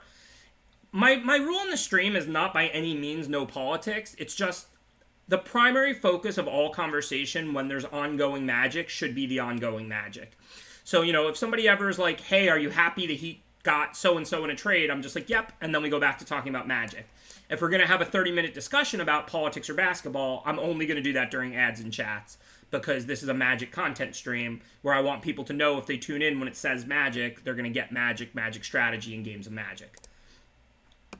So I'll always answer like a quick question, and it's by no means there's not a no politics rule. It's just focus on the ongoing Magic whenever there's Magic going. That's how I like to conduct the stream. I mean, I feel like I'm too biased to answer who is the best limited player of all time, since a lot of people nominate me for that. I think when it comes to limited player, we're asking limited skills, not limited skills plus in-game play, let's say. Just like who makes the best draft picks, builds the best seals, etc., etc. It's near impossible to evaluate something like that with any degree of accuracy. It's just way too hard. I mean, I think that there's a lot of great people. You know, I learned the most of what I learned from Neil Reeves. Most people probably don't know who he is, but he was just an incredible drafter and great player back in the early 2000s in the South.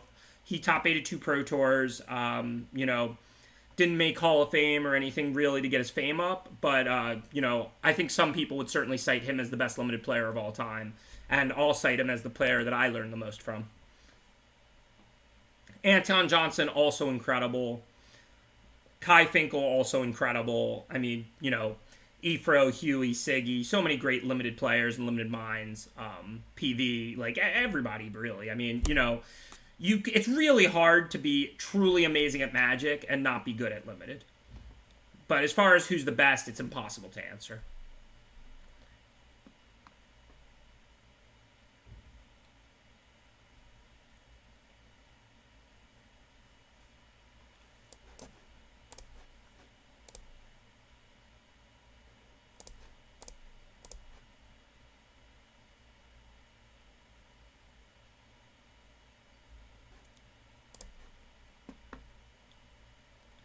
So now we're choosing between Chimera, Ragehound, and Oracle. I think we want 2 creatures, not 1. There's a decent chance they're still holding removal. Plus, all of these creatures can really attack or block on this board, at least medium effectively. I think Legend is great. I can't say he's one of the best of all time. I mean, like, since he hasn't really been an active pro, but I think he drafts well, plays well, and explains things well. I think Marcio is good. You know, I'm not really going to comment too much, not because I don't want to, but because it's so hard to evaluate somebody like Marcio.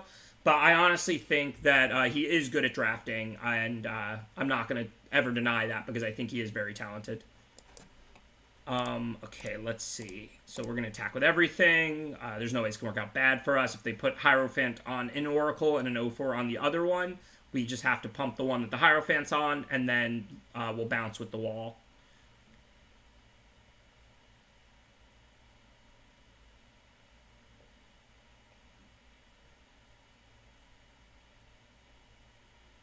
I would love to have had a card named after me. The fact that the old Invitational used to let you make a card and then that went away and I never got to do that or whatever, I think that would be incredibly cool to have a Magic card that was made basically as you or whatever. They started that again for the World Champions. I mean, Javier got Fervent Champion. I think he could have maybe done a little better job there picking and designing a card, but you know, I think it's a super cool honor. I'm excited to see if they'll make a card of PV now after he won Worlds.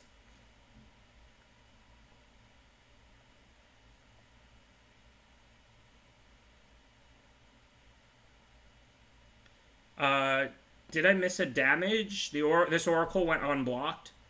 I don't feel like that was the case. Maybe it was. Yeah, I guess it might have been.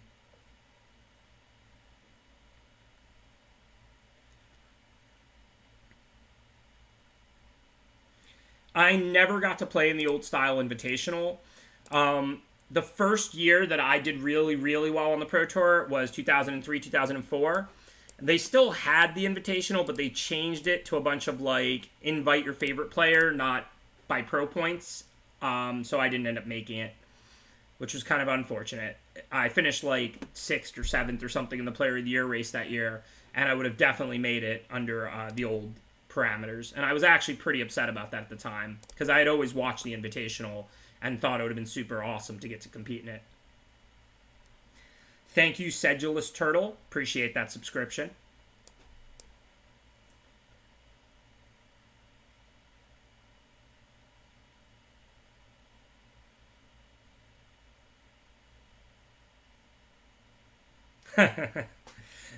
Pretty funny, Sakisar.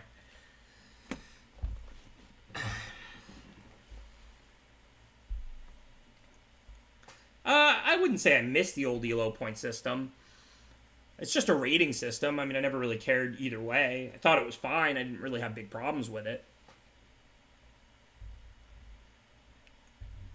Am I that big of a troll miser, Lou?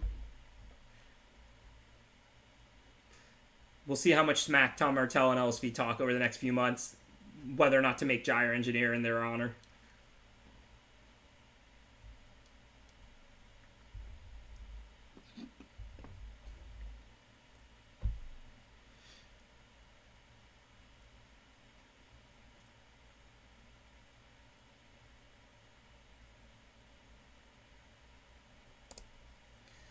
I don't think we're going to race a lifelinker, and since we don't have an Omen, it seems like a spot where we should just block. It's not a great trade for us, but they can't even save it with Alseed, and you can't really race lifelinkers.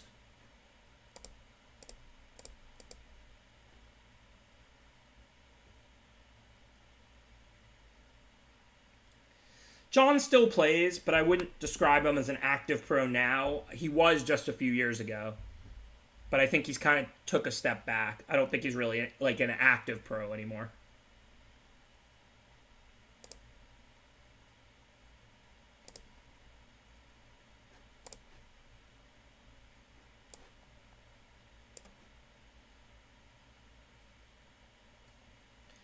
You know, if it's up to me, I'm going to make a top limited common. I mean, a common that's hopefully good enough to see standard play, but I'm not trying to be some broken mythic rare that I would ban from limited.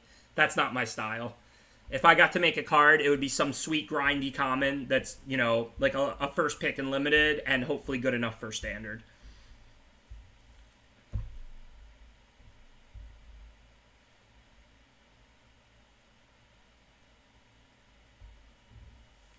Listen, John's an incredible player. John could show up at a Pro Tour not even knowing the cards in the format and still have a reasonable chance to top 8. I mean,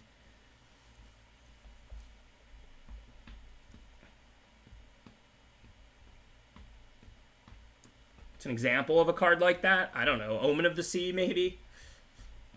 Without giving it too much thought. I mean, I'd want the card to be a little better than Omen of the Sea, but it's kind of an example of that. So, if we play the Impending Doom, we don't have enough mana. Oh, they don't have the O4 out anymore. Okay, so this is easy. Just play the Impending Doom here on the Underworld Rage Hound. And then they can, like, block, sack, or whatever, but they're not killing anything of mine. Or they can double block an Oracle, but then I still get to kill, like, the 1-3 here. Lose 1 Oracle. They take a lot of damage.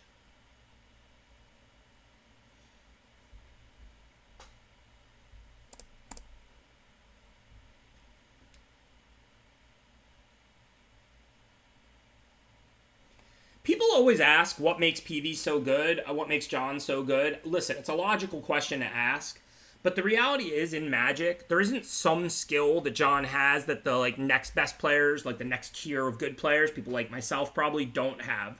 John, Magic is just incredibly hard, tons of variables, tons of difficult decisions constantly. John makes them a little bit better than the next best players. PV makes them a little bit better than the next best players. The next best players make them a little better than the players they're better than. There isn't some secret skill. I mean, Magic is just super hard, super complicated, and the best players make the hard choices the most correctly while making, like, the small mistakes a little less often. There's not, like, some secret skill or anything.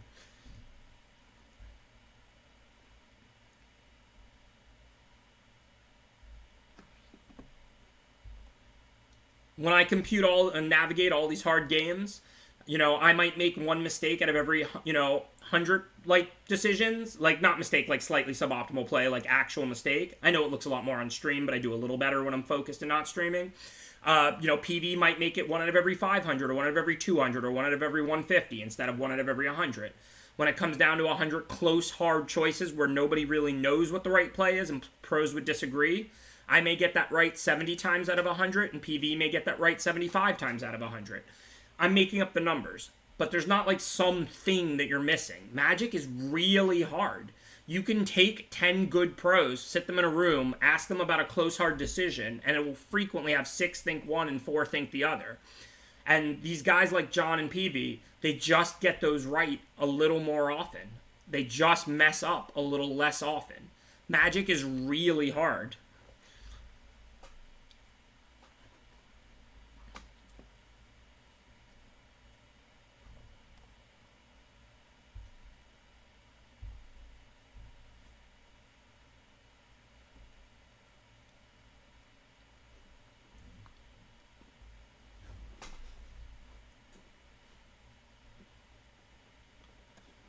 There's way better sources than me for poker, Brendan. I'm good at poker, but I'm just an average good poker grinder. I mean, I think I bring a lot more to the table content-wise for Magic than I do for poker. So here we're clearly going to attack with both. The Rage Hound has to attack anyway, and I don't mind trading the Oracle for a flyer that it can't block, should they want to do that.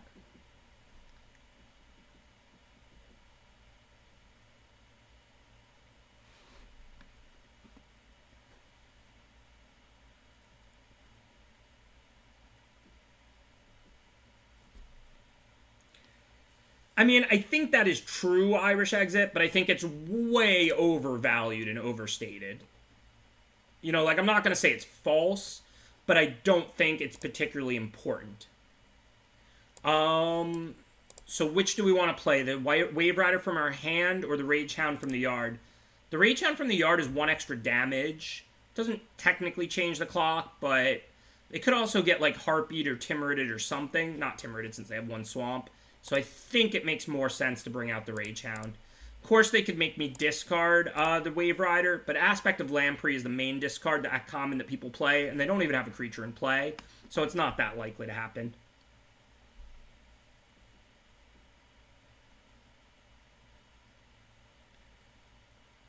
What do you mean, Canisters deck? Mr. M. Randy. Are you talking about the Jun Sack standard deck?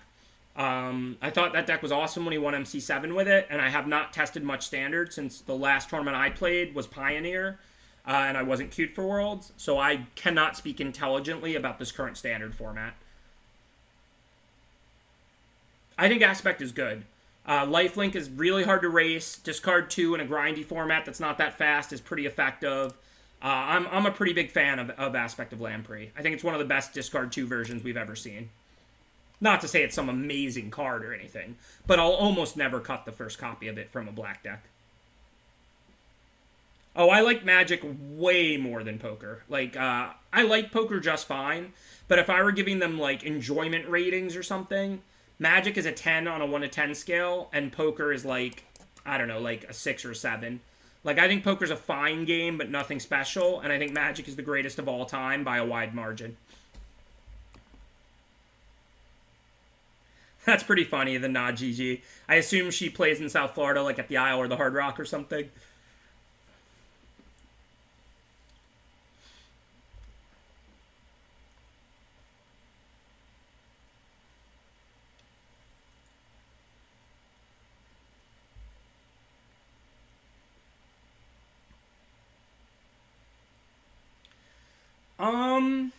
It's a good question. I don't know. Ask me that during ads and chats or something sometime. It's a good question, but I'm going to have to really rack my brain.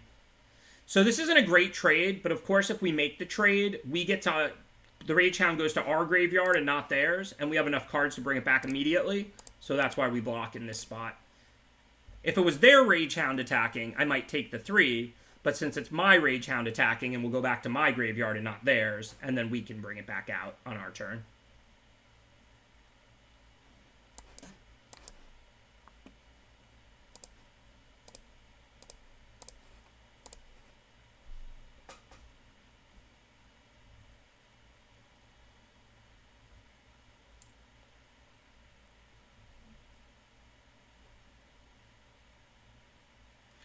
How are we doing with this deck? This might be round 1 with this deck. What did we win? Is this game 1? Did we win game 1? It might just be an incredibly long game 1 in round 1 with this deck.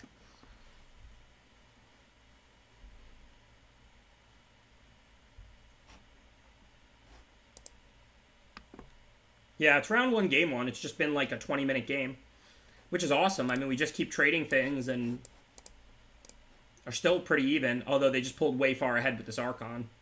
We're going to have to top deck something good now or they're going to win. But we don't have any choices. Rage Hound has to attack, so... What are they doing? If they block, get back, like... I don't know, tons of good stuff. I guess we should be looking for games 2 and 3 anyway. Banishing Light, Aspect, Erebos Intervention. Their deck is really good. I do not like my chances here. Yeah, a little bit, Brendan, a little bit.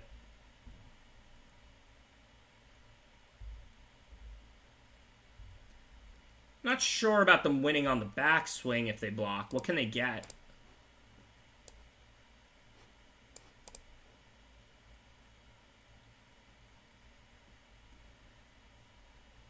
I don't know. They probably didn't want to accidentally lose the game. You know how I always tell you, like, the point of Magic is not to win as quickly as possible. It's to lock your opponent out to give yourself the highest chance to win. So they're holding 2 cards in hand that are probably both spells because they missed land drops. So sure, I was probably dead if they took it.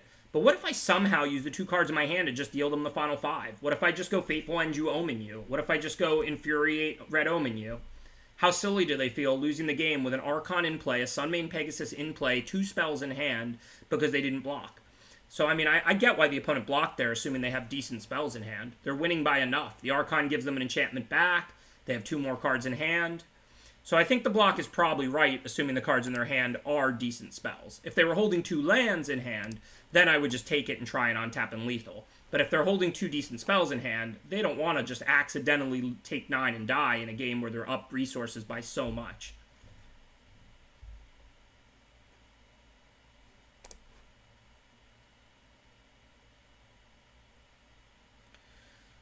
I know very little about... I'm dead. What are we doing? I know very little about stream management. Anything that's viewable on my stream is because of Cardboard Live, whatever that overlay does. Because I did not specifically create anything. I just downloaded Cardboard Live and installed it. So, I'm not a very good resource for as far as technicalities on upgrading the stream. And anything that you like from my stream is just either made by Mage Market, if it's like the graphics, or if it's the technology, then it's Cardboard Live's overlay.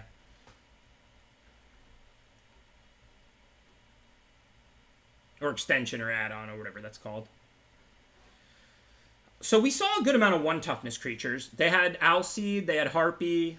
I could see bringing in second wrap, but we do already have 1 wrap.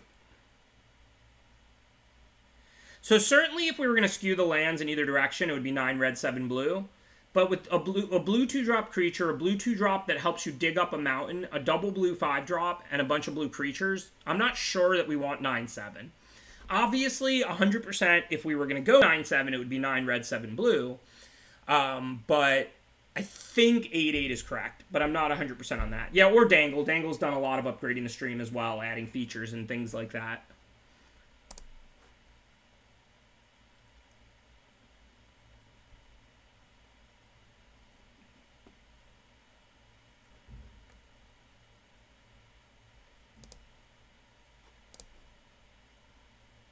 All right, easy mulligan on the 1-lander. Definitely going to keep this, bottom a mountain. If we draw an island, then we can cast Omen. Hopefully, if not, we're drawing mostly red cards, since our deck is mostly red.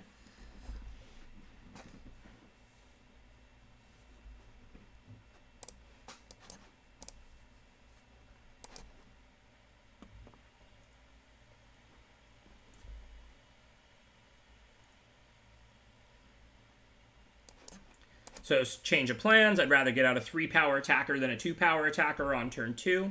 So we're going to cast Rage Hound over Celebrant right now.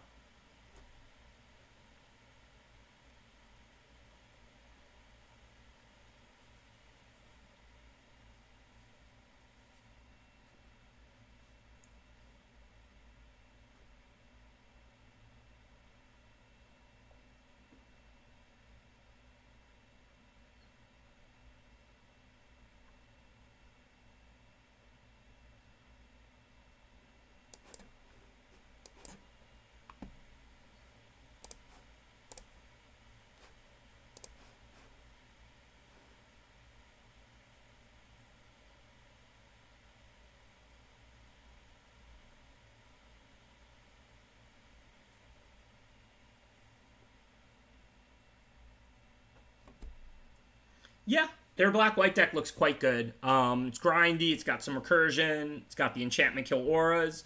They won that game a lot on strength of what Rise to Glory and Archon, which are good grindy black-white auras and enchantments-based cards.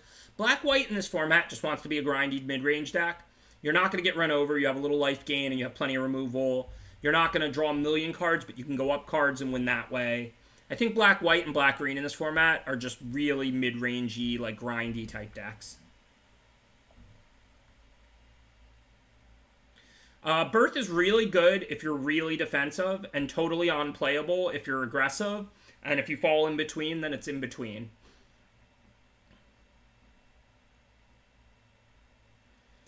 Okay, so what do we have for now? Nothing really to do here that interests us.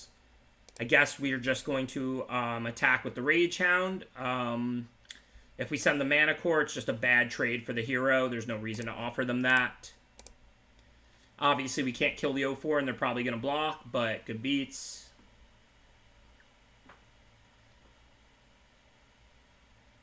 And then post-combat, we can play Careless Celebrant, see what they do on their turn, and then we have the ability to Omen with a ping. We can ping the Celebrant if we really want to, but there's not much reason to ping it just to kill a 2/2. If they go and put, like, Commanding Presence on the hero or something, then we'll kill our own Celebrant in response and kill the hero. Well, if they want to block and trade, that's cool too. I'm sure they have a reason for this, like maybe they have a Harpy or something to exile the Rage Hound. But I'm not unhappy with that trade. So that trade clearly doesn't look great for the opponent, though. So when they make a block like that, the first thing you should ask yourself is what makes it right. Doesn't mean they definitely have it, but it's very likely they're going to do something like Timurit or Harpy or something that, some reason for that trade. No, Mana Core only pings on their turn, sadly. Apodopsis.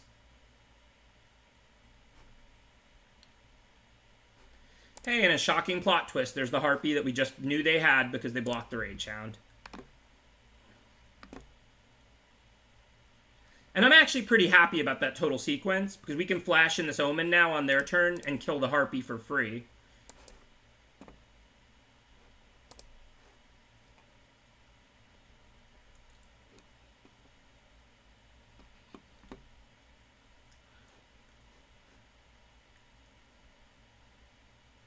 Bolt the Bird. In this case, Cantrip Bolt the Bird. We'll pretty much take any spells and bottom any lands, even though we have Thrill of Possibility. Soon enough, we're going to draw an extra land, and then we'll discard that one to Thrill of Possibility. So we still want to discard any lands that we can, like scry to the bottom any lands that we can. We'll cast Thrill whenever we happen to draw another land. And in the meantime, if we're drawing spells, we can just cast all the spells we draw. Our current mana allows us to cast every spell in our deck except Thrix.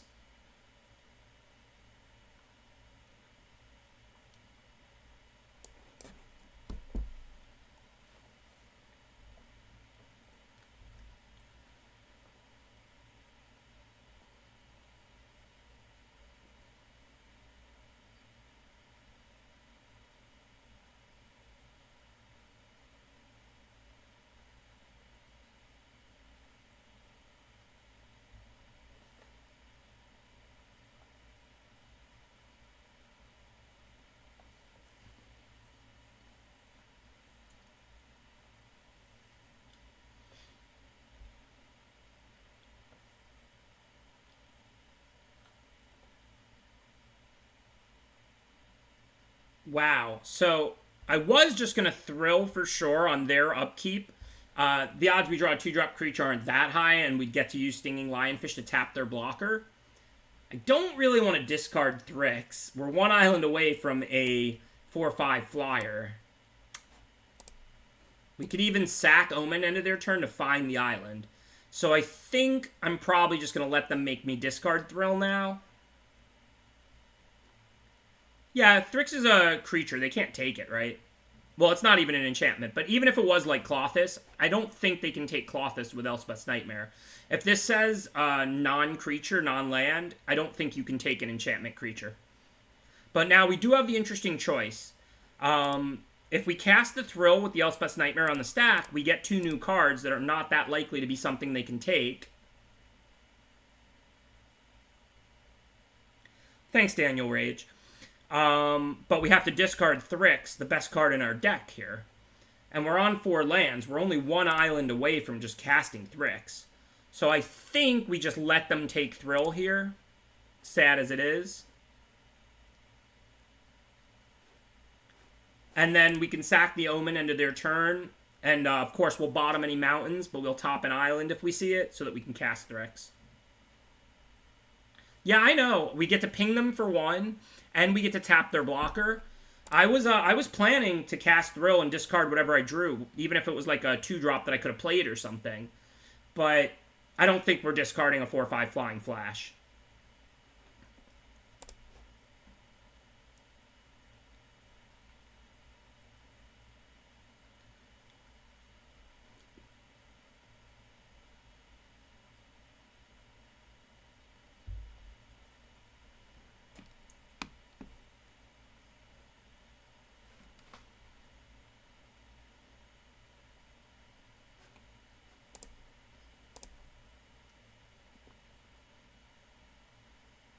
Alright, so we're definitely going to top Wave Rider because we can just play it.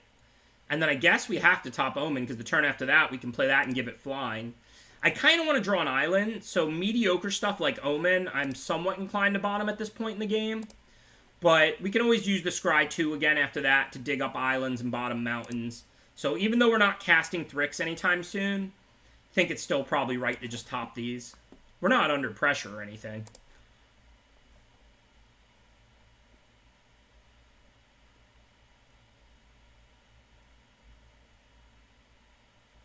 Yeah, they probably have, like, Rise or something to buy it back. But if we get them low, Thrix has Flash.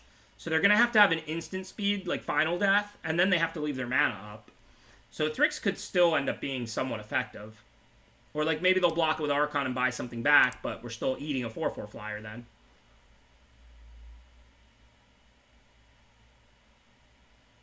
So, like, right now, if we want to, we can play the Omen, hit them for 2 to 5, and then hit them for 3 in the air all the way down to 2 life. I don't know if we have ways to close from 2.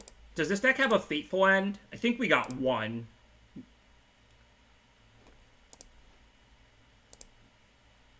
I think we only have 1 Red Omen. But any enchantment sending the Wave Rider to the air could be lethal. And we have a Fateful End in, like, 24, because the bottom 2 are mountains.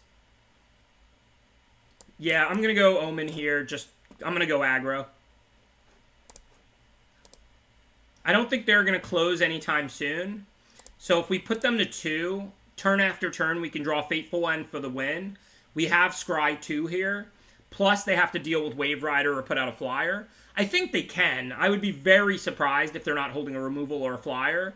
But again, they'll have to have another one for Thrix then. And we just have turn after turn to find Fateful End, including the Scry 2. So I think putting them to 2 gives us a decent amount of value in this situation. Well, and there's the problem. Now they get to go up to 5, and they take our Thrix. Life is not good.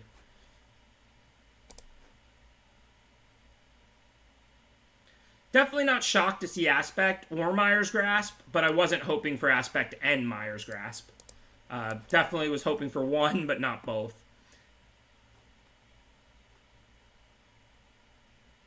I'm doing okay. How are you, Billy Bestie?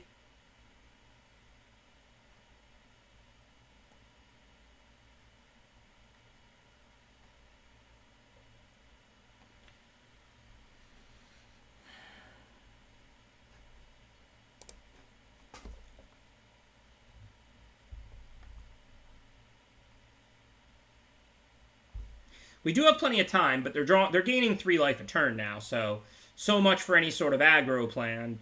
And our good win condition Thrix is gone. Now, obviously, all they have in play is a 3/3 lifelink, so if their last card in hand isn't anything too powerful, we may be able to still grind out a win. But all that work getting them to 2 is basically just completely undone. I can't kill it now because Blood Aspirant is summoning sick. Unless they have better things to do, they're probably going to exile the Careless Celebrant by paying 3 for the Apathy. If they leave the Careless Celebrant in play, then yes, I'll sack it to the Aspirant and deal 3 to their Venomous Hierophant.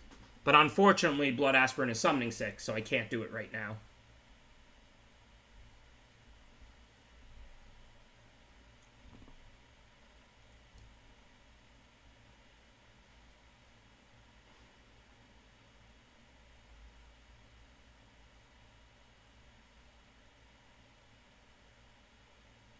Tectonic Giant, Jordan. Not by miles and miles, but Tectonic Giant's the best of those 3 cards. By like 1 point at least, let's say, on a 1 to 10 scale. Like, it's definitely the best.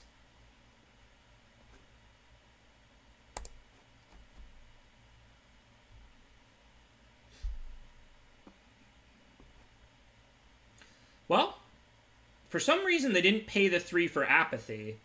Sack is part of the activation of this, so they can no longer do that.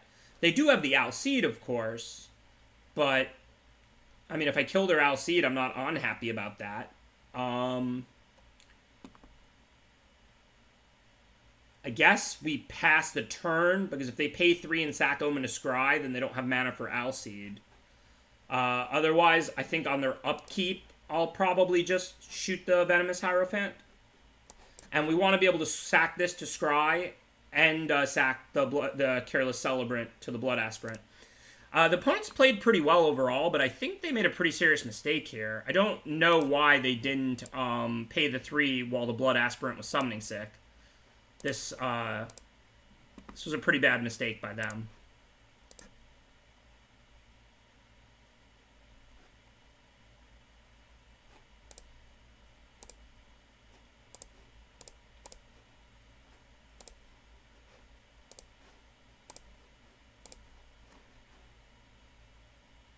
I went 1 and 2 with the red-green Clothis deck.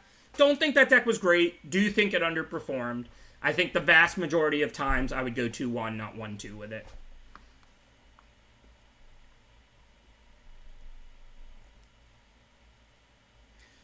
So now I'm not sure whether we want to Scry 2, though, or whether we want to sack the Omen to the Blood Aspirant to ping off Alseid of Life's Bounty.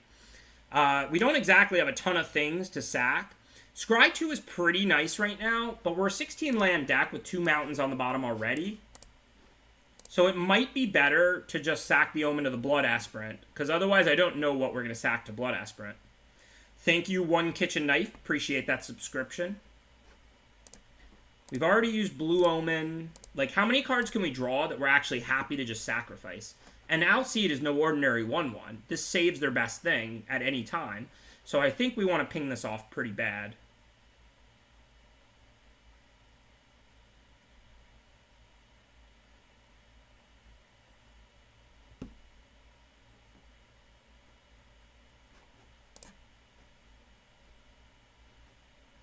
So if I ping Alseid now, I still don't get to attack now, so there's no real reason to do that.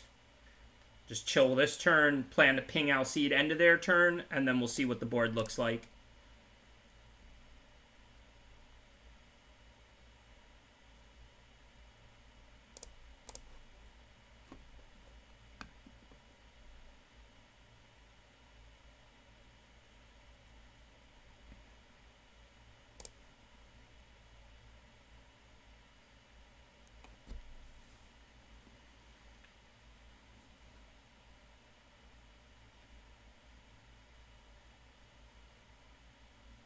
Well, they didn't scry last turn because they paid 3 for Apathy.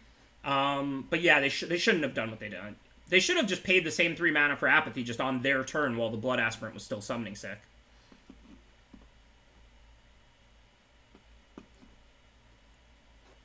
Game's still not looking great. They have Archon, they have Rise. Their deck's pretty powerful. Like I said, I really like Koth's deck here.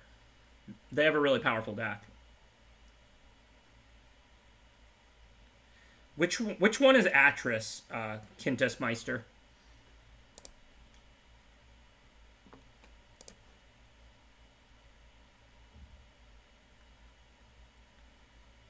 I would take Atris. Even though it's 2 colors, it's pretty easy to splash, and it's a really powerful card. And you can always just trade it off, buy it back with Omen, play it again, get cards again. I think Atris is pretty good. I mean, if you put minion return on the opponent's creatures, when they die, you get them. So it's not like it's horrible to do that. I don't know why they just tapped 3 and put it on this Blood Aspirant when they did. It's not, like, unreasonable to put it on your opponent's creatures. Why they made the play they made when they made it, I have no idea. Alright, so end of their turn, let's sack our Omen.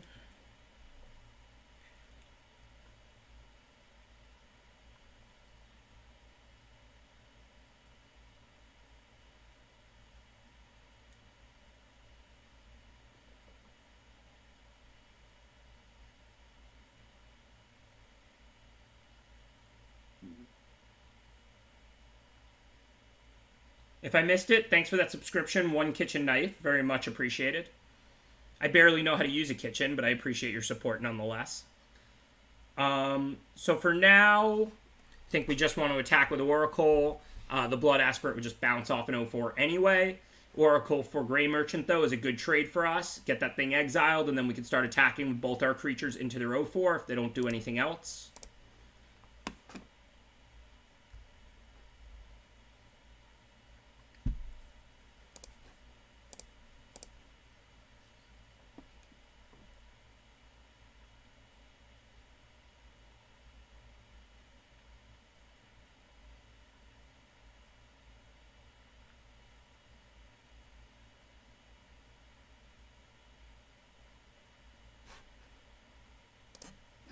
And yeah, this is exactly why Incendiary Oracle is so good, so much better than it looks. Most ordinary 2-drops would do nothing versus an 0-4 and a 2-4. Instead, Incendiary Oracle is still a relevant threat here in the late game because of its pump ability. It's pretty bad that I didn't play the land. There's not really much that gives +1/+1, but if they gave their creature +2/+2 or something like that, I would have wanted to sack the Oracle to the Blood Aspirant. Even if I'm not killing anything with the ping, it still triggers the Blood Aspirant and gets it up to a 4/4. So I didn't get punished for that one, but I should have definitely played the land and before the attack last turn, so I could double pump the Oracle and then still have 2 open to sack it to the Blood Aspirant. As well as just an extra damage if they don't block, like Alander asked. But yes, I should have played the land for sure. Not playing it was definitely loose. Okay, Oracle's already a threat. Blood Aspirant bounces right now. Lionfish is sitting here doing nothing. So Lionfish is where we want to put Impending Doom. Yes, I should have played the land 100% for both of those reasons. The one I said and the one you said, chat. Again, listen, I'm far from a perfect player, but these are the kind of mistakes that I'm going to make on stream because I'm thinking about and explaining something else.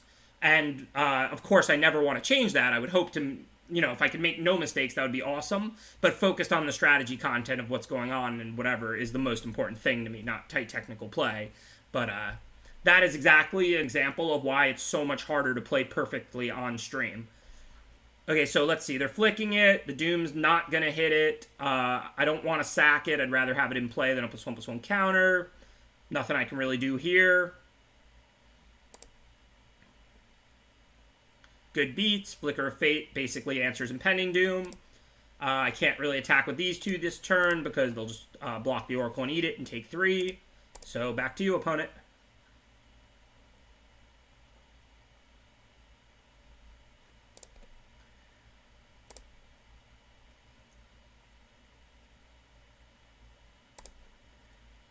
Okay, sadly, they drew Archon, one of the best cards in their deck.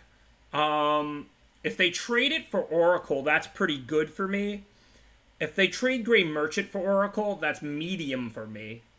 I could Blood Aspirant the Grey Merchant, sacking like Lionfish, and then I could attack with Oracle and then have to just take 5 or trade Archon for it. Remember, Oracle exiles, so they won't get the card back of Archon. But I don't think I want to be throwing away a Lionfish just to do that, because they'll probably just not even block. If they were at like 5/5 and I could force a block out of Archon, that would be different. So I think we just take the slightly profitable trade of Oracle for Grey Merchant. If they block with Archon, I'm ecstatic because of the exile. They don't get an enchantment. If they take it, cool, they take 5. If they block with Grey Merchant, I think that's a slightly profitable trade, but one that we do want. It's not exactly how I would have tapped Auto Tapper, but okay.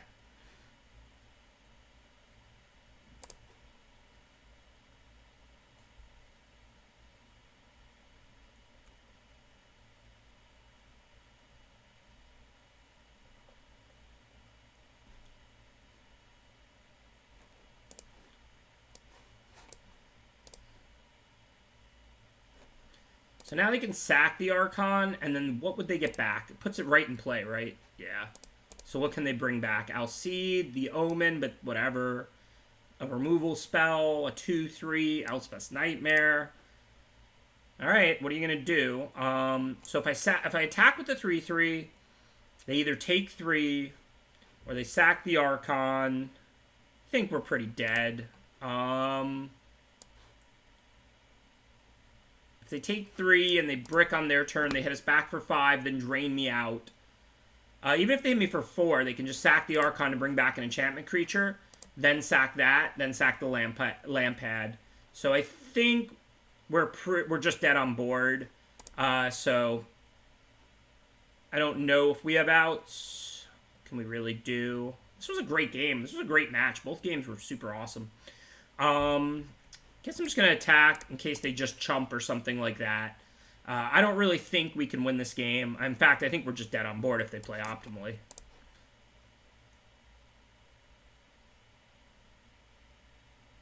But maybe they won't see all that. They'll hit me for 4 and pass the turn.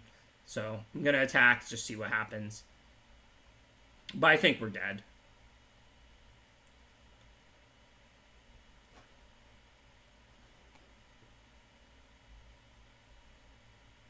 Yeah, we drew a few lands in a row. And remember, they were empty-handed. I'm not complaining. It was a good game. We drew around the same number of resources. But they drew Archon and Land Pad, whereas we drew lands. Lost a tight game. Okay. Good game, good game. On to the next round.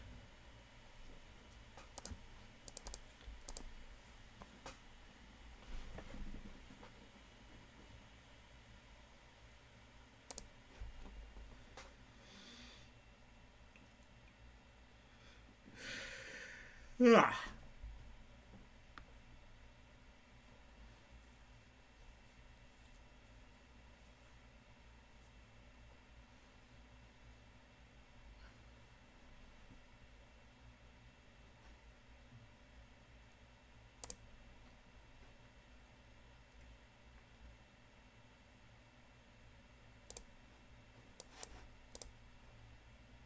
Yeah, that Lamprey off the top was pretty bad for me. Because even the Archon, it was just a stalemate. But once they played the Lamprey, the game was pretty much over.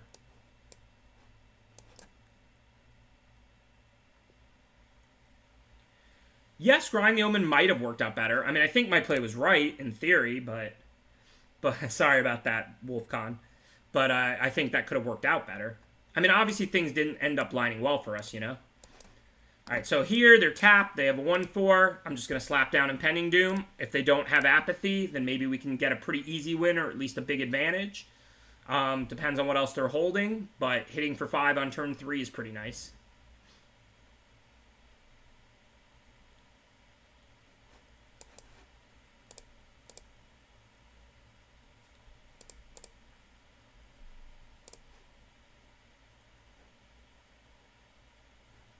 Not much to think about here. Play Chimera.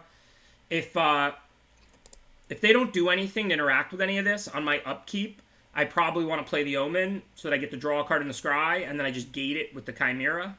So we'll see what happens, but I set an upkeep stop. I think I would get a stop anyway because of the trigger going on the stack, but I'm not actually 100% on that. It's kind of like arena stuff. It's going pretty well. How about you, TPO3? I mean, not well win-wise. We've played 4 matches tonight, and we're 1-3, but always having a good time when we're here on stream. Oh, you target when it goes on the stack, so you can't flash in you can't flash in an enchantment? Okay, boo. Yeah, you can't do that. My fault, my fault. That said, do we want to buy back the Impending Doom and move it over to the Chimera, or do we want to leave it on the Oracle? Now, I'm still feeling like mostly better, but a small amount sick. I would put myself at like 90%. Think I just got like some flu last week. No, full control wouldn't change this. It's that it's making us target when the ability goes on the stack. If it was you like return up to 1 enchantment, then you'd be able to do it. If it's return like up to 1 target enchantment, then you can't. That said, do we want to buy back Impending Doom and move it over to the Chimera, or do we want to leave it where it is?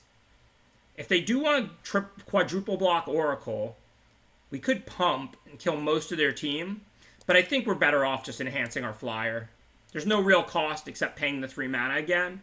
Our cards are cheap, and we don't have a lot to do with our mana, so I think I'm pretty happy to move this Impending Doom over to the flyer and try and kill them in the air here.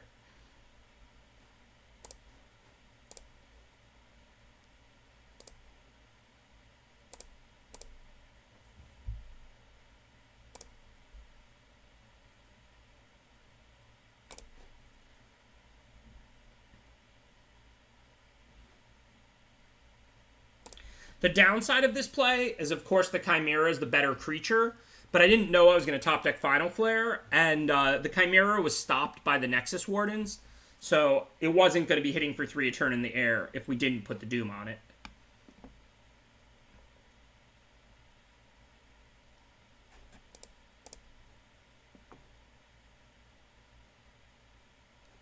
I don't think the Oracle's offering us much here on the ground. It's just bumping into these 1/1s. So I'm going to go ahead and trade it for the Horn Beetle, save a few points of damage, and see what else they have.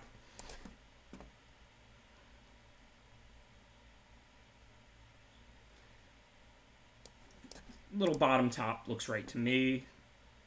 It's close there. Of course, we'll take the Omen back for more free card advantage.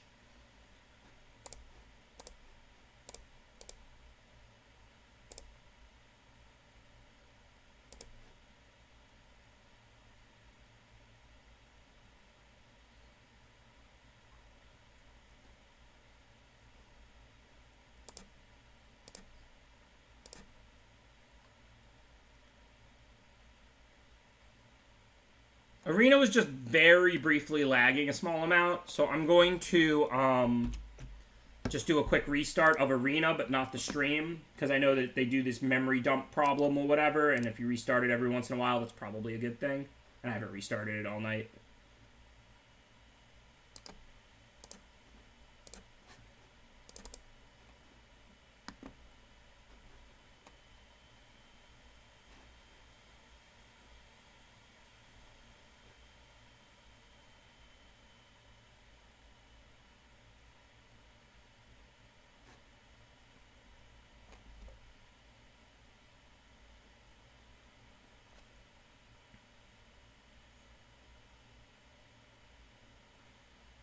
What pens?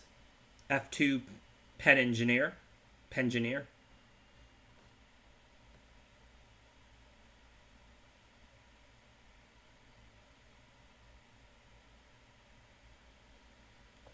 Alright, so green-white creature deck. We're on the draw. We don't really want the super aggressive stuff. What's wrong with the pins in my taskbar? So we're not going to bring in Triumph or anything like that. Plenty of cheap cards anyway. You could take Wrap out in a matchup like this, but we also just saw 1 toughness creatures. I don't think there's much to change. No, I know what it is. I'm saying, what are you suggesting that I change? Like, what's wrong with my pins? I'm not, like, trying to be defensive. I'm just asking, like, what are you suggesting? I know I'm not great with computers, but I mean, I know what the I know what the taskbar is and stuff. I'm asking, like, what are you suggesting I change?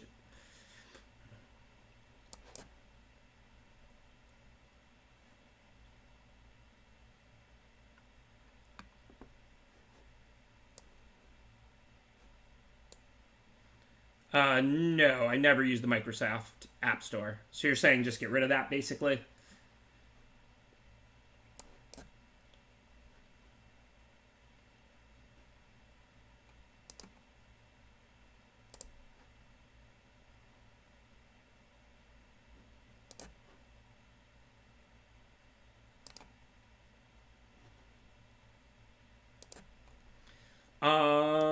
Okay. This trade isn't great, but we have to attack, so we don't really have any choices. Oh, okay, yeah, that makes sense. To unpin the default apps I don't use. Yeah, that makes total sense. There's not much there, but the the Microsoft Store and the mail one all unpin. Good call. Just wasting space. Yeah, again, I'm not disagreeing. I was asking more specifically what you were suggesting, not disagreeing with the suggestion. But I appreciate it. That's actually a good suggestion. It's small, but I just am upon that suggestion, I just unpinned the mail thing and the Microsoft Store app. And you are right, I never use those.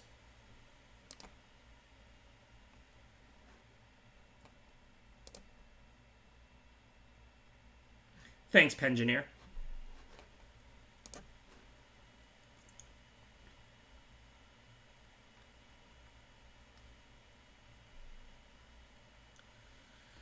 All right, what are we going to do? There's a 5/6 flyer in play. We can't really interact with that. Once we have a 4/5 flyer out, can we do anything about it? We'd have to, like, sack Celebrant or something, or play in... If we play an enchantment at instant speed and give flying to the Wave Rider, as well as block with Thrix, we could double block it. We're going to take 5/5/5. So I guess theoretically, if we play the Wave Rider this turn, we draw a land for Thrix next turn. Then the turn after that, if we draw one of our Omens, we could give Flash to the Wave Rider and double block the Transcendent Envoy and not die. So I think we have to play Wave Rider this turn to increase our outs.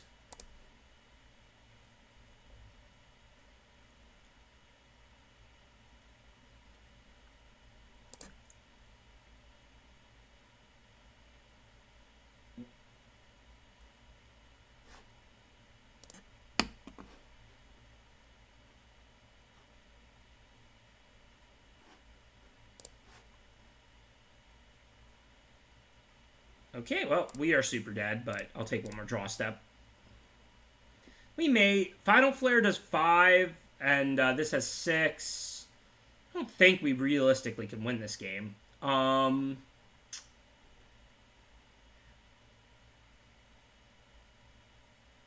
guess for now, whatever. So if we kill Siona...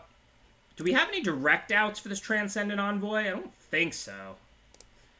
Because I don't know if I even want to show them Final Flare.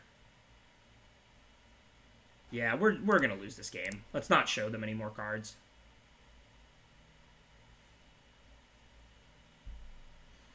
Yeah, I could have Final Flare attacking my Celebrant, but I didn't have 5 mana, so I couldn't do it that turn. So if I play the Celebrant there, I have to block with it or I die. I'm not casting Final Flare, so the flyer puts me to 1. So I don't think I have any outs there. But at least this game will be on the play. I mean, they had a turn 3, the Olympics.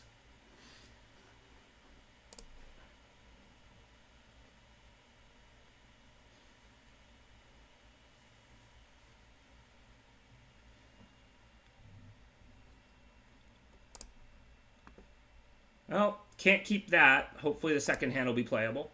Alright, that looks a lot better. We have 3 2-drops. We don't have that many good ways to activate Lionfish, but these two are pretty strong. So I think we want to put back Lionfish here.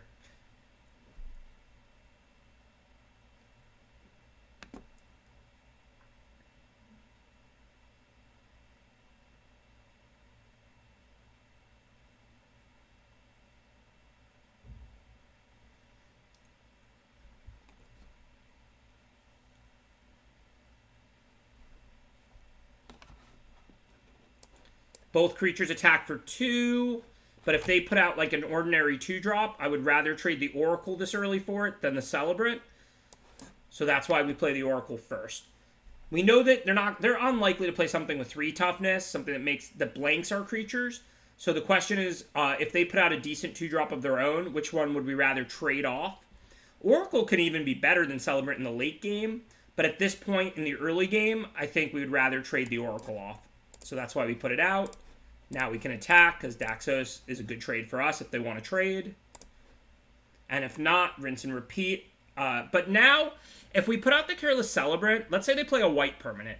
We could still block Daxos and then finish it off with Celebrant's 2 damage. If we put out the Oracle, we can't block Daxos. So this time I think it's right to put out Careless Celebrant, because that prevents Daxos from being able to attack or block profitably.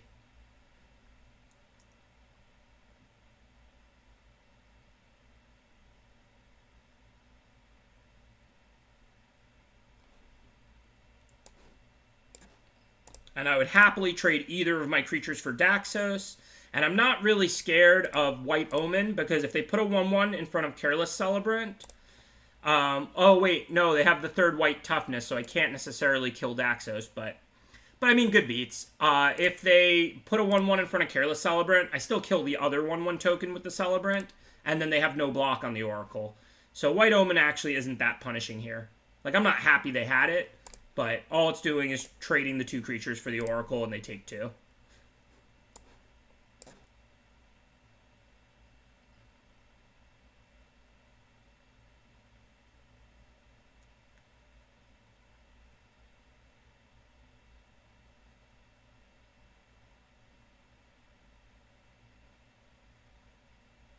I saw it and I watched Worlds, but like I said, I don't feel like I can speak intelligently right now about those standard decks. I mean, I know what they are. I watched the Worlds coverage a lot. Okay, so do we want to play Omen now to give flying to Wave Rider? I'm not really sure. I think I want to attack with both. If they block Wanderer on Celebrant, I can deal the other 2 to the Wanderer. That seems like a good trade. Or I could deal it to, like, Daxos and finish it with Omen, but I don't think I want to do that. Daxos is a good card, but I'm not, like, beating the opponent on damage right now. If they go for a double block on the Wave Rider, I have the Omen. It should work out pretty well for me. So I think we're just going to attack with both and see how they want to block.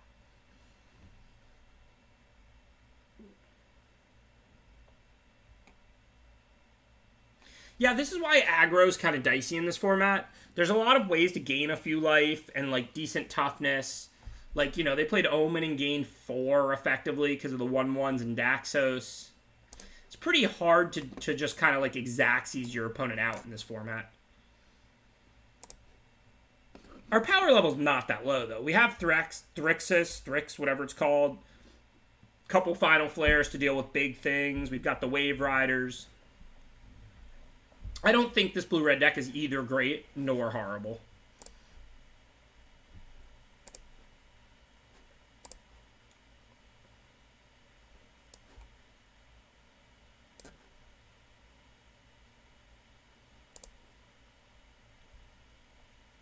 So we want spells. Wrap looks pretty good, right?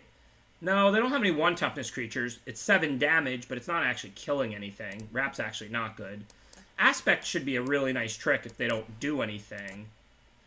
I mean, Wrap is still not a horrible draw. Because, I mean, if they block like a 1/4 on a 3/3, we can end up finishing it with Wrap. Also, if we have a good combat, then we might just Wrap the turn after that.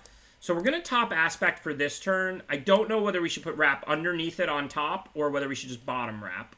What do you think? I think we definitely want to draw Aspect this turn.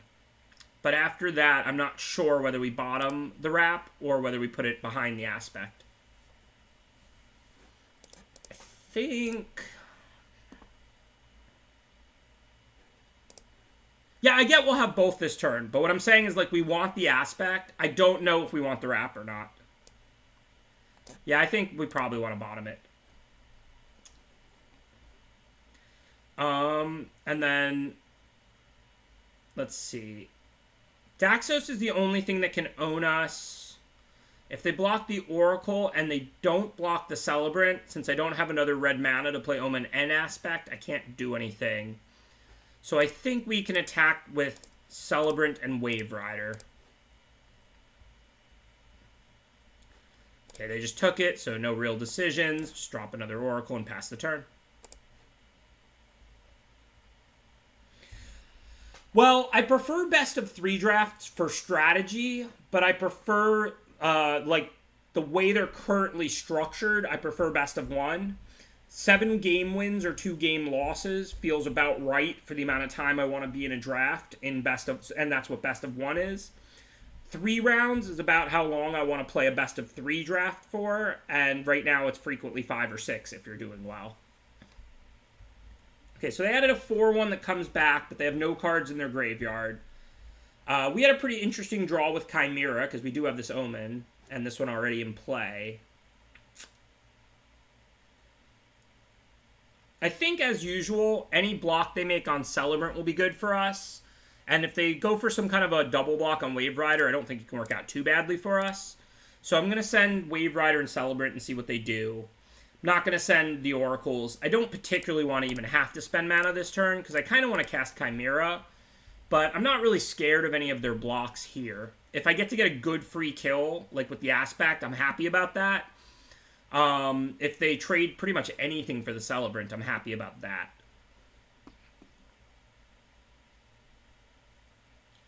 So, what was my plan here? 2, 4, 6, so I can finish off Daxos with the Omen. The only bad thing is I can't interact with both spots.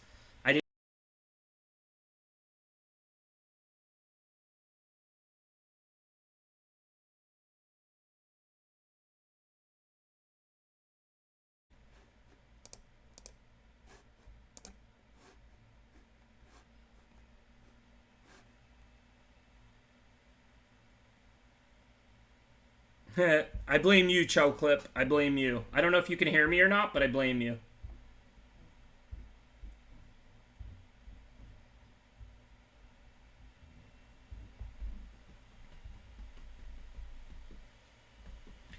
Hope we get back in time. Even though this combat step won't go great for us, aspecting the Wave Rider if they don't have anything is still pretty strong. We'll end up with a 5/3 that we can get flying to pretty easily. Nope, we did not get back in time. Ouch.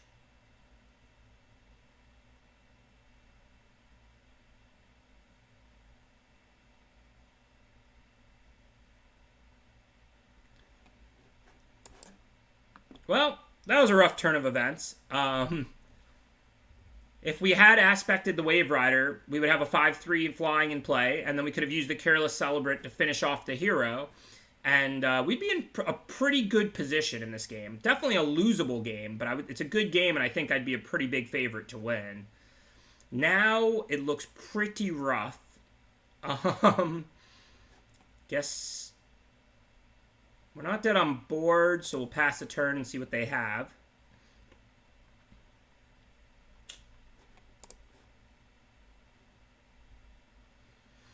So, Pump plus Aspect beats Daxos.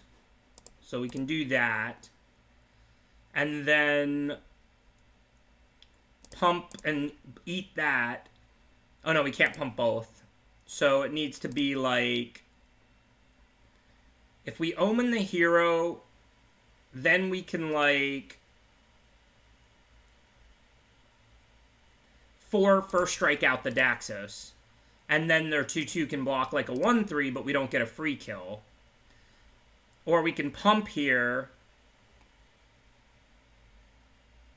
I guess this is the best we're going to do. I mean, we can pump. And then, or sorry, we can just let these bounce. Who cares about these 1/3s? We can Omen the hero and then Aspect the Incendiary Oracle. Thank you, Sisyphus. Appreciate the subscription. It's kind of frustrating. We're about to 0-2 in a game 3. I think we would have been in firm control of had we not missed that one turn. But I'm not going to surrender. If this card in their hand is a land, this game is far from over. Well, if it's a Gift of Strength, the game is literally over. It's the opposite of far from over. So that was fairly unfortunate, but time to head into the final draft of the night. We're going to do one more best of 3 and play 3 rounds with it. Sorry about whatever happened with the internet outside of my control.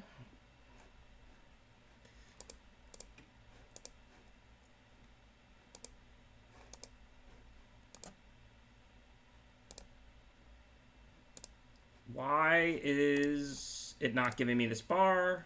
Standard arenas. Up to 3 rounds. I genuinely think we were a pretty big favorite in that game. I mean, if we Aspect there, we eat the Chimera, we still have the 5/3 that can go flying at instant speed.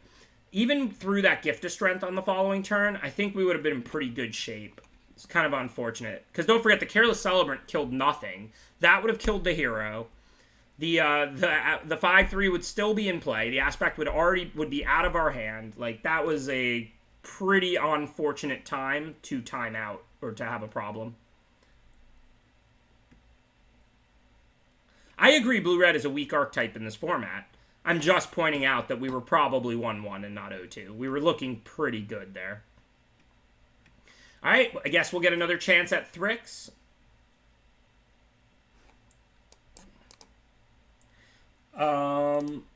Why does it keep showing my taskbar? I must have messed up the display because of one of the days I played Moto or something. It's supposed to just be a game capture on Arena. I don't really care if it shows my background in taskbar or not, but it shouldn't actually be doing that.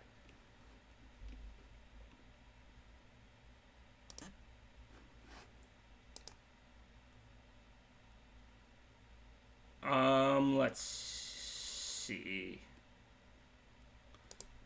There's ability to hide the taskbar, right?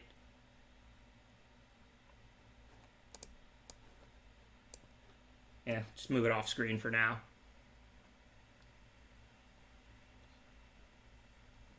Yeah, I think blue-red aggro is good. I think Kyle's very good at figuring out how to draft good aggro decks like that and stuff. Okay, so I think we start with Thrix again. Thank you, One Quick Duck. Appreciate that subscription. So I think we start with Thrix again. Best one color card in this pack. It's not a lot better than Renata and Fateful End, but it is better.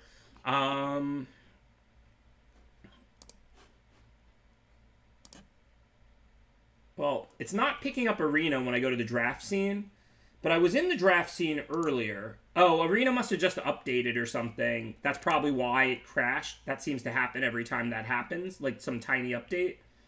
So for now, let me go back to that other scene, and I'll delete and re-add Arena This should take 1 second, assuming it just works. I know how to do this now. I don't know if it's going to work or not.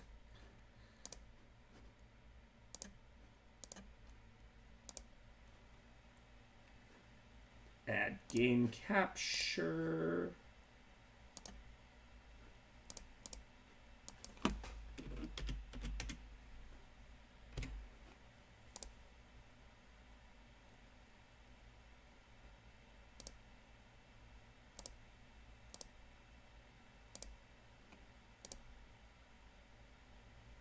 It didn't work. It's pretty strange. Oh, maybe I have to restart Arena.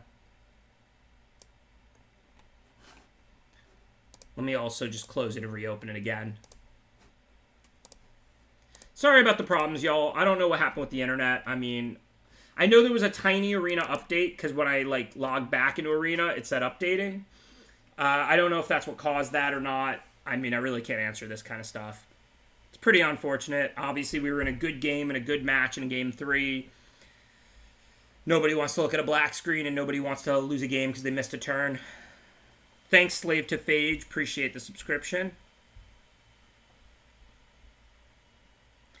Listen, Parallelogram. It's going to be bad enough getting called millennial by all the Gen Zers now as the time moves on. You can't call me a boomer. I'm born in 1983. My parents are literally boomers. All right, let's see what's here.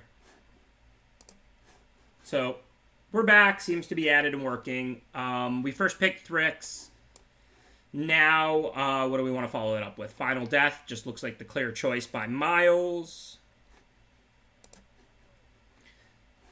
The only blue card is Seaguard. We're obviously not going to take that. This is just an easy Final Death. Final Death by miles and miles. So far we have a blue card and a black card. The best card in this pack is not very good. Maybe like Sunmane Pegasus or Final Flare. But those cards are not a lot better than Lampad or Stern Dismissal. So we can definitely keep our options open or take one of the blue or black cards. I think Sunmane Pegasus is probably the best card in the pack. And blue, white, and white, black are good too. So I think it doesn't make sense to take Lampad or Stern Dismissal here. Just keep our options open. Sunmane is a pretty big overperformer. This is a card that's performed a lot better than I would have expected. So now we have another close choice between the white cards. I think Heliod's Pilgrim and Favorite of Erois are pretty close, and they're the two best cards in the pack. Final Death is worse than Thrix. I would take Thrix over Final Death, aside from the fact that Final Death is splashable and things like that, and black is the best color in the format, and blue is not great in this format. But I think, like, a 4/5 Flying Flash for 5 mana is a pretty good Magic card. The Pegasus is excellent. It's definitely an overperformer. But, well, no, we're not going to take Wave Rider just because we have Thrix. Wave Rider is a fine 4-drop, but it's like filler. It's not a good card. Favorite of Erois and Pilgrim are good cards. Like, I think we certainly want to take Favorite of Erois or Pilgrim here. I don't know which. I think they're pretty close. Pilgrim's a lot better if you have a grindy deck with good aura-based removal, which we didn't get any of yet, but it's only pack 1. Favorite of Erois is a lot better if you're like a Boros aggro or a green-white aggro. I like Mystic Repeal. It's really cheap. It's a nice trick people can't see coming, and you can get some blowouts, and it trades up several mana.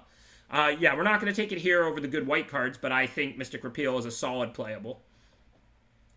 Similarly to the Turtle, it's a solid. Mystic Repeal is better, but I'm just saying it's a solid. The Turtle's a solid playable for any blue defensive deck. But again, this is a pick between Heliod's Pilgrim and Favorite of Erois and nothing else.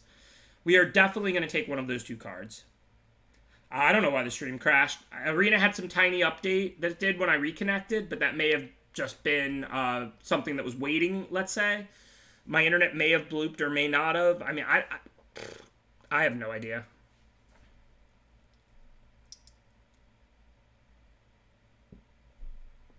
No, I think Repeal is definitely main deckable. But again, we're not going to go into a fourth color for Repeal when there's good white cards like Favorite and Pilgrim here. I think if we go white-black or white-blue, we'd probably rather have the Pilgrim. I think the Favorite of Erois is better than like white-red, so I'm going to grab the Pilgrim. Alright, well, even though we're not committed to Thrix or Final Death, we could take Rise to Glory here.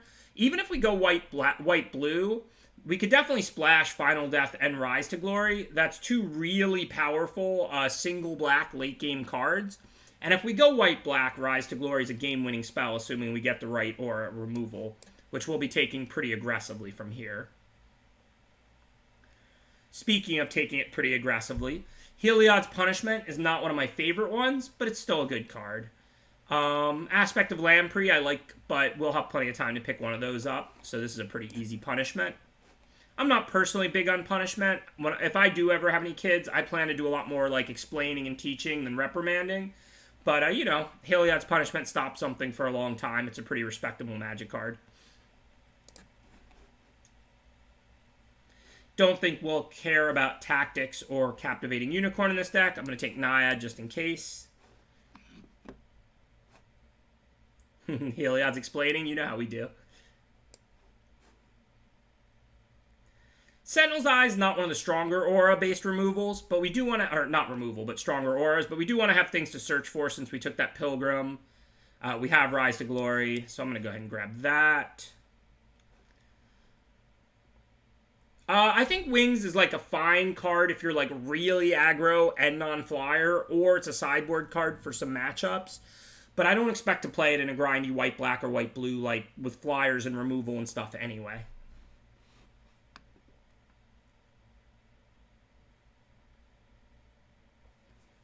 I'm sorry to hear that, Harv88.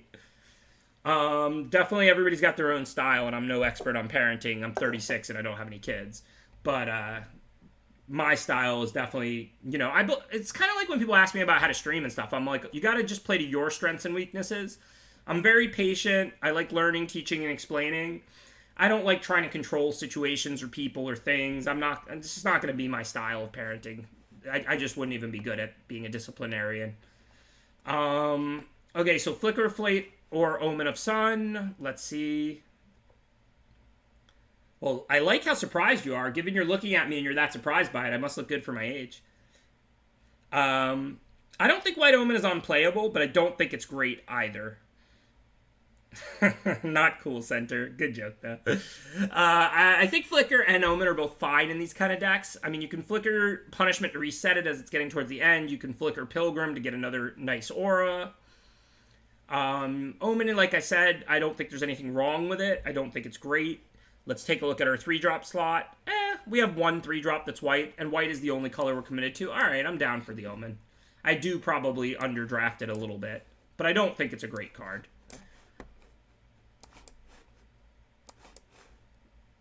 Hey, white rare. This card isn't, like, broken, but it is a really strong 2-for-1. For 5 mana, you kill anything, basically, because 3 or more is basically anything you care about most of the time. And then you get to return something that's dead. That's just a really strong, like, A-tier card. It's not S-tier, it's not totally broken, but it's a good first pick. You're happy to get Elspeth Conquers Death.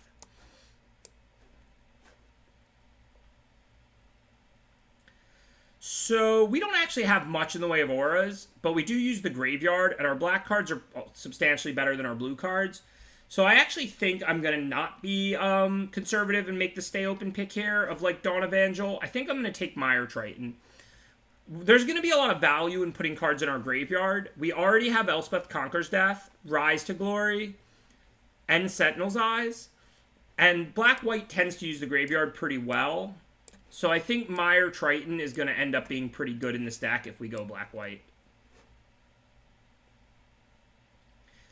Similar to everything I just said, I think we want Venomous Hierophant so we can fill up our graveyard nicely, and then we'll have things to bring back with Rise and with Elspeth Conquers Death and all of that.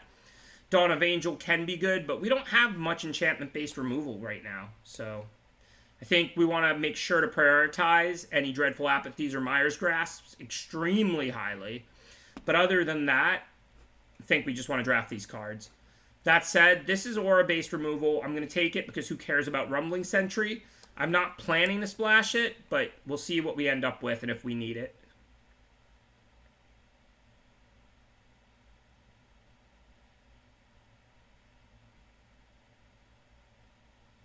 My favorite sets to draft from the last few years are M20 and Dominaria and Modern Horizons. Okay, so now we have a tough choice because If we do go blue-white, we'll really want this one with the stars. If we go black-white, we'll really want this Funeral Rites. Unlike in black-blue, you're not, or black-green even, you don't have that many ways to draw cards while in black-white, and we're looking to play a grindy mid-range deck. I know we've seen better blue stuff, but I think we want to stay the course, and I think Funeral Rites is pretty good for us. Hopefully next pack we'll get rewarded with better black stuff again. There's another nice aura to search out. I don't think this matters much. Just like kind of an okay sideboard card for us either way. I don't think this is going to matter. Sorry, cards, you mean nothing to me. So now, let's see. We got Mogi's Favor, Sentinel's Eyes. We still don't have much good removal as far as auras. But if we do get a single copy of Apathy or Mogi's Favor, we're going to be able to draw it or search it out with Pilgrim. And then we're going to be able to recur it with Rise to Glory. So it should work out pretty well in our deck. So I'm going to grab Dawn Evangel if we get there. And second Dawn Evangel. I don't think these cards matter. Sorry, cards. You mean nothing to me. Is it too late to go blue? What blue cards did I take last pack? Itchy Fish, Naiad, Thrix. Maybe blue-white's still on the table. If there was like a Myers Grasp, I would definitely take that over Kraken right now. But if we're taking black or white cards, what are we taking? We're taking like Lampad. So I think we're definitely going to take Nadir Kraken here. And then we'll see what's in the next pack. If the next pack, the best card is blue, we're probably going to take it. If the best card is a Mogi's Favor, we're probably going to take it. But out of this pack, I see no reason to take Lampad over Nadir Kraken when blue-white is definitely still an option. Okay, there's no Mogi's Favor, and the best card in this pack is Protean Thermitage. This is a really good clone because it only costs 2 mana. So I think we should basically expect that we're switching to blue-white.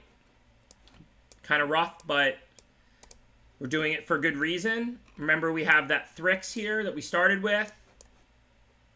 And the Nadir Kraken is broken. Itchy Fish is pretty good. And it's an aura we can search out. So, looks like the switch is on. Maybe we'll splash Final Death and Rise to Glory. Maybe we won't.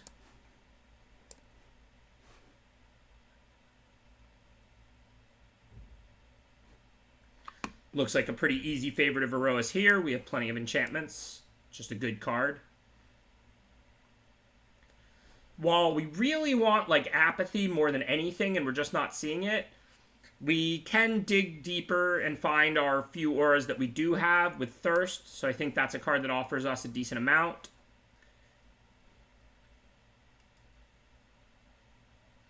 Now, Chimera, just the best card in this pack for us. Again, we need the auras. Starlight Mantle's a pretty decent card in decks like this. It's tricky. It can save your best creatures. The Tutor is unplayable. That card is just really expensive. Unless you're searching for something way more broken than Elspeth Conquers Death, I'm not putting that card in my deck. Now we have a tough pick between Hoplite and Pilgrim. So what can we actually search out with Pilgrim? We have Eyes, Punishment, Mantle, Itchy Fish. So, alright, we have stuff to get. Hoplite, let's take a look at our permanents. White, double white, but it goes away. Double white. We're probably not playing both these Glory Bearers. Maybe one. I don't think Hoplite's that good in this deck. This is a Pilgrim deck. Dreadful Apathy. Super late, but that's the card we needed like more than anything. That's a really nice pickup for us with our double Pilgrim. I mean, our ways to recur it and stuff were more black, but that's still a really nice, really late, really lucky pickup for us. Okay, I don't think these cards super matter. Just grab the hero. Guess Wings is probably a better sideboard card than Rumbling Sentry as main. Do we want the Stinging Lionfish? Flash. Flash. Flash. Flash. That's not a lot of flash. How are we on 2-drops? Not good. Do I have any 2-drops in the sideboard? So we're probably going to have to try and make this Pious Wayfarers work. Which makes me want the Stinging Lionfish, because it's a cheap enchantment creature. I think the Flicker would be good in our deck, but I think we need to play these early creatures. I agree Flicker's the better card there, by a lot. But we're actually really hurting on 2-drops, and it's towards the end of the draft. We have very few, as you can see. So that would be 40 exactly. Are there any cards in our board we really want? Not super. Dawn Evangel would be okay. We ended up getting a decent amount of auras. Is there anything in the main that's bad? These 5s are good. This isn't even really a 5. Glory Bears is definitely cuttable. Naiad is definitely cuttable. Hero is definitely cuttable. Memory Drain is okay.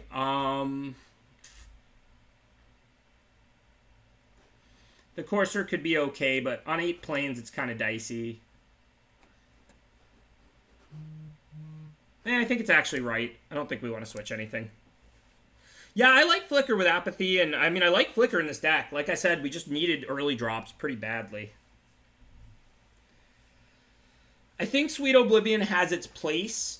I don't think I understand it perfectly, but I think it can absolutely be a legitimate effective strategy in the right spots. Not for this deck. Like, we have win conditions, we have Kraken, we have Elspeth Conquers Death, we have Thrix. We're going to have to mulligan this hand because we only have a Lone Island, but we have 3 rares that are good and all in our hand. Another nice hand. So we're on the play, so I don't think we can go to 5. Probably just keep this, bin like the Mantle or something, and then hope we draw lands.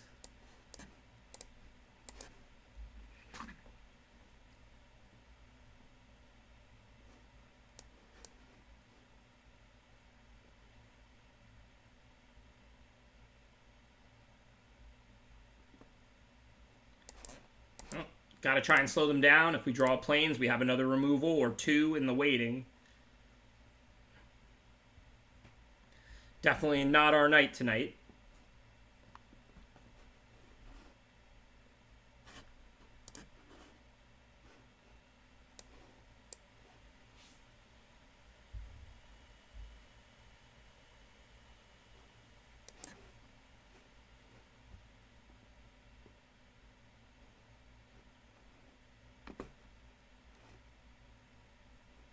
Alright, we're online. A little behind, but online. If we Pilgrim, we can go get the Mantle or like Sentinel's Eyes. That doesn't seem exciting. They do have a 6/7, but hopefully by the time they cast that, we can Elspeth Conquers Death it. So I think I'm going to Apathy the Spawn. It's still a pretty good target for Apathy since we can exile it.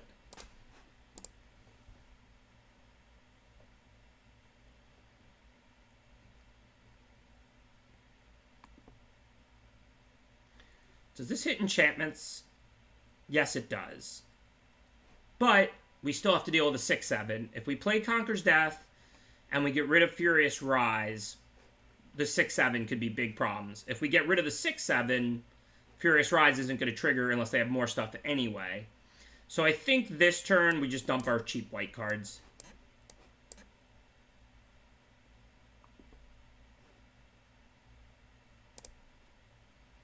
Oh, I forgot we had the Punishment. That's probably better than the Mantle or the Eyes right now. Not exceptional or anything. Not a bad card to search out, though. This is only from our graveyard, right? Return target from your graveyard. Yeah, so we need some stuff to die.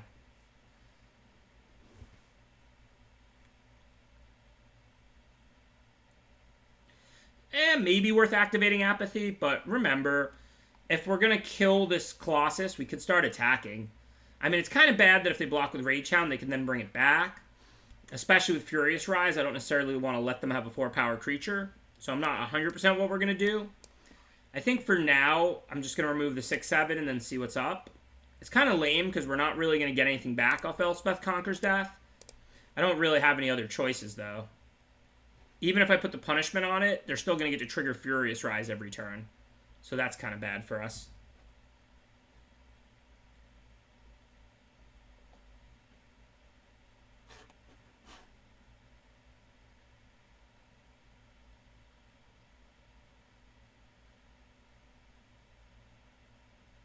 Just don't know how we can win this game. We're like losing on all angles. Their creatures are better. I mean, I can punishment the 6/7, but even attacking isn't particularly profitable. This doesn't bring back enchantments. Not going well. For now, I'm just gonna pass the turn, because if they attack, I can just chump block and then get back my creature with a +1/+1 counter. So what I'll do is block with Pilgrim, and then it'll come back and search out like Starlight Mantle or Sentinel's Eyes. Now that's good for me. It's not going to make much of a difference. Like, we're still losing by miles, but for now, there's not any reason to punishment, because I'm not scared of the 6/7 attacking me this turn. I didn't want to attack them, and I can't stop Furious Rise from going off, so the punishment wouldn't have made any sense. Let's just go ahead and exile the spawn. Oh yeah, I don't like our chances at all. We might have to deck them. That might be a way we can win this game. So especially knowing they have Erois' Blessing, we'll go get Starlight Mantle here. And yeah, I'm just going to play really conservatively and defensively for now. I mean, I know they're drawing all these extra cards. I mean, I assume they were only playing 40, so they're already down to 15 cards in their deck. And we're still at 20 life. I don't think we're likely to win, but maybe we can deck them. You never know.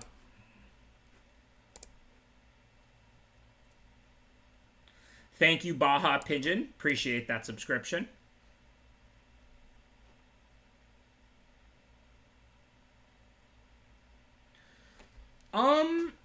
If you punishment early, the card just gets freed up.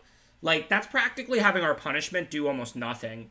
Like, now when we punishment, the creature will stay dead for most of the meaningful part of the game. If we had punishmented early, I don't think that would have been a good play. So we have 8 lands, so I can play the Eidolon and then just block with it and sack it and draw. So that gets us through another turn. I actually think there's a realistic chance we're going to deck them. I mean, it depends on what their spells are like. They still have a lot of spells to kill us with. But Furious Rise is going to go off anytime they play the card. They have 12 cards left in their deck. Definitely think it's a game that is winnable through decking. I'm not saying we're a favorite. It depends a lot on what their last 7-8 spells that they're going to cast are. But we're here at 20 life on turn with them having 12 cards left in their deck. Life could be worse. And we're about to draw 3 more cards with Eidolon, so we'll have some ammo, hopefully. Rise is not optional, I don't think. No, it's not optional. So, I definitely feel like there's a reasonable chance we could deck our opponent this game.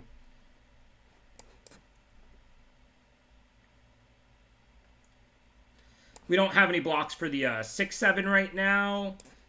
So, but we can double block the 4/4 with like a 3/4 and a 1/2. So this looks like about the time to punish the Colossus.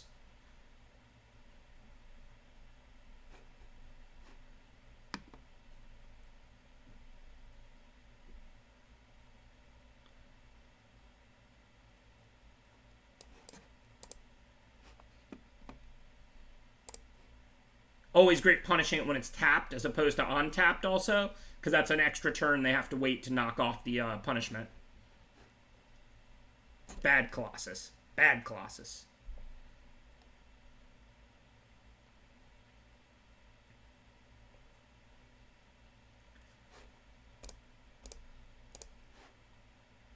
Yeah, I mean, they had the Return to Nature there. I'm not happy about that. I'm actually more unhappy about this Blessing. I was going to be able to double block the Band Brawler, but now I don't have a block on that. So even after they freed up the Colossus, I was like, all right, we'll take 6 this turn. We'll double block the Brawler. That hurt, what they just did. Now all we can really do is chump to save 6 and take the rest of the damage. So we definitely need some more ammunition now. But the opponent did just dump the Mother Load, so we'll see what they have. Hopefully we'll draw spells. Could definitely still be a close one.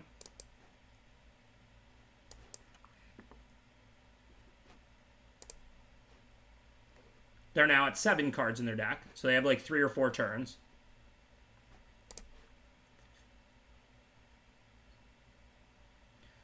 So let's see. We can't kill a 6/9. We can gain 2 life. But we could just start hitting them in the air and gaining 2 every turn. So we're probably better off just double blocking like that. And then just take the hit for 6.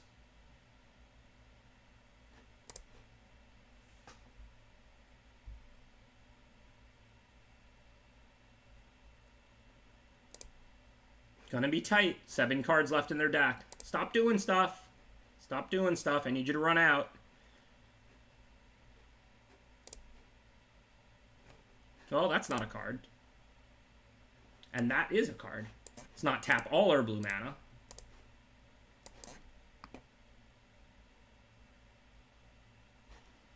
I wish that we didn't have to choose here. I want the Omen pretty bad. I think the Omen is better than the Thermitage right now. So I think we're probably going to discard Plains and Thermitage.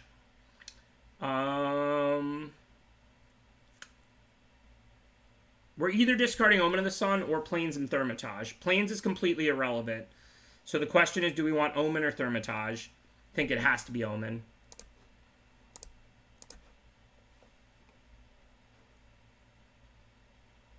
I don't see why we would just concede. I think we're an underdog, but I think we might win this game. I think it's going to be, like, pretty close. They're now at 6 cards in their deck, so they have, like, 3 attacks left.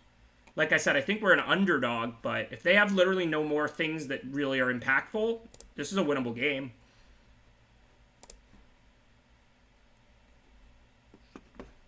So now they're down to 3 cards, but they get to get the Band Brawler back.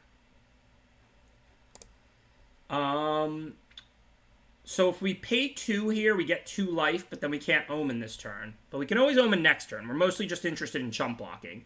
So we don't necessarily want to pass on 2 free life. The big question is, will we survive? We have to look at this whole board.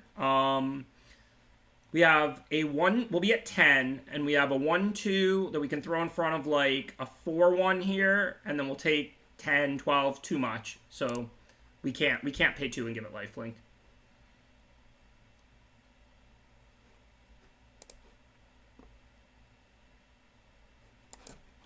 So they get 2, 1, 0 out. So next turn is their last turn.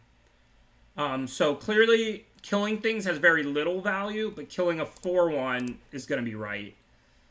And then I'm going to set an upkeep, stop, to scry. Other than that, they have a 6 power, a 2 power, and all 2 power anyway, so we might as well kill one of the 2 powers. And then I think we want to chump the 6. This means we'll take 2 and go to 8. And then if we can find like a blocker for the 6-9, next turn we'll take 2, 4, 8, 10. So we're still going to die.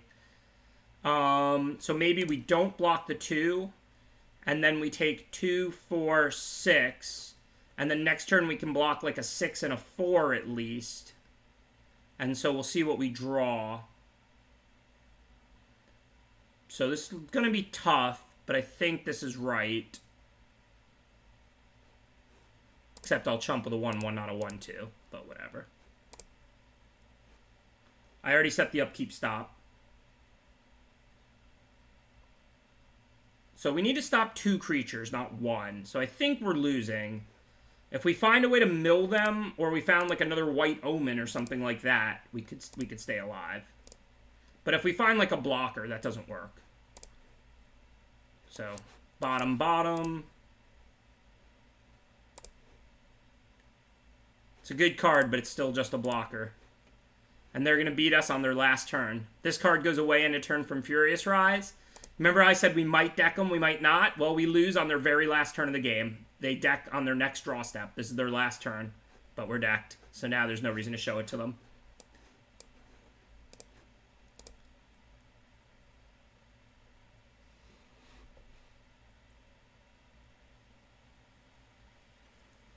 Oh, I see what you're talking about with the camera frame. Let me play with that very briefly.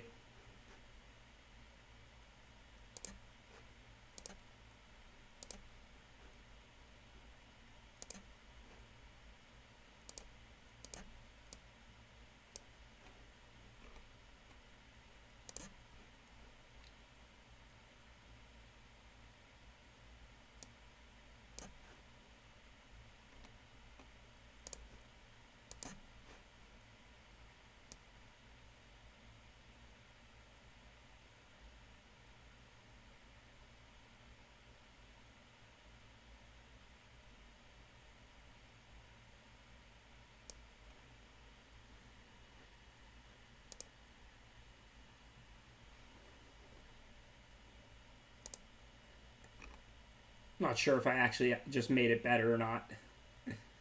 But whatever. Okay, so... Yeah, we could try and Sweet Oblivion them. If there was going to be a time it would be right, it would be against their deck with their Rise and their Furious and all of that.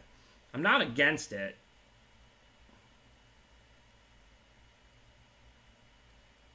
Do we want to go trying to deck them? Because then maybe we also want to bring in Rumbling Sentry and Memory Drain, if that's the case. Take out our little aggressive cards.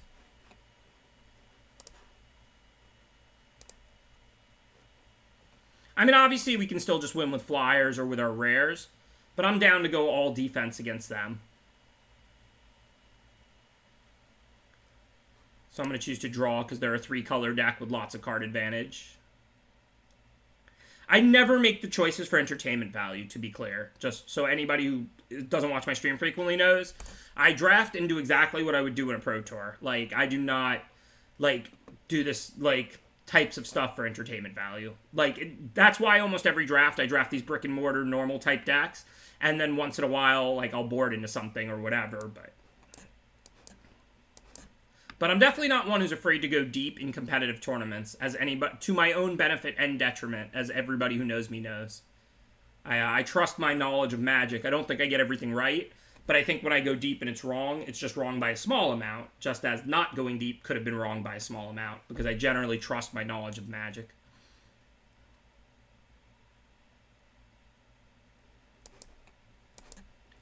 Alright, for now, put out the Thaumatage. The question is, do we want to trade it for the Skirmisher if they attack? Probably not. We can turn it into a Glory Bearers at least next turn, and the opponent's deck is full of 6/7s and things like that. So I think we just have to take another hit for 2. Heliod's Punishment's pretty good. The whole key is not using it early. Like, if you play Heliod's Punishment when the game is going to end over the next 4 turns, then it's just 2 mana Destroy a Creature, which is a really good card. So you don't just play it at the first opportune time. You hold on to it as long as you can reasonably, and then you play it, and it's pretty effective.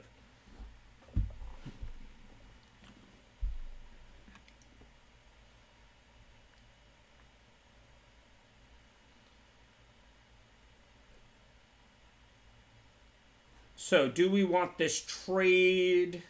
Not really, but just taking one a turn otherwise, and Naiad stops Skirmisher. I mean, we could attack back for 3 and play Naiad. I mean, even though they have a pretty big life total advantage, it's probably worth taking 1. Ooh, even better. Now we can just ambush Skirmisher in combat with Thrix. The Sudden Storm.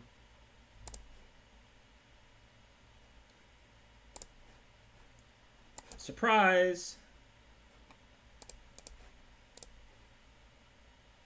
Okay, then.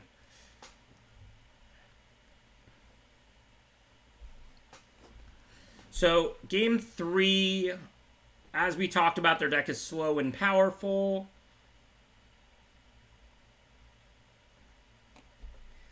I don't think there's much to change. I mean, we might want Sentinel's Eyes in here. I think the counter's pretty good against them. They have multiple 6-drops and all that card drawing. Sentry looks like a pretty good blocker, although it doesn't line up well against their 6/7s. Maybe I'll take that out. Slip back in Sentinel's Eyes.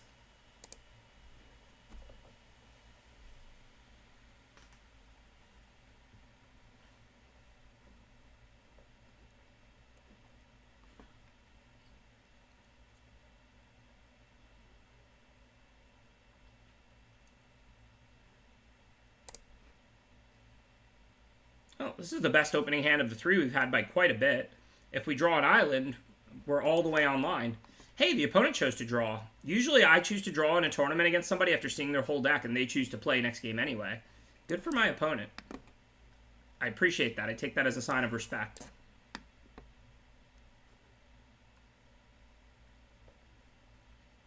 So, Lionfish is pretty bad in our deck, so I'll probably just trade it for the Moss Viper if they attack. I wouldn't trade it for an ordinary 1-mana 1/1, but Death Touch makes that a pretty effective card, especially when we have a growing beast here if this lives. So there are some rares you try and bait removal, you try and wait on. Nadir Kraken is not one of those rares.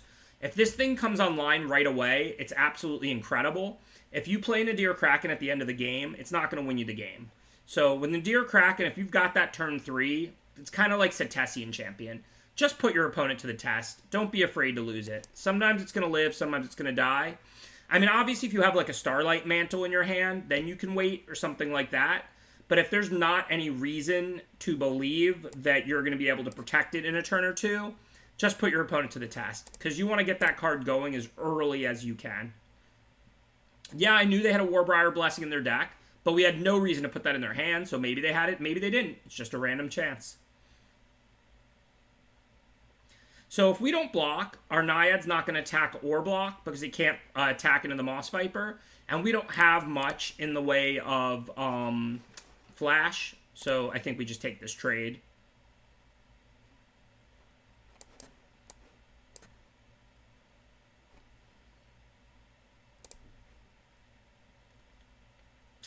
Definitely just want the removal, I think. They have a Furious Rise out. If they play any sort of a 6/7 or 4-power creature, we want to be able to get that out of there.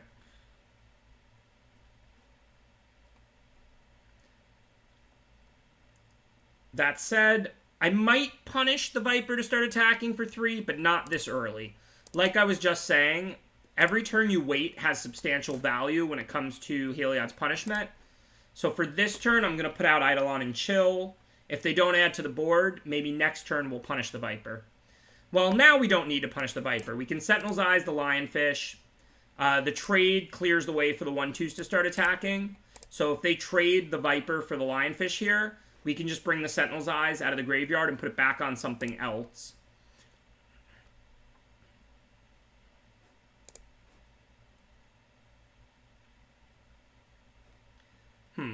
Not what we wanted to draw at the moment, but okay. Think punishing the Dryad now makes sense. Then we can keep pressing for 4. And again, if they trade Moss Viper for Lionfish, I'm pretty happy about that. Because the Sentinel's Eyes will come right back out of the graveyard immediately. And then if they don't, then they're taking a lot of damage. If they do, that clears the way for these 1/2s. Actually, I shouldn't bring it out now, because if they play some decent-sized ground creature, I'm going to put Sentinel's Eyes on the Transcendent Envoy. But I can't put it on the Envoy, because if they have removal, Envoy's the creature they want to kill. So I'm just going to wait.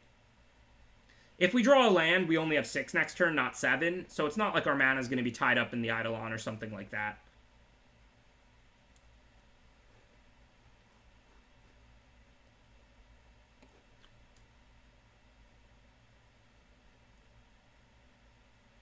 Loses all abilities. Does it include your lands tapped for black? Whoa, I didn't expect that. Alright, though they didn't do anything, so now it is time to put this out on Pilgrim, I think.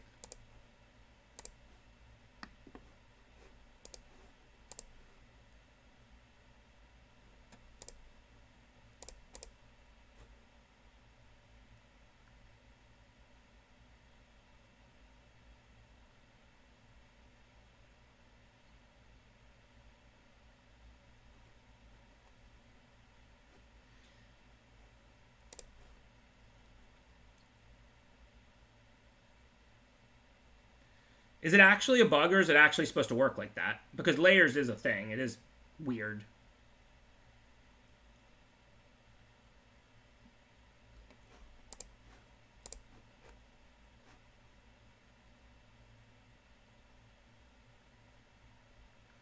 So for now, that doesn't have reach. This is a 1-turn clock. So I think we just want to hit them for 2 in the air and play Glory Bearers. They probably have some way to deal with this with all the cards in their hand, but let's make them have it. Let's make them use it. And then, of course, even if they do that, next turn, we have the ability to Apathy the Brawler, so they also have to stop Glory Bearers. So this makes it tough on the opponent. They need to kill the Envoy, but they also need to mount a defense for Glory Bearers.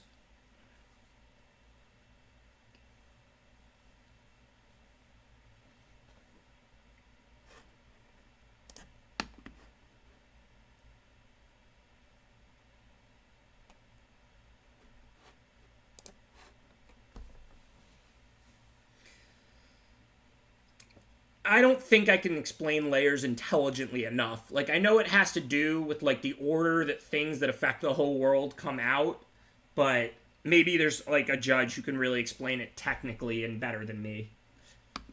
For now, they're going to have to kill my creatures or they're going to die, so I think it's a good time to get Elspeth Conquers Death online. It's a lot of mana. We can use it and get rid of the 4/4. If they have the cards to live through this turn, that definitely involves putting my creatures in my graveyard, and then I'll be able to get them back with Elspeth.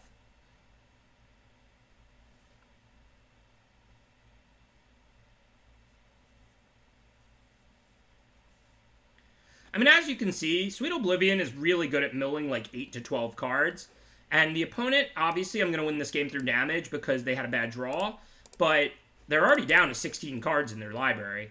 I think the Sweet Oblivion plan was good against this opponent. They were playing an exactly 40 with Furious Rise, Relentless Pursuit, Funeral Rites. Like, this opponent is not scared of milling through their deck. So they stay alive because of the Erebos intervention. But as we talked about, they do have to kill a creature to do that. So now we can bring back a 2/3 flyer in a couple of turns. If they manage to continue to survive.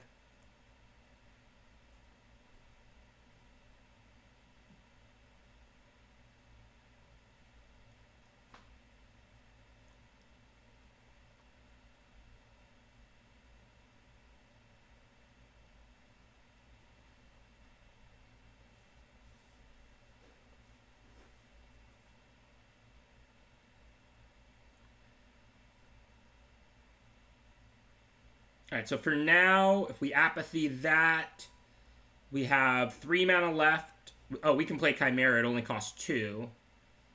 So it looks like we can pretty much do it all. I mean, we're not going to Sentinel's Eyes, I don't think, because we need creatures in our yard to bring back with Elspeth next turn. But I think I'm happy enough to Apathy this 4/4. Hit them for 1 and play Chimera.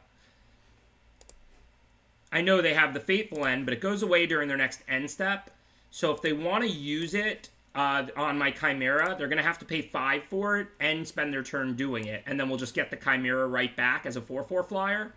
And if they don't use the Fateful End on the Chimera, then, well, they might die to the Chimera. So we'll see what they have. I don't think we can lose this game, because even if they stabilize with removal for my creatures, we actually will just Sweet Oblivion them out. They're at 13 cards. We're at 16 life. They're losing 2 cards a turn. And this is going to mill 8, like, in 1 turn whenever we want. So I actually think, like, we're probably just going to win this game without the Sweet Oblivion. But I think the Sweet Oblivion just makes us, like, 100% to win. I mean, close to it. They could, like, make me discard it and exile it or something. But so they did that, which is a good sign for us. It means they probably didn't have another instant removal to kill it on my turn, because now we can get it back as a 4/4 flyer with Elspeth Conquers Death. Loyalty is good, but I'll take size. We can no longer attack. We'll just sack the Eidolon and draw 3. I think we are probably going to deck them. I mean, they're dead to the Chimera if they can't kill it, but if they do kill it, we'll just get our mill on. Fateful End killed the Chimera, but the Fateful End goes away during their end step thanks to Furious Rise, so they had to do it on their turn, which meant the Chimera comes back again thanks to Elspeth Conquers Death. So that sequenced out pretty well for us.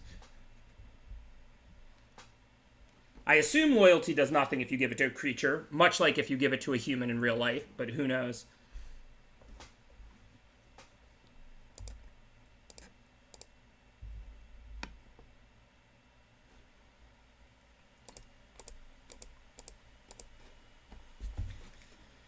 So yeah, we did board in the Oblivion, and I think it was a good board in. I think that there's a very good chance we can mill 8 to 12 cards and win the game with that against an opposing self-mill deck.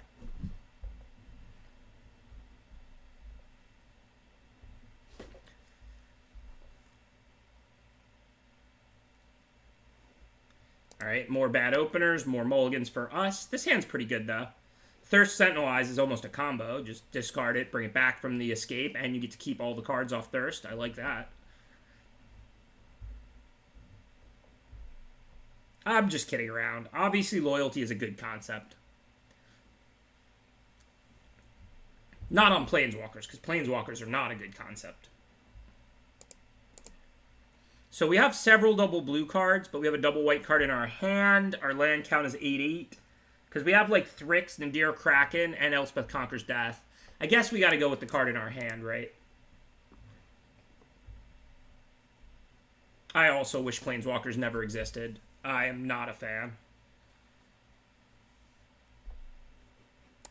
And, of course, we immediately draw the busted double blue 3-mana card, but that's all right. We'll thirst into an island. So normally, if I didn't have Nadir Kraken in hand, I would play Favored right now over Thirst. But I think I just want to Thirst because I already have the Eyes to discard. And if I find an island, which there's a lot of in our deck, of course, then we can put out our Broken Rare and end this game quickly.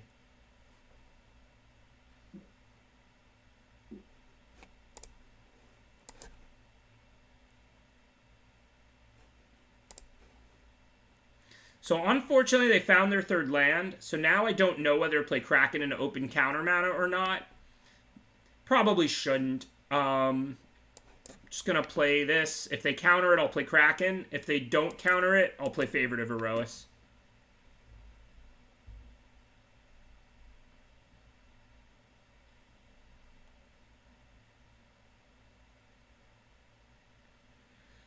Okay, well, similarly to last turn, we can start by making this Favorite of Erois into a really good threat by giving it +1/+1 and double strike. If they do anything about this, then we can resolve Nadir Kraken. If they do nothing about this, then I'll probably not play it.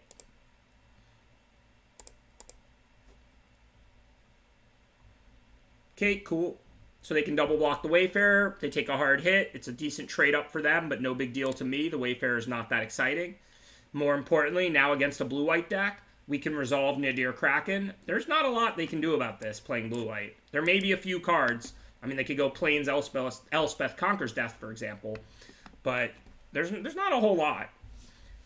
Itchy Fish, the common, doesn't make you lose abilities, right? It just turns you into an 0/1. So Kraken would still do its thing, I think.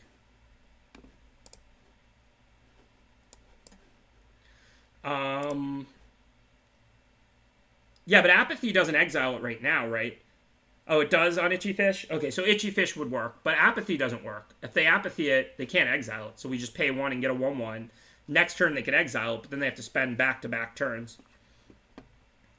So I don't think I want to attack with their mana up here. It's a little too risky. Hey, I get rares too. Rares suck, but it's not fair if only my opponents have them and not me. Take it easy.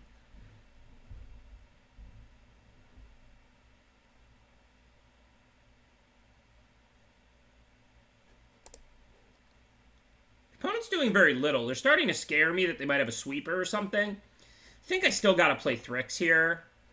I do get to tap their blocker, get to set up a nice attack this turn. See if they do anything.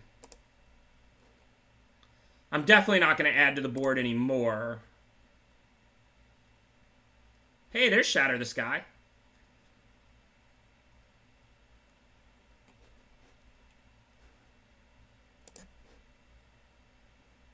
That's pretty cool. So since I drew a card as the Kraken died, I guess, I got to get a 1/1.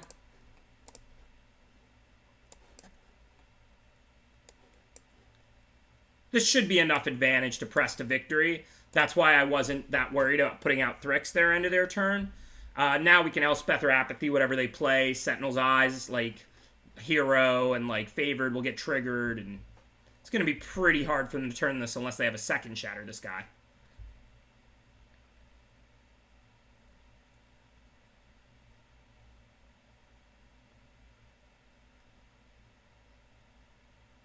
Well, some decent stuff there. So we can't kill both their creatures right now. We really want to Apathy the 3/2 token, because then the 2/3 will just sit and play tapped.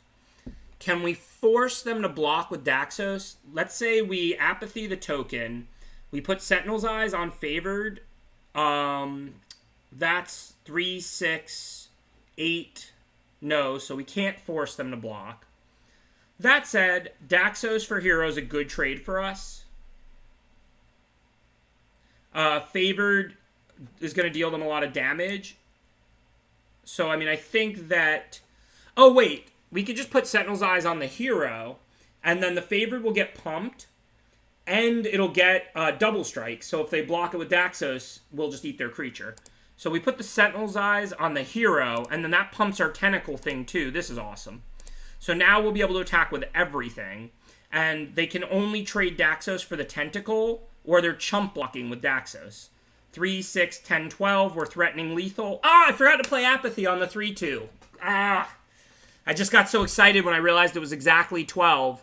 I forgot, we're supposed to Apathy the 3-2, and then Daxos has to either trade with the Tentacle or chump block. This is way worse for us, but it's still right to attack, but this is way worse. I got so excited when I realized it was exactly 12 and Daxos was going to have to basically chump block or just trade with the Tentacle. I mean, this isn't, like, horrible. It's not even really that big of a deal. We get to get the Sentinel's Eyes back next turn anyway, and that exchange was positive. But we still should have just tapped the other 3 mana that we have here untapped, and then we would have been able to play Apathy on the 3-2 and be in the same exact spot. And now we might lose to Dream Trawler because of the difference in that misplay last turn. So let's say I tap... well, they're just dead, right? Assuming I have 2 cards in the yard and enough mana. Yeah, which I do.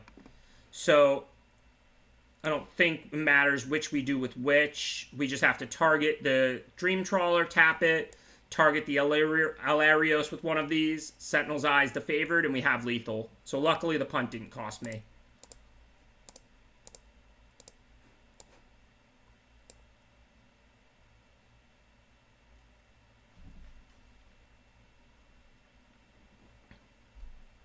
See, that's exactly another one of those type of punts I'm talking about, because, like, I planned all of that, figured it out, and then just went to combat because I was explaining it, and I, like, forgot to cast the Apathy that I knew I was supposed to cast. I'm not saying it's whatever, it's a punt, it's cool, it's all good, but, like, that punt I wouldn't make in person. Like, some of the times I've dealt, like, 1 less damage through missing, like, that I could deal an extra 1 on a complicated board, I would make that same punt in person. I just missed that I had a better line to deal 1 extra damage. But when when I figure out that I have exactly 12 if I kill both their blockers and all of that, and then just go to combat, that is because I'm explaining things. Not really making excuses, that's just the truth. Everybody plays worse on stream. Also, who cares? But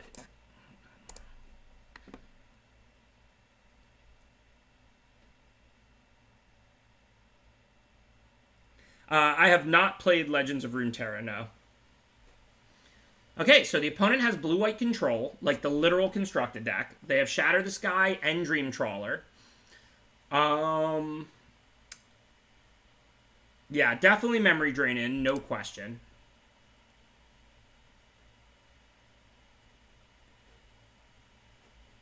Any anti-aggro stuff can obviously come out. I don't know if we really have much that's anti-aggro, though. No, not really. We want stuff like our Wayfarers in this matchup. Yeah, Omen could come out. It's not great.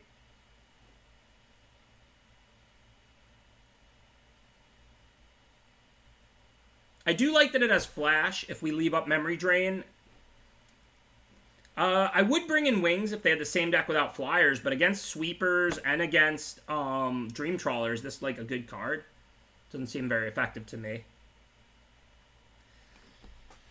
Yeah, the Black Splash would be good in this matchup, to be honest. I don't know if we want to do it or not, but it would be good. Yeah, Glory Bearers can come out. This is a good blocker. It's not like a good attacker. I think Glory Bearer is a pretty easy card to take out.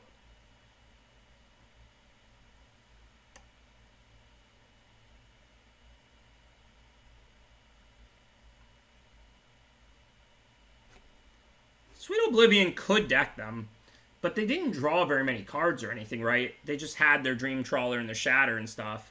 I think this is much better against Self-Mill.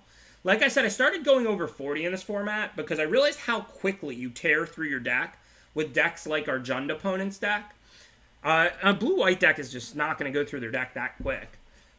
I'm not saying we can't beat them by milling 12 cards, but that's still 28 they have to have gone through.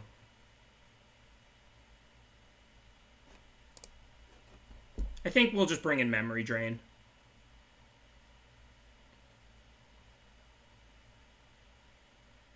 You're dying. If they're drawing 2 cards a turn off Dream Trawler, you're dying before you're decking them. I think I'd rather be the aggro deck in this matchup, especially backed by Memory Drain and Thrix, which is a nice flash threat I can play on a turn after they don't Wrath.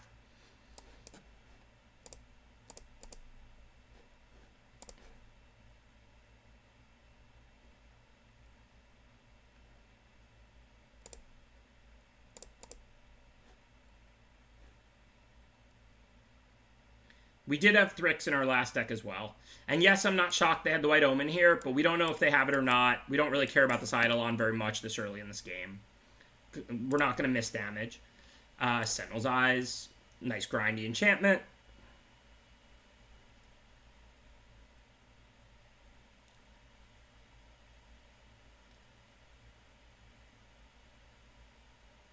Thanks for resubscribing, Dark Pick. Appreciate the support.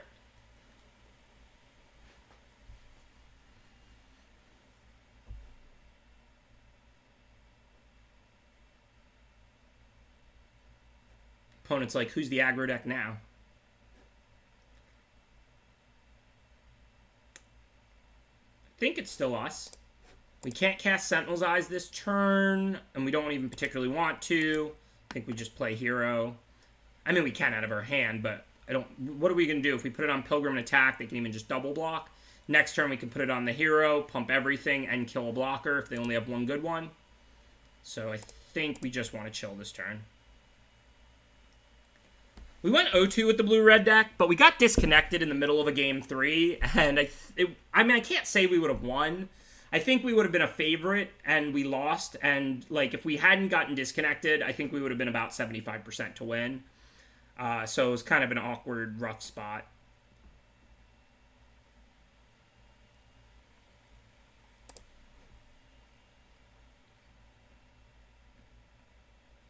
All right, well, now that has Sentinel's Eyes on it, we want to use Apathy in particular, because then the Sentinel's Eyes just stays trapped there.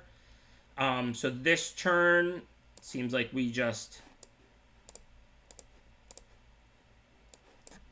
start by Apathying the Favored. See if this resolves. We didn't actually see a Deny the Divine last game, I don't think. They might have one. They are a controlling deck, but who knows. And then we'll go ahead and try and pump our Hero, because that's what you do with heroes.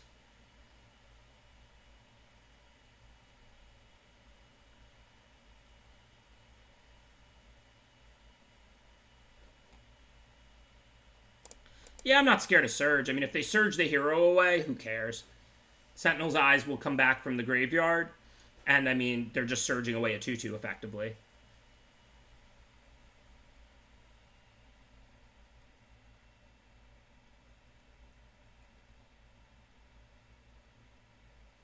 Yeah, it's Stern, but again, Stern goes away. Like, cool, they bounced my creature. Now their Stern Dismissal's gone, and I'll replay my creature.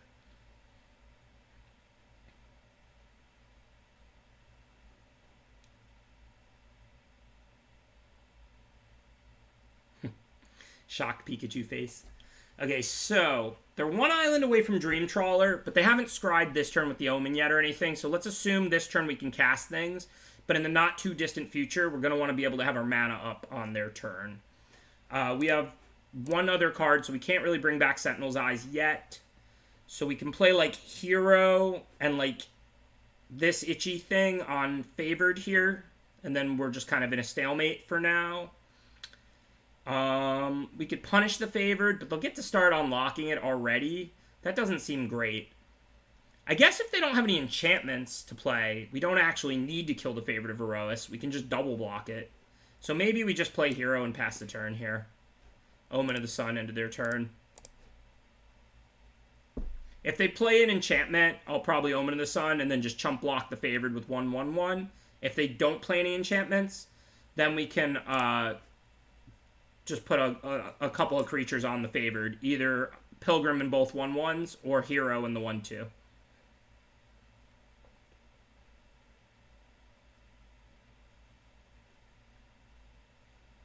But I think, knowing that they have a Dream Trawler, 2 cards in hand, and now they're going to get to scry, I think we want to chill.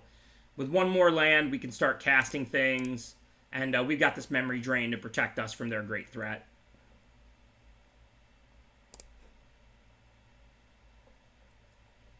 Remember, we don't have Dream Trawler, but our deck's pretty loaded too. We've got Thrix, we've got Elspeth who conquers death, and we've got Nadir Kraken. So we're not that scared of going to the late game.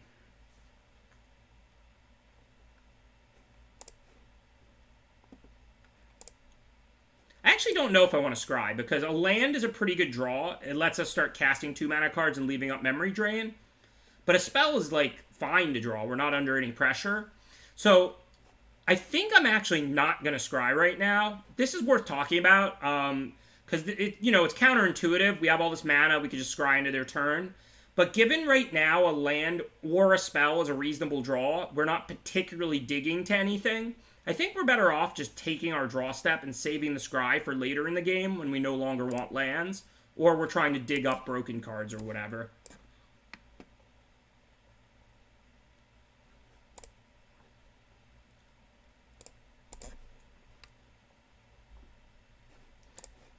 It's a nice card, but I'm not going to counter it. Memory Drain is basically on lockdown for Dream Trawler. We're not winning this game anytime soon, but our library's pretty powerful. I'm just going to sit around. I mean, if they force me to Memory Drain something awesome, or if we can get into closeout mode, of course I'll Memory Drain something else. But otherwise, we're going to assume that they're holding Dream Trawler, and we're not going to Memory Drain stuff we don't have to.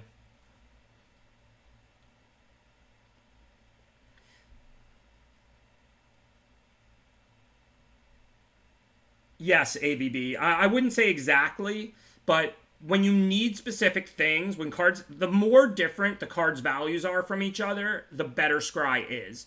So, like, for example, if you have a card that has scry that you could play on turn 2, or you could do something else, if your hand has 5 lands, or your hand has no more lands, scry is pretty good on turn 2, because either you're going to bottom any spell looking for a land, or you're going to bottom any land looking for more spells.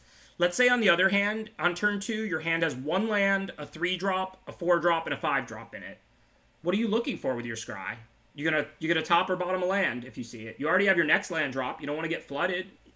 So that scry has more value when the cards when you're looking for specific things, when the cards have different amounts of value. But if a land or a medium spell is a comparable draw step, scry doesn't offer a lot in limited. So now let's just itchy the flyer.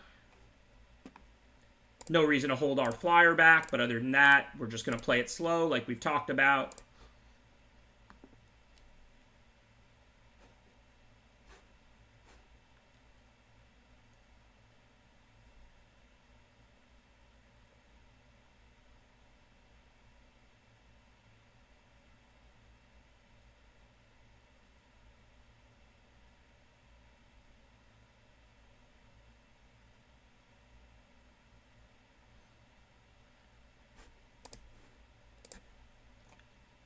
Good, but not good enough. We are not going to be memory draining that card right now.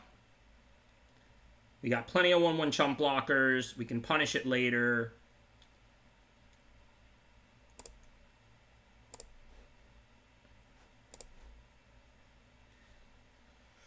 And remember, it only has double strike turns they play enchantments. So on other turns, it's not really a problem.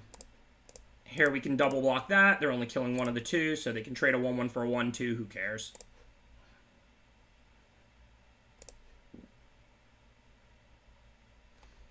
What I do think we want to do now is scry into their turn or thirst. I don't have an enchantment we want to discard, but I don't know how that's pretty much ever going to happen. We could start stockpiling lands. We can only cast 2 mana spells and leave Memory Drain up, so that doesn't leave us a lot of options. I think we just want to thirst. So we could punish Favorite of Erois, but it's just going to get unlocked eventually. I don't think that offers us a lot.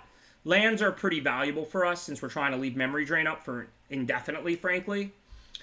So I think Thirst, discard that punishment. Now we can cast a 3-mana card.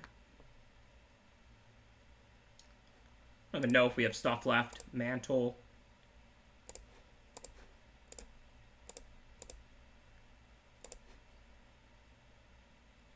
Can't chump forever, but we have some other stuff to do too. We'll draw Elspeth Conquers Death, Thrix, or Nadir Kraken sooner or later. We're already over halfway through our deck, and we haven't seen any of our 3 rares yet. Nah, we can beat that too. Next turn, we'll just use, like, Pegasus with Mantle, Eyes, Envoy, whatever to block that. Remember, the Favorite of Erois only has double strike turns they play enchantments. Like, right now, if they attacked with it, we would just triple block. So it's not like we have to chump it every turn. Alright, now we can scry, because now we can bottom lands. We don't need lands anymore. So now is the time to use the scry. Send 2 lands to the bottom that we didn't want to draw anymore. If we play Sunmane Pegasus, that leaves us a nice double block on the Chimera.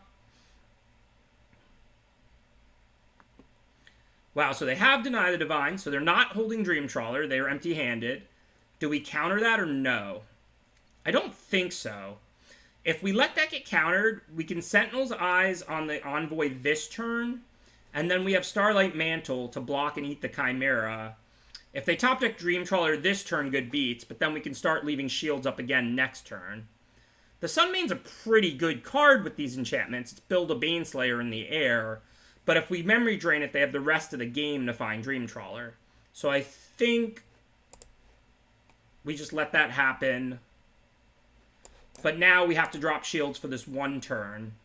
So hopefully they won't top deck Dream Trawler or anything amazing this turn.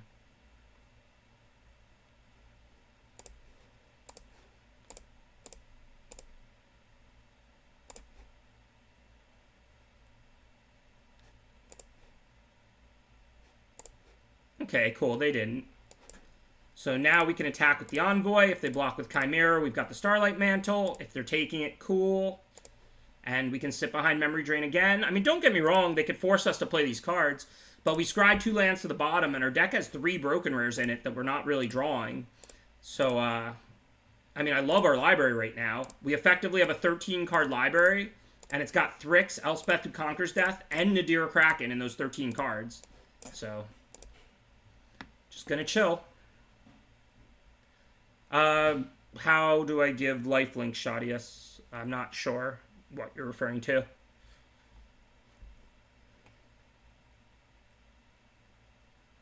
Definitely Myers Grasp, a literal god.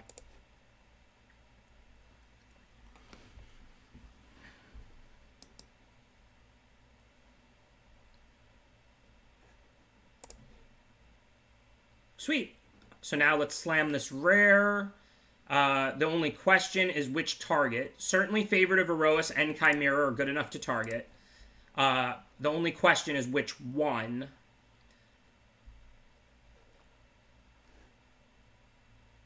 If we hit the Erois, the Sentinel's Eyes goes to the graveyard, though, and then they can put it on the Chimera. So I think we want to hit the Chimera.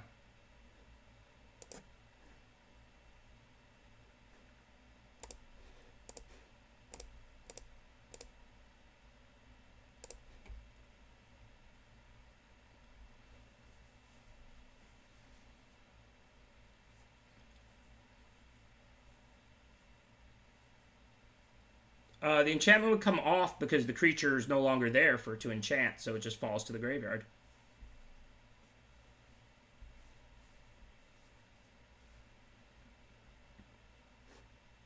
So they have Shatter the Sky, too, but of course we're not really that concerned about that. This is quite the grind. We're also decking first, but again, we have Thrix and Nadir Kraken to win with still. As well as, I think, Chimera is still in our deck also, if that didn't get countered or killed early. Just our own Daybreak Chimera. Right now, we can't get back much. We can just get back an Eidolon. I mean, drawing 3 would give us a lot of gas. Again, we have to make sure we kill them before we deck. But we're in a decent position to do that. We have Starlight Mantle to protect our bomb rares, Thrix and Nadir Kraken. They also do have a Shatter the Sky that we know about. I don't think there's any enchantments left to get with the Pilgrim. There might be something. But I think we got them all, actually. But for now, I'm content to keep poking for 2 a turn. We can play Nadir Kraken. If they shatter, we can just get it right back. If they don't shatter this turn, then we'll have our Nadir going.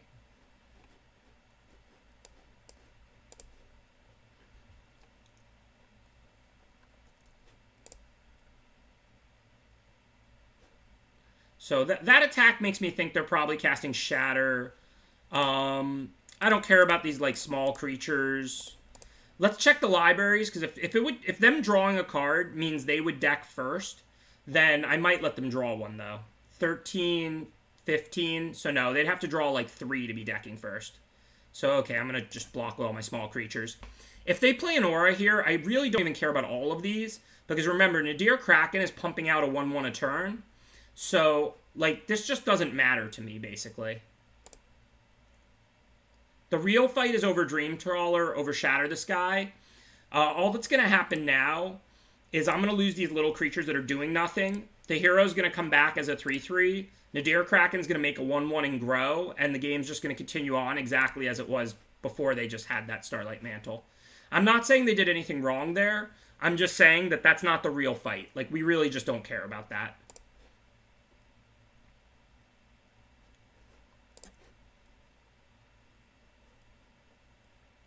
The question is, do I want the Eidolon or the hero?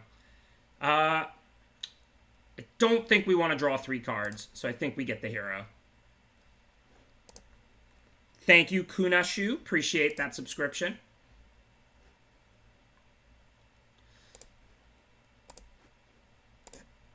And let's see. We don't want to block with Kraken, but we can definitely double block this with like Transcendent, Envoy, and Hero. If we play Chimera, that just invites Shatter the Storm. So I think for now, we'll just chill because we're good on board. We have a growing Kraken, and we're hitting for 2 a turn in the air. So we're favorited on board, and we know they have the Sweeper because they played it in Game 1. We don't know if it's in their hand or not, but I'm not opposed to playing this game nice and slow for now.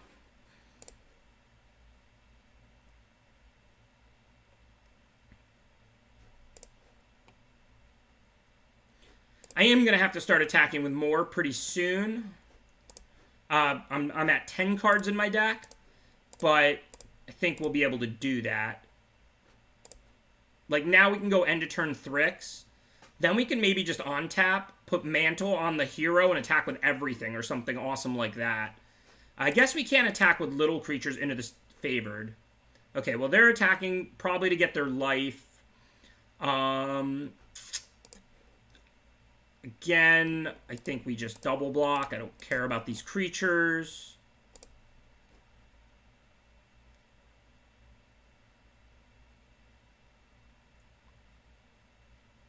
Sure, whatever.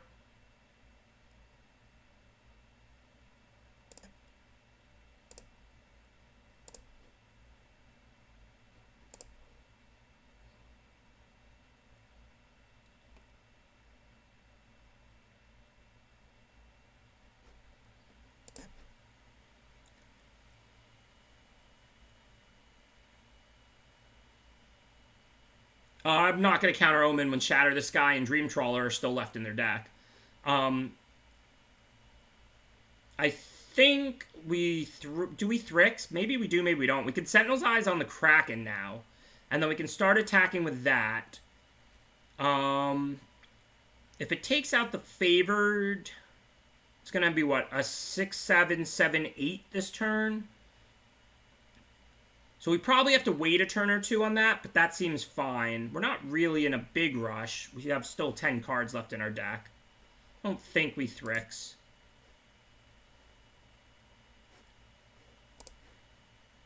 I think we want Sentinel's Eyes on the Kraken.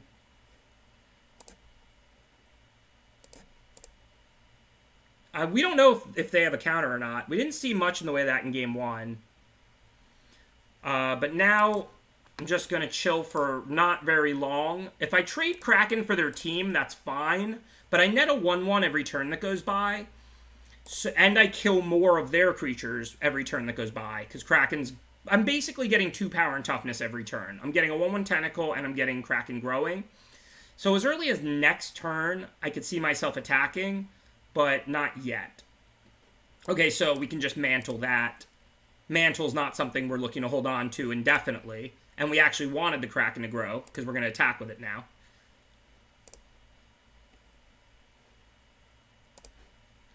So now we can attack with our 9-10. If they block it with everything, they can kill it. But we'll also just wipe their team. So that's fine for us.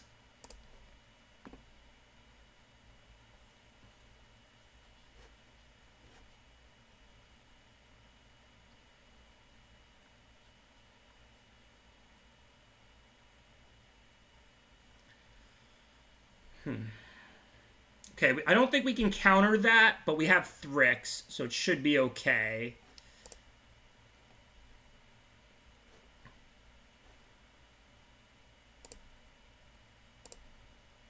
Just chump that now with the 1/1. Play like Thrix end of turn and like one more creature. Can't do anything about that. What are we at? 8 cards left? What a game. So this has double strike this turn because they played Apathy. Thank you, Jericon. Appreciate that subscription. So we just chump here. It's going to be close. We might deck. I mean, they still have Dream Trawler and Shatter the Sky. Depends what else they have. But now that they took care of our one good threat, we'll Thrix. And then I think Eyes on the Thrix. Pretty much no reason not to do that.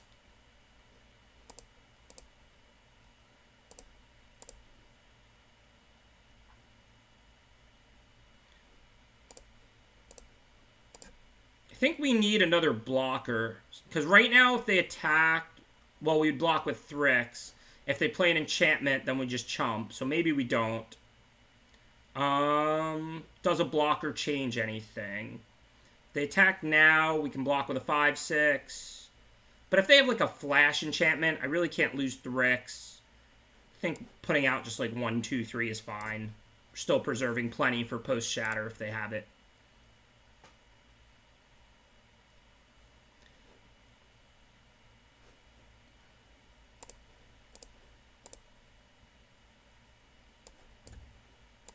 It was a weird game. 5 a turn is no joke. We know they have Dream Trawler and Shatter the Sky.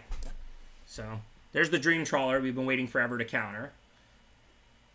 Don't think those are great draws. I mean, I know the bottom 2 are islands, though, right? If we haven't shuffled. So I guess maybe I'd rather draw those than draw the islands first. Those don't do very much for us, though.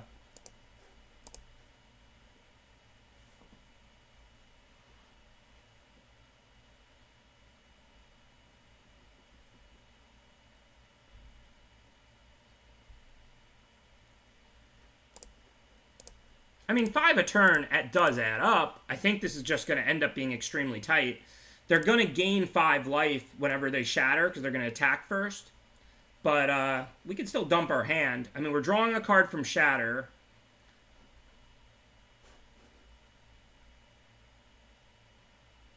I wish I had more life and I could just let this hit me and them deck first, but that's not an option. Also, them gaining 12 here is kind of a problem. Well, they only gain 6, sorry. The double strike, the second half doesn't do anything. But it's still kind of a problem. So we're at 4 cards, and we're at 4 attacks. But they can definitely gain another 5. So I think I have to play more stuff now. So, gonna hit for 5 and just play Chimera. If they shatter here, then we can dump the board.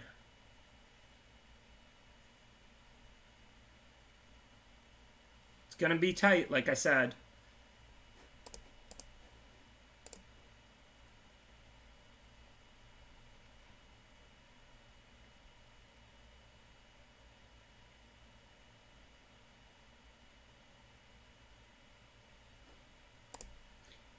No, because if they gave the favored pro-white, it would knock off all the white enchantments.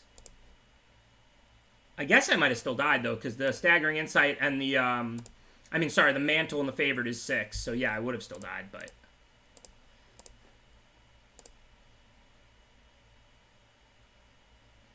So, I guess we need to put out, like, a white creature.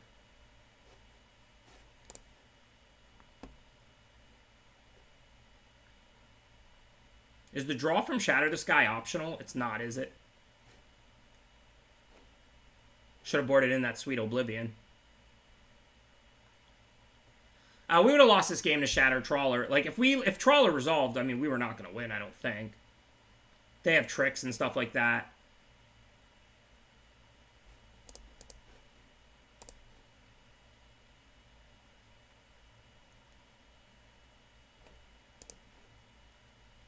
I think we just drew our rares a little too late. Remember when we had 18 cards in our deck and all 3 rares were still in?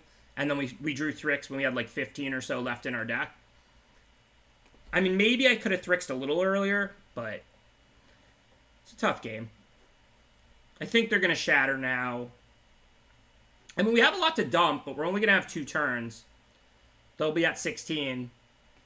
I don't know. We're probably going to lose. I'm not 100%. So we can, like, have a favorite of Erois, make a second one. We can put out Wayfarer, and then we can preserve the Lionfish and the Sentinel's Eyes for the following turns to trigger the Eroises. Really just comes down to what they have.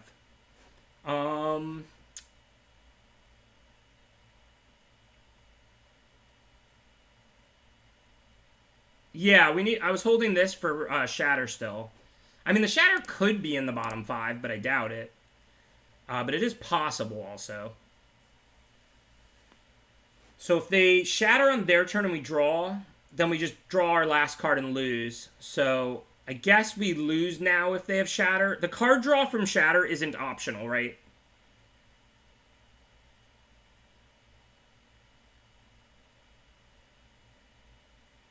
I can make this a copy of any creature in play. Can I do anything with that?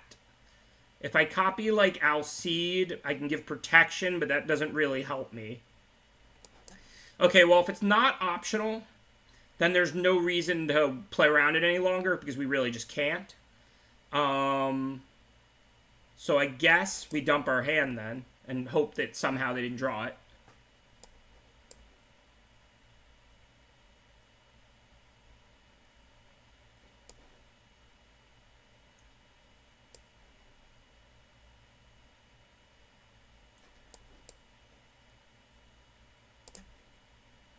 So let's just pump flyers.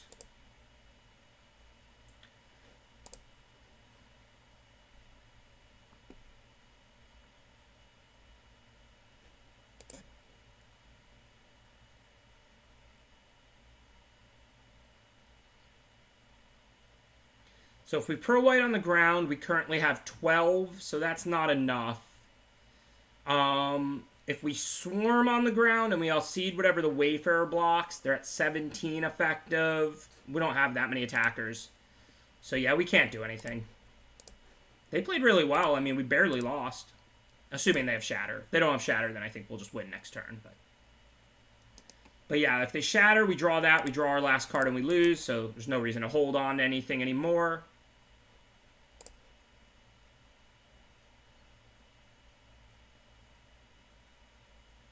There's no way for me to shrink Thrix, right? So that I don't draw a card. I don't think so.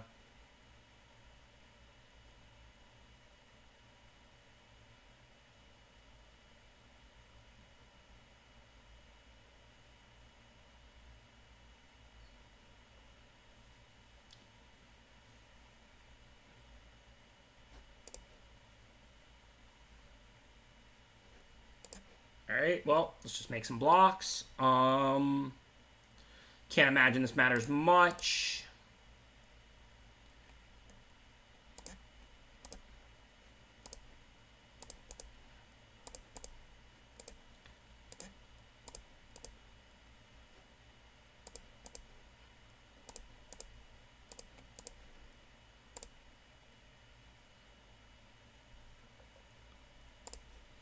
I mean, I'm not going to take it because of tactics or whatever, but if they didn't Shatter, they were clearly dead.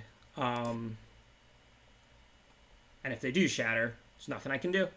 Who knew the draw card from Shatter could cost you a game, potentially? I mean, they would have tried to wait one more turn on all of this. But that was awesome. And this is why grindy control mirrors are the best thing in all of Magic. How great was that game? And that's exactly a perfect example. I believe Paulo wins that game. You ask me, like, how is Paulo better? What makes him better? I think he would have won that game.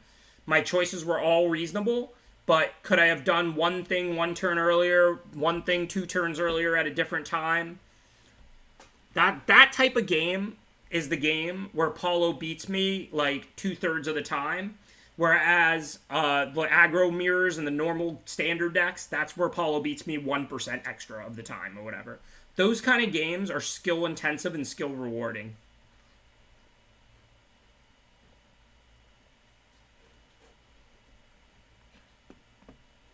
Alright, well, I think the game definitely has the potential to go that way, so I'm sold on the Sweet Oblivion. Other than that, don't think there's much to change. Just going to take out the Omen. Well, if I bring in the Oblivion, Eidolon's pretty good, because I can draw 3 and I'm still going to win the decking war. So, I mean, the downside of Oblivion is it does nothing aside from decking them, but it makes me want to have card drawing more, not less. This hand is tough. I mean, I chose to draw. We've got a white 2-drop, but there's only 8 islands in the deck. I think we got a mole here.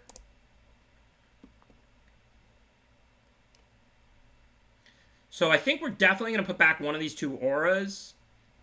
The mantle can protect the Kraken, so I think it's the punishment.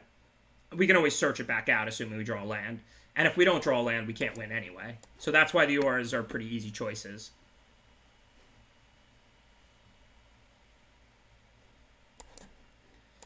Well, land is good. I would have greatly preferred island, but I can't complain about plains.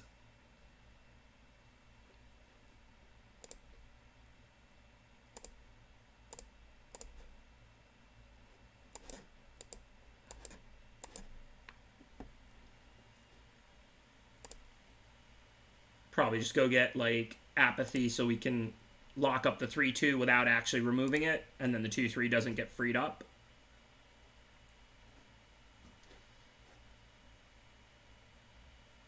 I guess we could double block. We're a million turns away from the Eidolon. We're currently 1-0, and this is game 3 in round 2. So if we double block, a 2/3 gets freed up. We lose our Eidolon, which is like medium value. And I'm just going to take the 3. Because we also have 2 Pilgrims to double block with next turn. So it's not like we even have to Apathy that.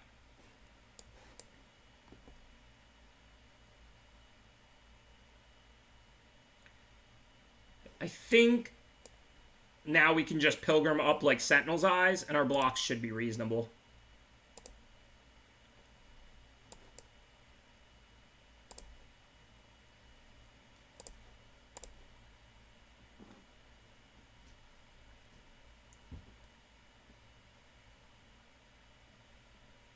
So I wanted to Apathy the Reflection to stop them both, but with Sentinel's Eyes and Heliod's Pilgrim, I just didn't feel like it was really necessary at all.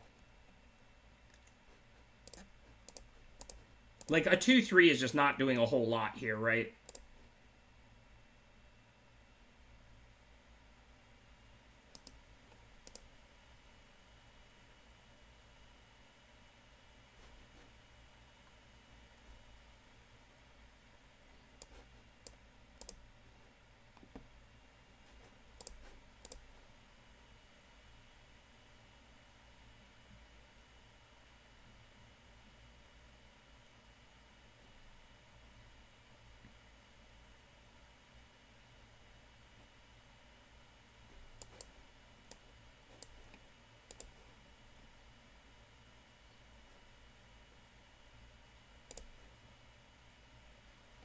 So let's say they flash in something that gives this double strike.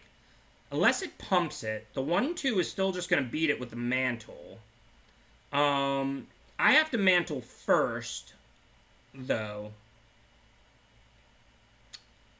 I could also just Favorite of Erois and then mantle it, and then my Favorite of Erois will get double strike and eat theirs, so that works out really well. because a 3/3 double strike eats a 2/2 double strike and lives. So what'll happen now is this is awesome for me, right? Now I have a 3/3 double strike, they have a 2/2 double strike, so I'll kill them at first strike damage, and mine will just live. So that works out really well.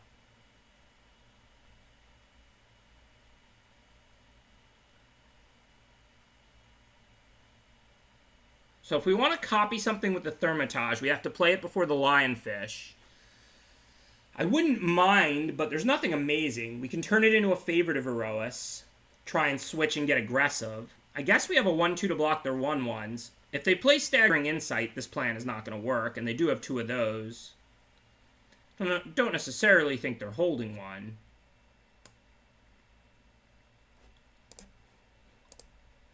I guess I want to get this Thermitage going.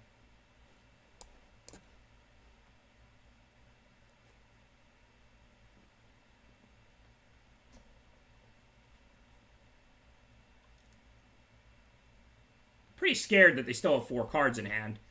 I mean, Shatter the Sky and Dream Trawler are tough cards in blue-white control mirrors.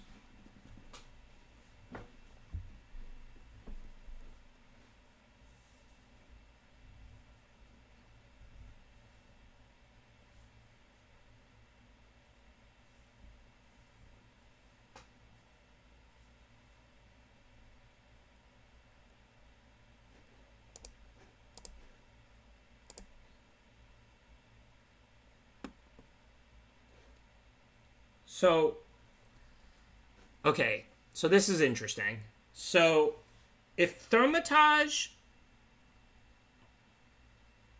can copy Dream Trawler, right?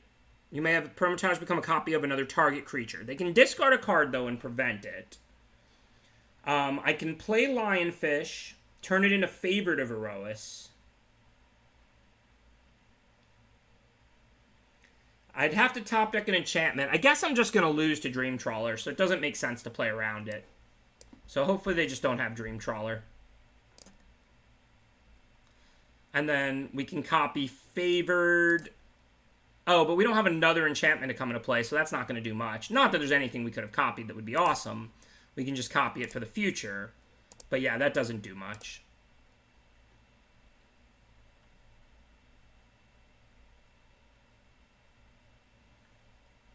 They might have Shatter this guy, but I guess we'll free up Sentinel's Eyes. Just going to hold on to the Wayfarer in case they have Shatter. I think if they play Dream Trawler, we can't really win. There's nothing we could really do about that.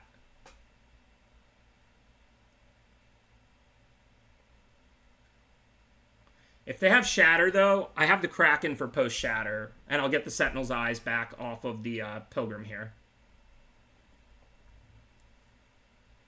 Playing Wayfarer didn't accomplish much. I mean, I guess I could have dealt, like, an extra 2 damage, but I do want to have some ammunition for post-Shatter here, since I can beat Shatter and I can't beat Dream Trawler. So it's nice to have the Wayfarer now, I think.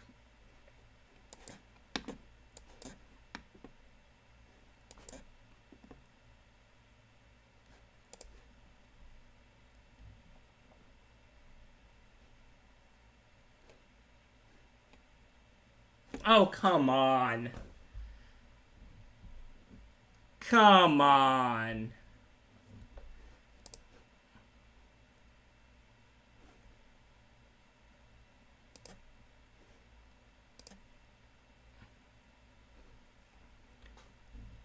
Well, game 2 was awesome.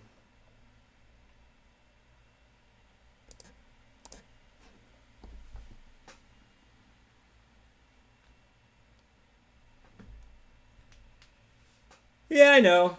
It's all good. I'm going to rewatch that game, too. That game, too, was awesome. Because, like, they had cards in hand the whole game, even when they missed land drops. And then they emptied their hand, but it was, like, Deny the Divine they were holding on to. So then, like, they have a small library with both Dream Trawler and Shatter in it. So what you play around and when is, like, so interesting.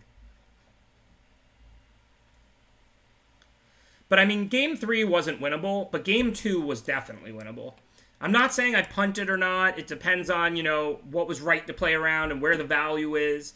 But if I had, like, complete information, like I knew their library, the order of their cards, and the cards in their hand, I would have won Game 2. Game 2 was a winnable game. Game 2 was a really cool, interesting game.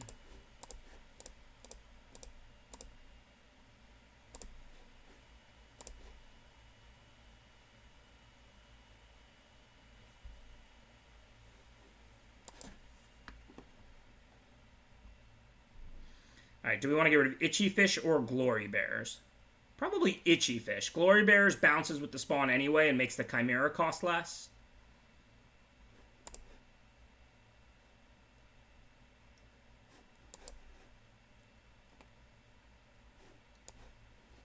I guess if we're going to win the race, which we are, we can still just Chimera first. Can I set up a double spell? So if I play Glory Bears this turn, Chimera costs 3. Then next turn, I can play Erois, and it'll cost 2. Yeah, so if I play Glory Bears this turn, I can double spell next turn. That's pretty sweet.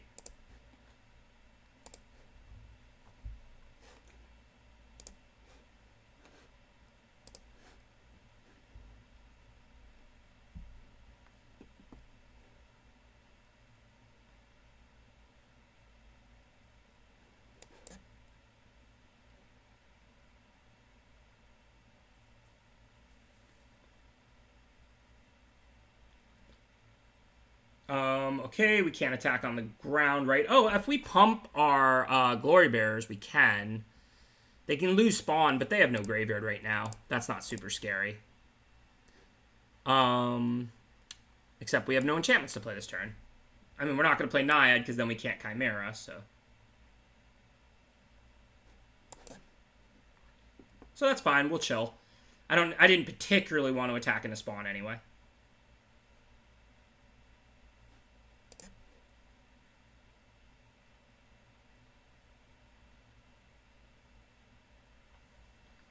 Yeah, I mean, in general, you play Nadir on turn 3 and hope it lives. You don't sandbag it unless you have ways to protect it.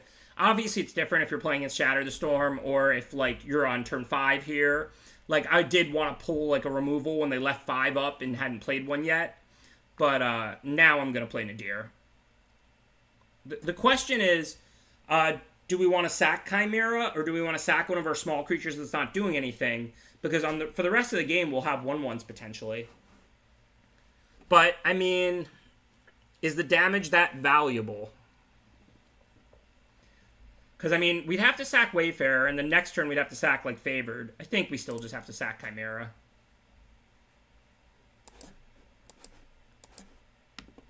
But let's get to Kraken.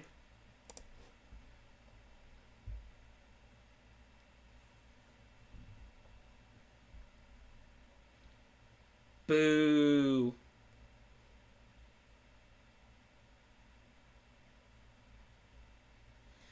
Alright, so do we have any nice attacks? We can send, like, Favored if we pump it twice. Oh, no, just once because of Glory Bears. And we could send Glory Bears if we pump it once. The Favored is doing substantially more damage, though. So we probably should just play one enchantment creature.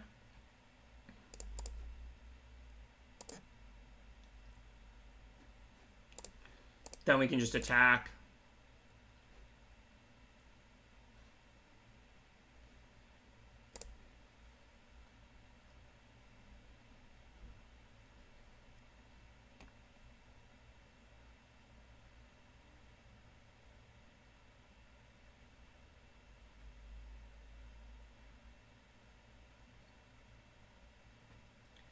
So is there anything great to copy? If we copy Nyx's Herald,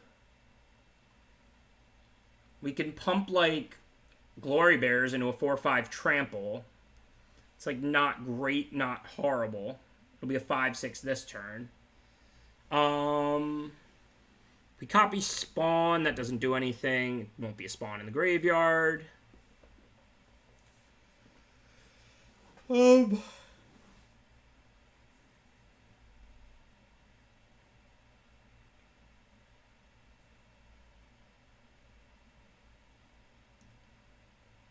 What should we do?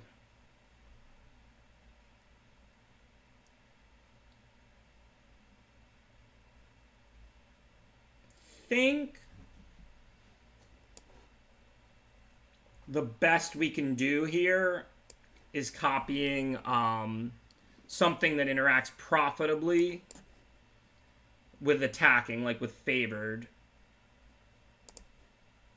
And for now, let's copy Glory Bearers so we get an extra toughness. And then we'll pump favored. So we're going to have a 3/5 double strike. So if they do put multiple creatures on it, it's going to be pretty hard for them to kill it. I guess they can block it with everything. And then we can first strike out 3. It's still going to die, but we'll take a lot with us. I mean, they don't necessarily care, but I mean, if we blow up their board, we do have a lot of bodies out. It's not like we can trigger favored every single turn. So I think this can't be bad for us.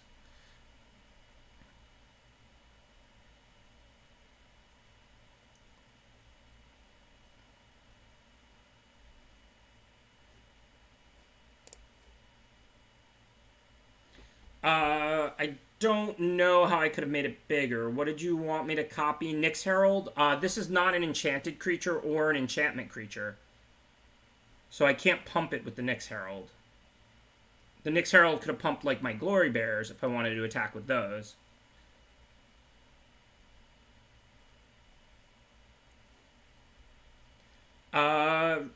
Maybe I'm supposed to send the 1/3/4 that'll be a 3/5. They could just double block it though. I'm trading it for Nyx Herald. I don't really want to put cards in their yard. I mean, now that they just milled more and like chumped, they have 3 more. But they couldn't have brought back Spawn previous. Obviously, I'm not worried about having to sack something to spawn. But if they make it a 5/6, it's not the world's best for me. So now, though, these Glory Bearers pump each other. So now I have a profitable attack with both the Glory Bearers. So I think we'll just take this one hit, since we don't especially want to kill Spawn. So now we can't really attack with a 2/3. They can double block it. Or a 2/4. But yeah, we can attack with both Glory Bearers, since they're 3/5s. They have no block on them.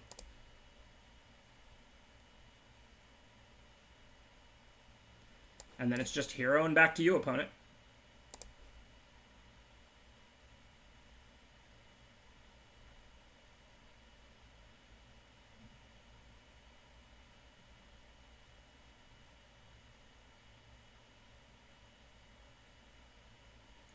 Okay, so things have changed a bit. Now that my Glory Bearers can't attack profitably, do I want to block? I know they can bring it back. I also know I have little creatures. I don't really care much about sacking. If I want to kill it, will I lose 2 creatures? Yes. Do I want to lose 2 creatures to kill that? No.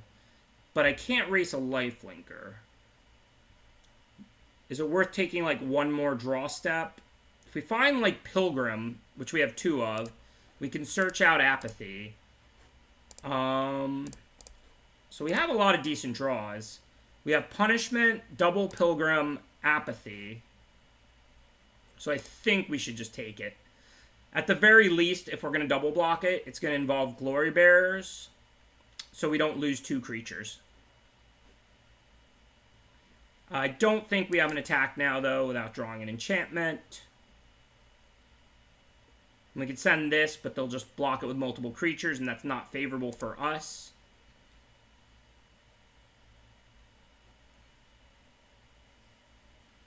So now we can't take that indefinitely, though, so I think we're just going to double block. They can kill, like, one of these creatures, should be Glory Bearers. And then when they bring it back as a 5/6, it's pretty annoying, but it won't have lifelink. And then we'll sack, like, Pious Wayfarer or something.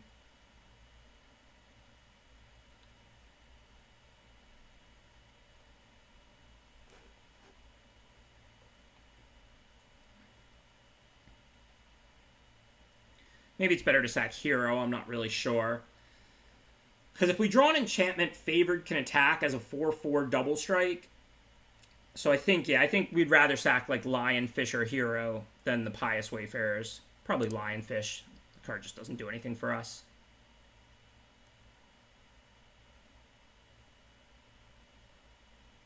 Okay, nice. Perfect draw. So now we can Apathy up that Spawn. which is clearly the best target. And then, are we looking to attack with anything besides favored? Probably not. I guess if they trade a 2/3 for a 2/2, that's pretty good for us. So if we give 1+1/+1 to the favored and 1 to, like, hero, we can attack with both of them profitably, right? A 3/3 double strike, if they triple block it, they can kill it, but we'll trade it for both of their creatures, and it's not like we can keep activating it every turn. So I think I like that. I think I like pumping 1 hero and 1 favored. Because I think this is a pretty good trade for us if we trade hero for one of their 2/3s. And if they want to triple block this, I'm cool with that. I'll trade it for 2 of their 2/3s, because it's not like we can just keep triggering it every turn.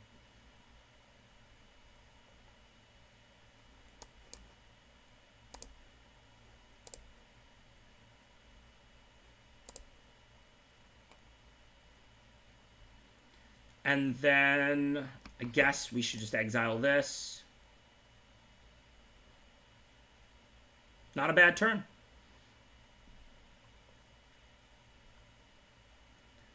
That said, when we brick, we still don't actually even have an attack, right? But, of course, if we draw an enchantment, we have a nice attack, and we still have our rares and so on.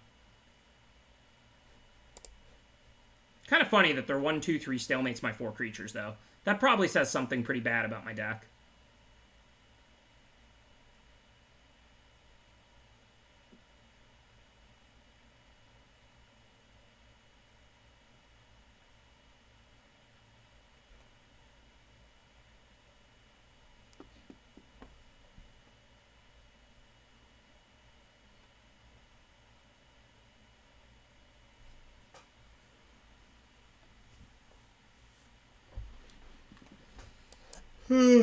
Okay, no real choices here. No attacks. It's not an enchantment, but it is a good creature to get in play.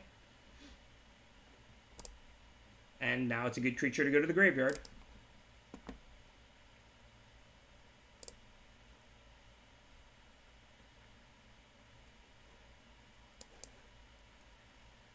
I really regret holding 2 lands. I held 2 because of Aspect. I think I got to play the Eidolon. I doubt they're holding removal. And then we can just pump, like, this and favored. They don't have a double block on favored because I would first strike out the 3/2. And they can double block this, but it would shrink back to a 2/3, so I'm pretty happy with that exchange. I actually think the 2/3 is a better creature in play than the 3/2 right now. We can double block the 3/2 with 2 1/2s. And if they trade the 3/2 for our 2/2, that clears the way for all the 1/2s to start attacking. So we trade our 2/3 for theirs, because now we can pressure them. Well, now we can Sentinel's Eyes them. Okay, so can we force them to chump the Erois?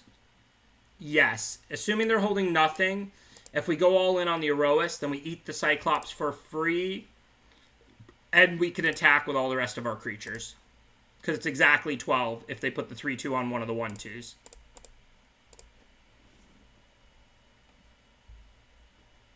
So this works out nicely. We get the kill. We've got our 7-up for the Eidolon. Life is good. Altar only gains life if they have the god or demigod or whatever, so.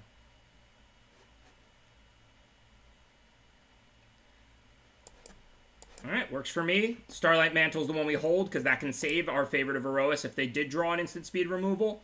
Play the Elspeth, trigger the Erois and the Wayfarers, deal them lethal, and if they drew removal, we have Mantle as backup protection. Life is good. If they cast Dream Trawler, I'm done.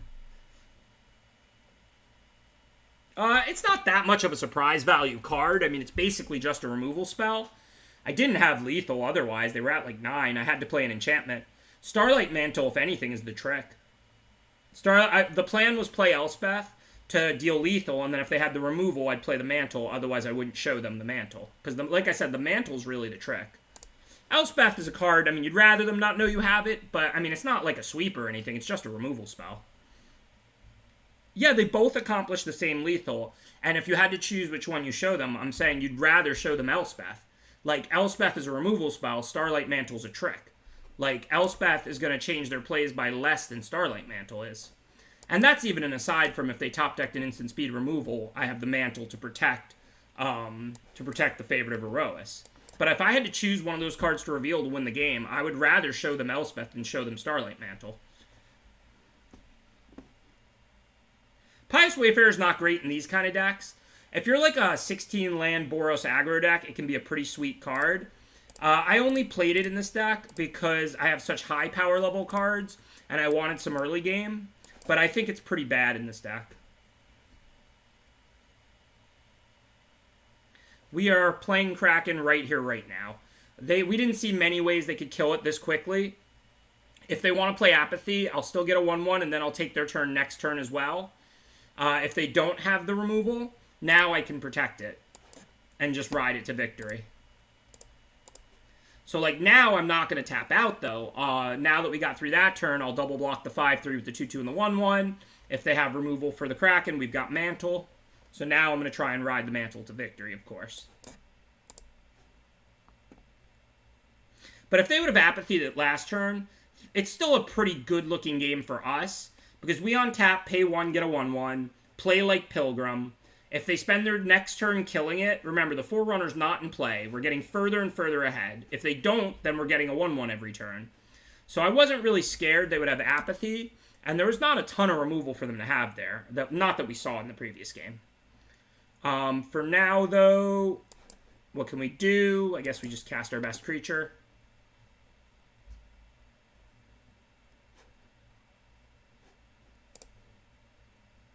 Thank you, Be So Low. Appreciate that subscription. Thank you for the 13 months of support the entire time I've been streaming. Really appreciate it.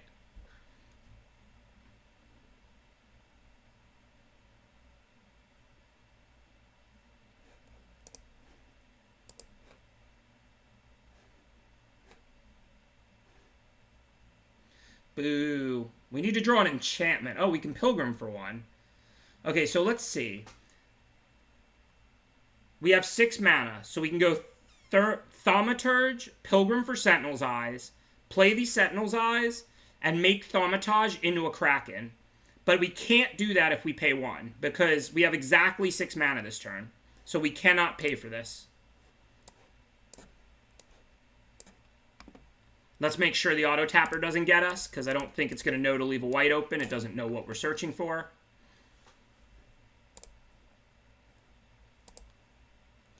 Probably want the eyes on the flyer. But we want a copy of Kraken. That's a better card than Sunmane Pegasus. Good stuff.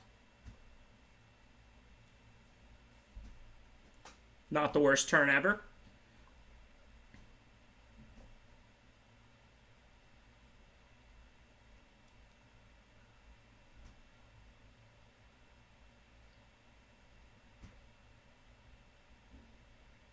So you can't really race a lifelinker. We don't want to lose the Pegasus or the Kraken, but we don't really care about the rest of our creatures.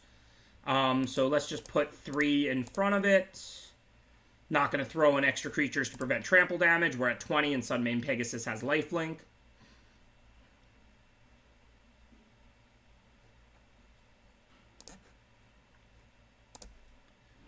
Really don't think they have anything to pump, so I think we can attack.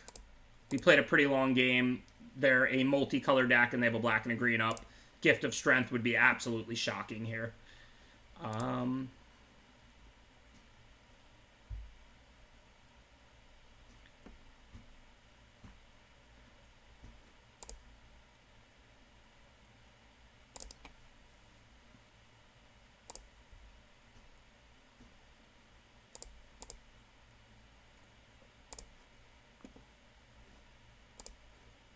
I don't even know what we have to go get. I would get Starlight Mantle if we didn't already draw that, since it would protect the Kraken. But with that gone, I guess we just want our removal. If we shut off the Death Toucher, we'll be able to attack pretty soon on the ground. But for now, it doesn't really accomplish anything. I'm not really worried about them attacking with it. I'll just block it with these tentacles. So I guess for now, we'll just hit in the air. Because they might draw a flyer or some mythic rare that we really want to Apathy. And Apathying Forerunner or Hierophant right now doesn't do anything. Unless they top decked Aspect and make me discard the Apathy, in which case it would have been better had I cast it, of course.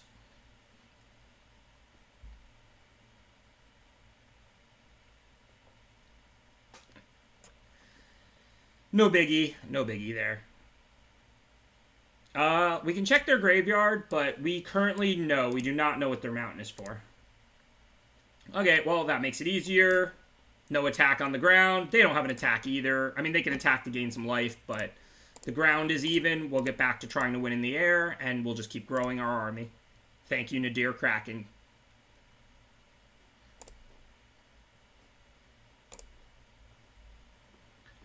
So, unfortunately, we can't alpha for the win unless we draw, like, a removal spell, because they're really at 13. If we do draw a removal spell, then they're easily dead. So, we'll see if we top deck something that gets rid of the 5/3 lifelink, or the opponent will just concede. So, cool. I hope everybody enjoyed tonight. It was a little rough, but it's how it goes sometimes. 3 pretty different decks. Pretty fun night of draft, I would say. Played some good games. I can't wait to study that game too, see if I can get the best players to watch it. It was one of those awesome games of Magic.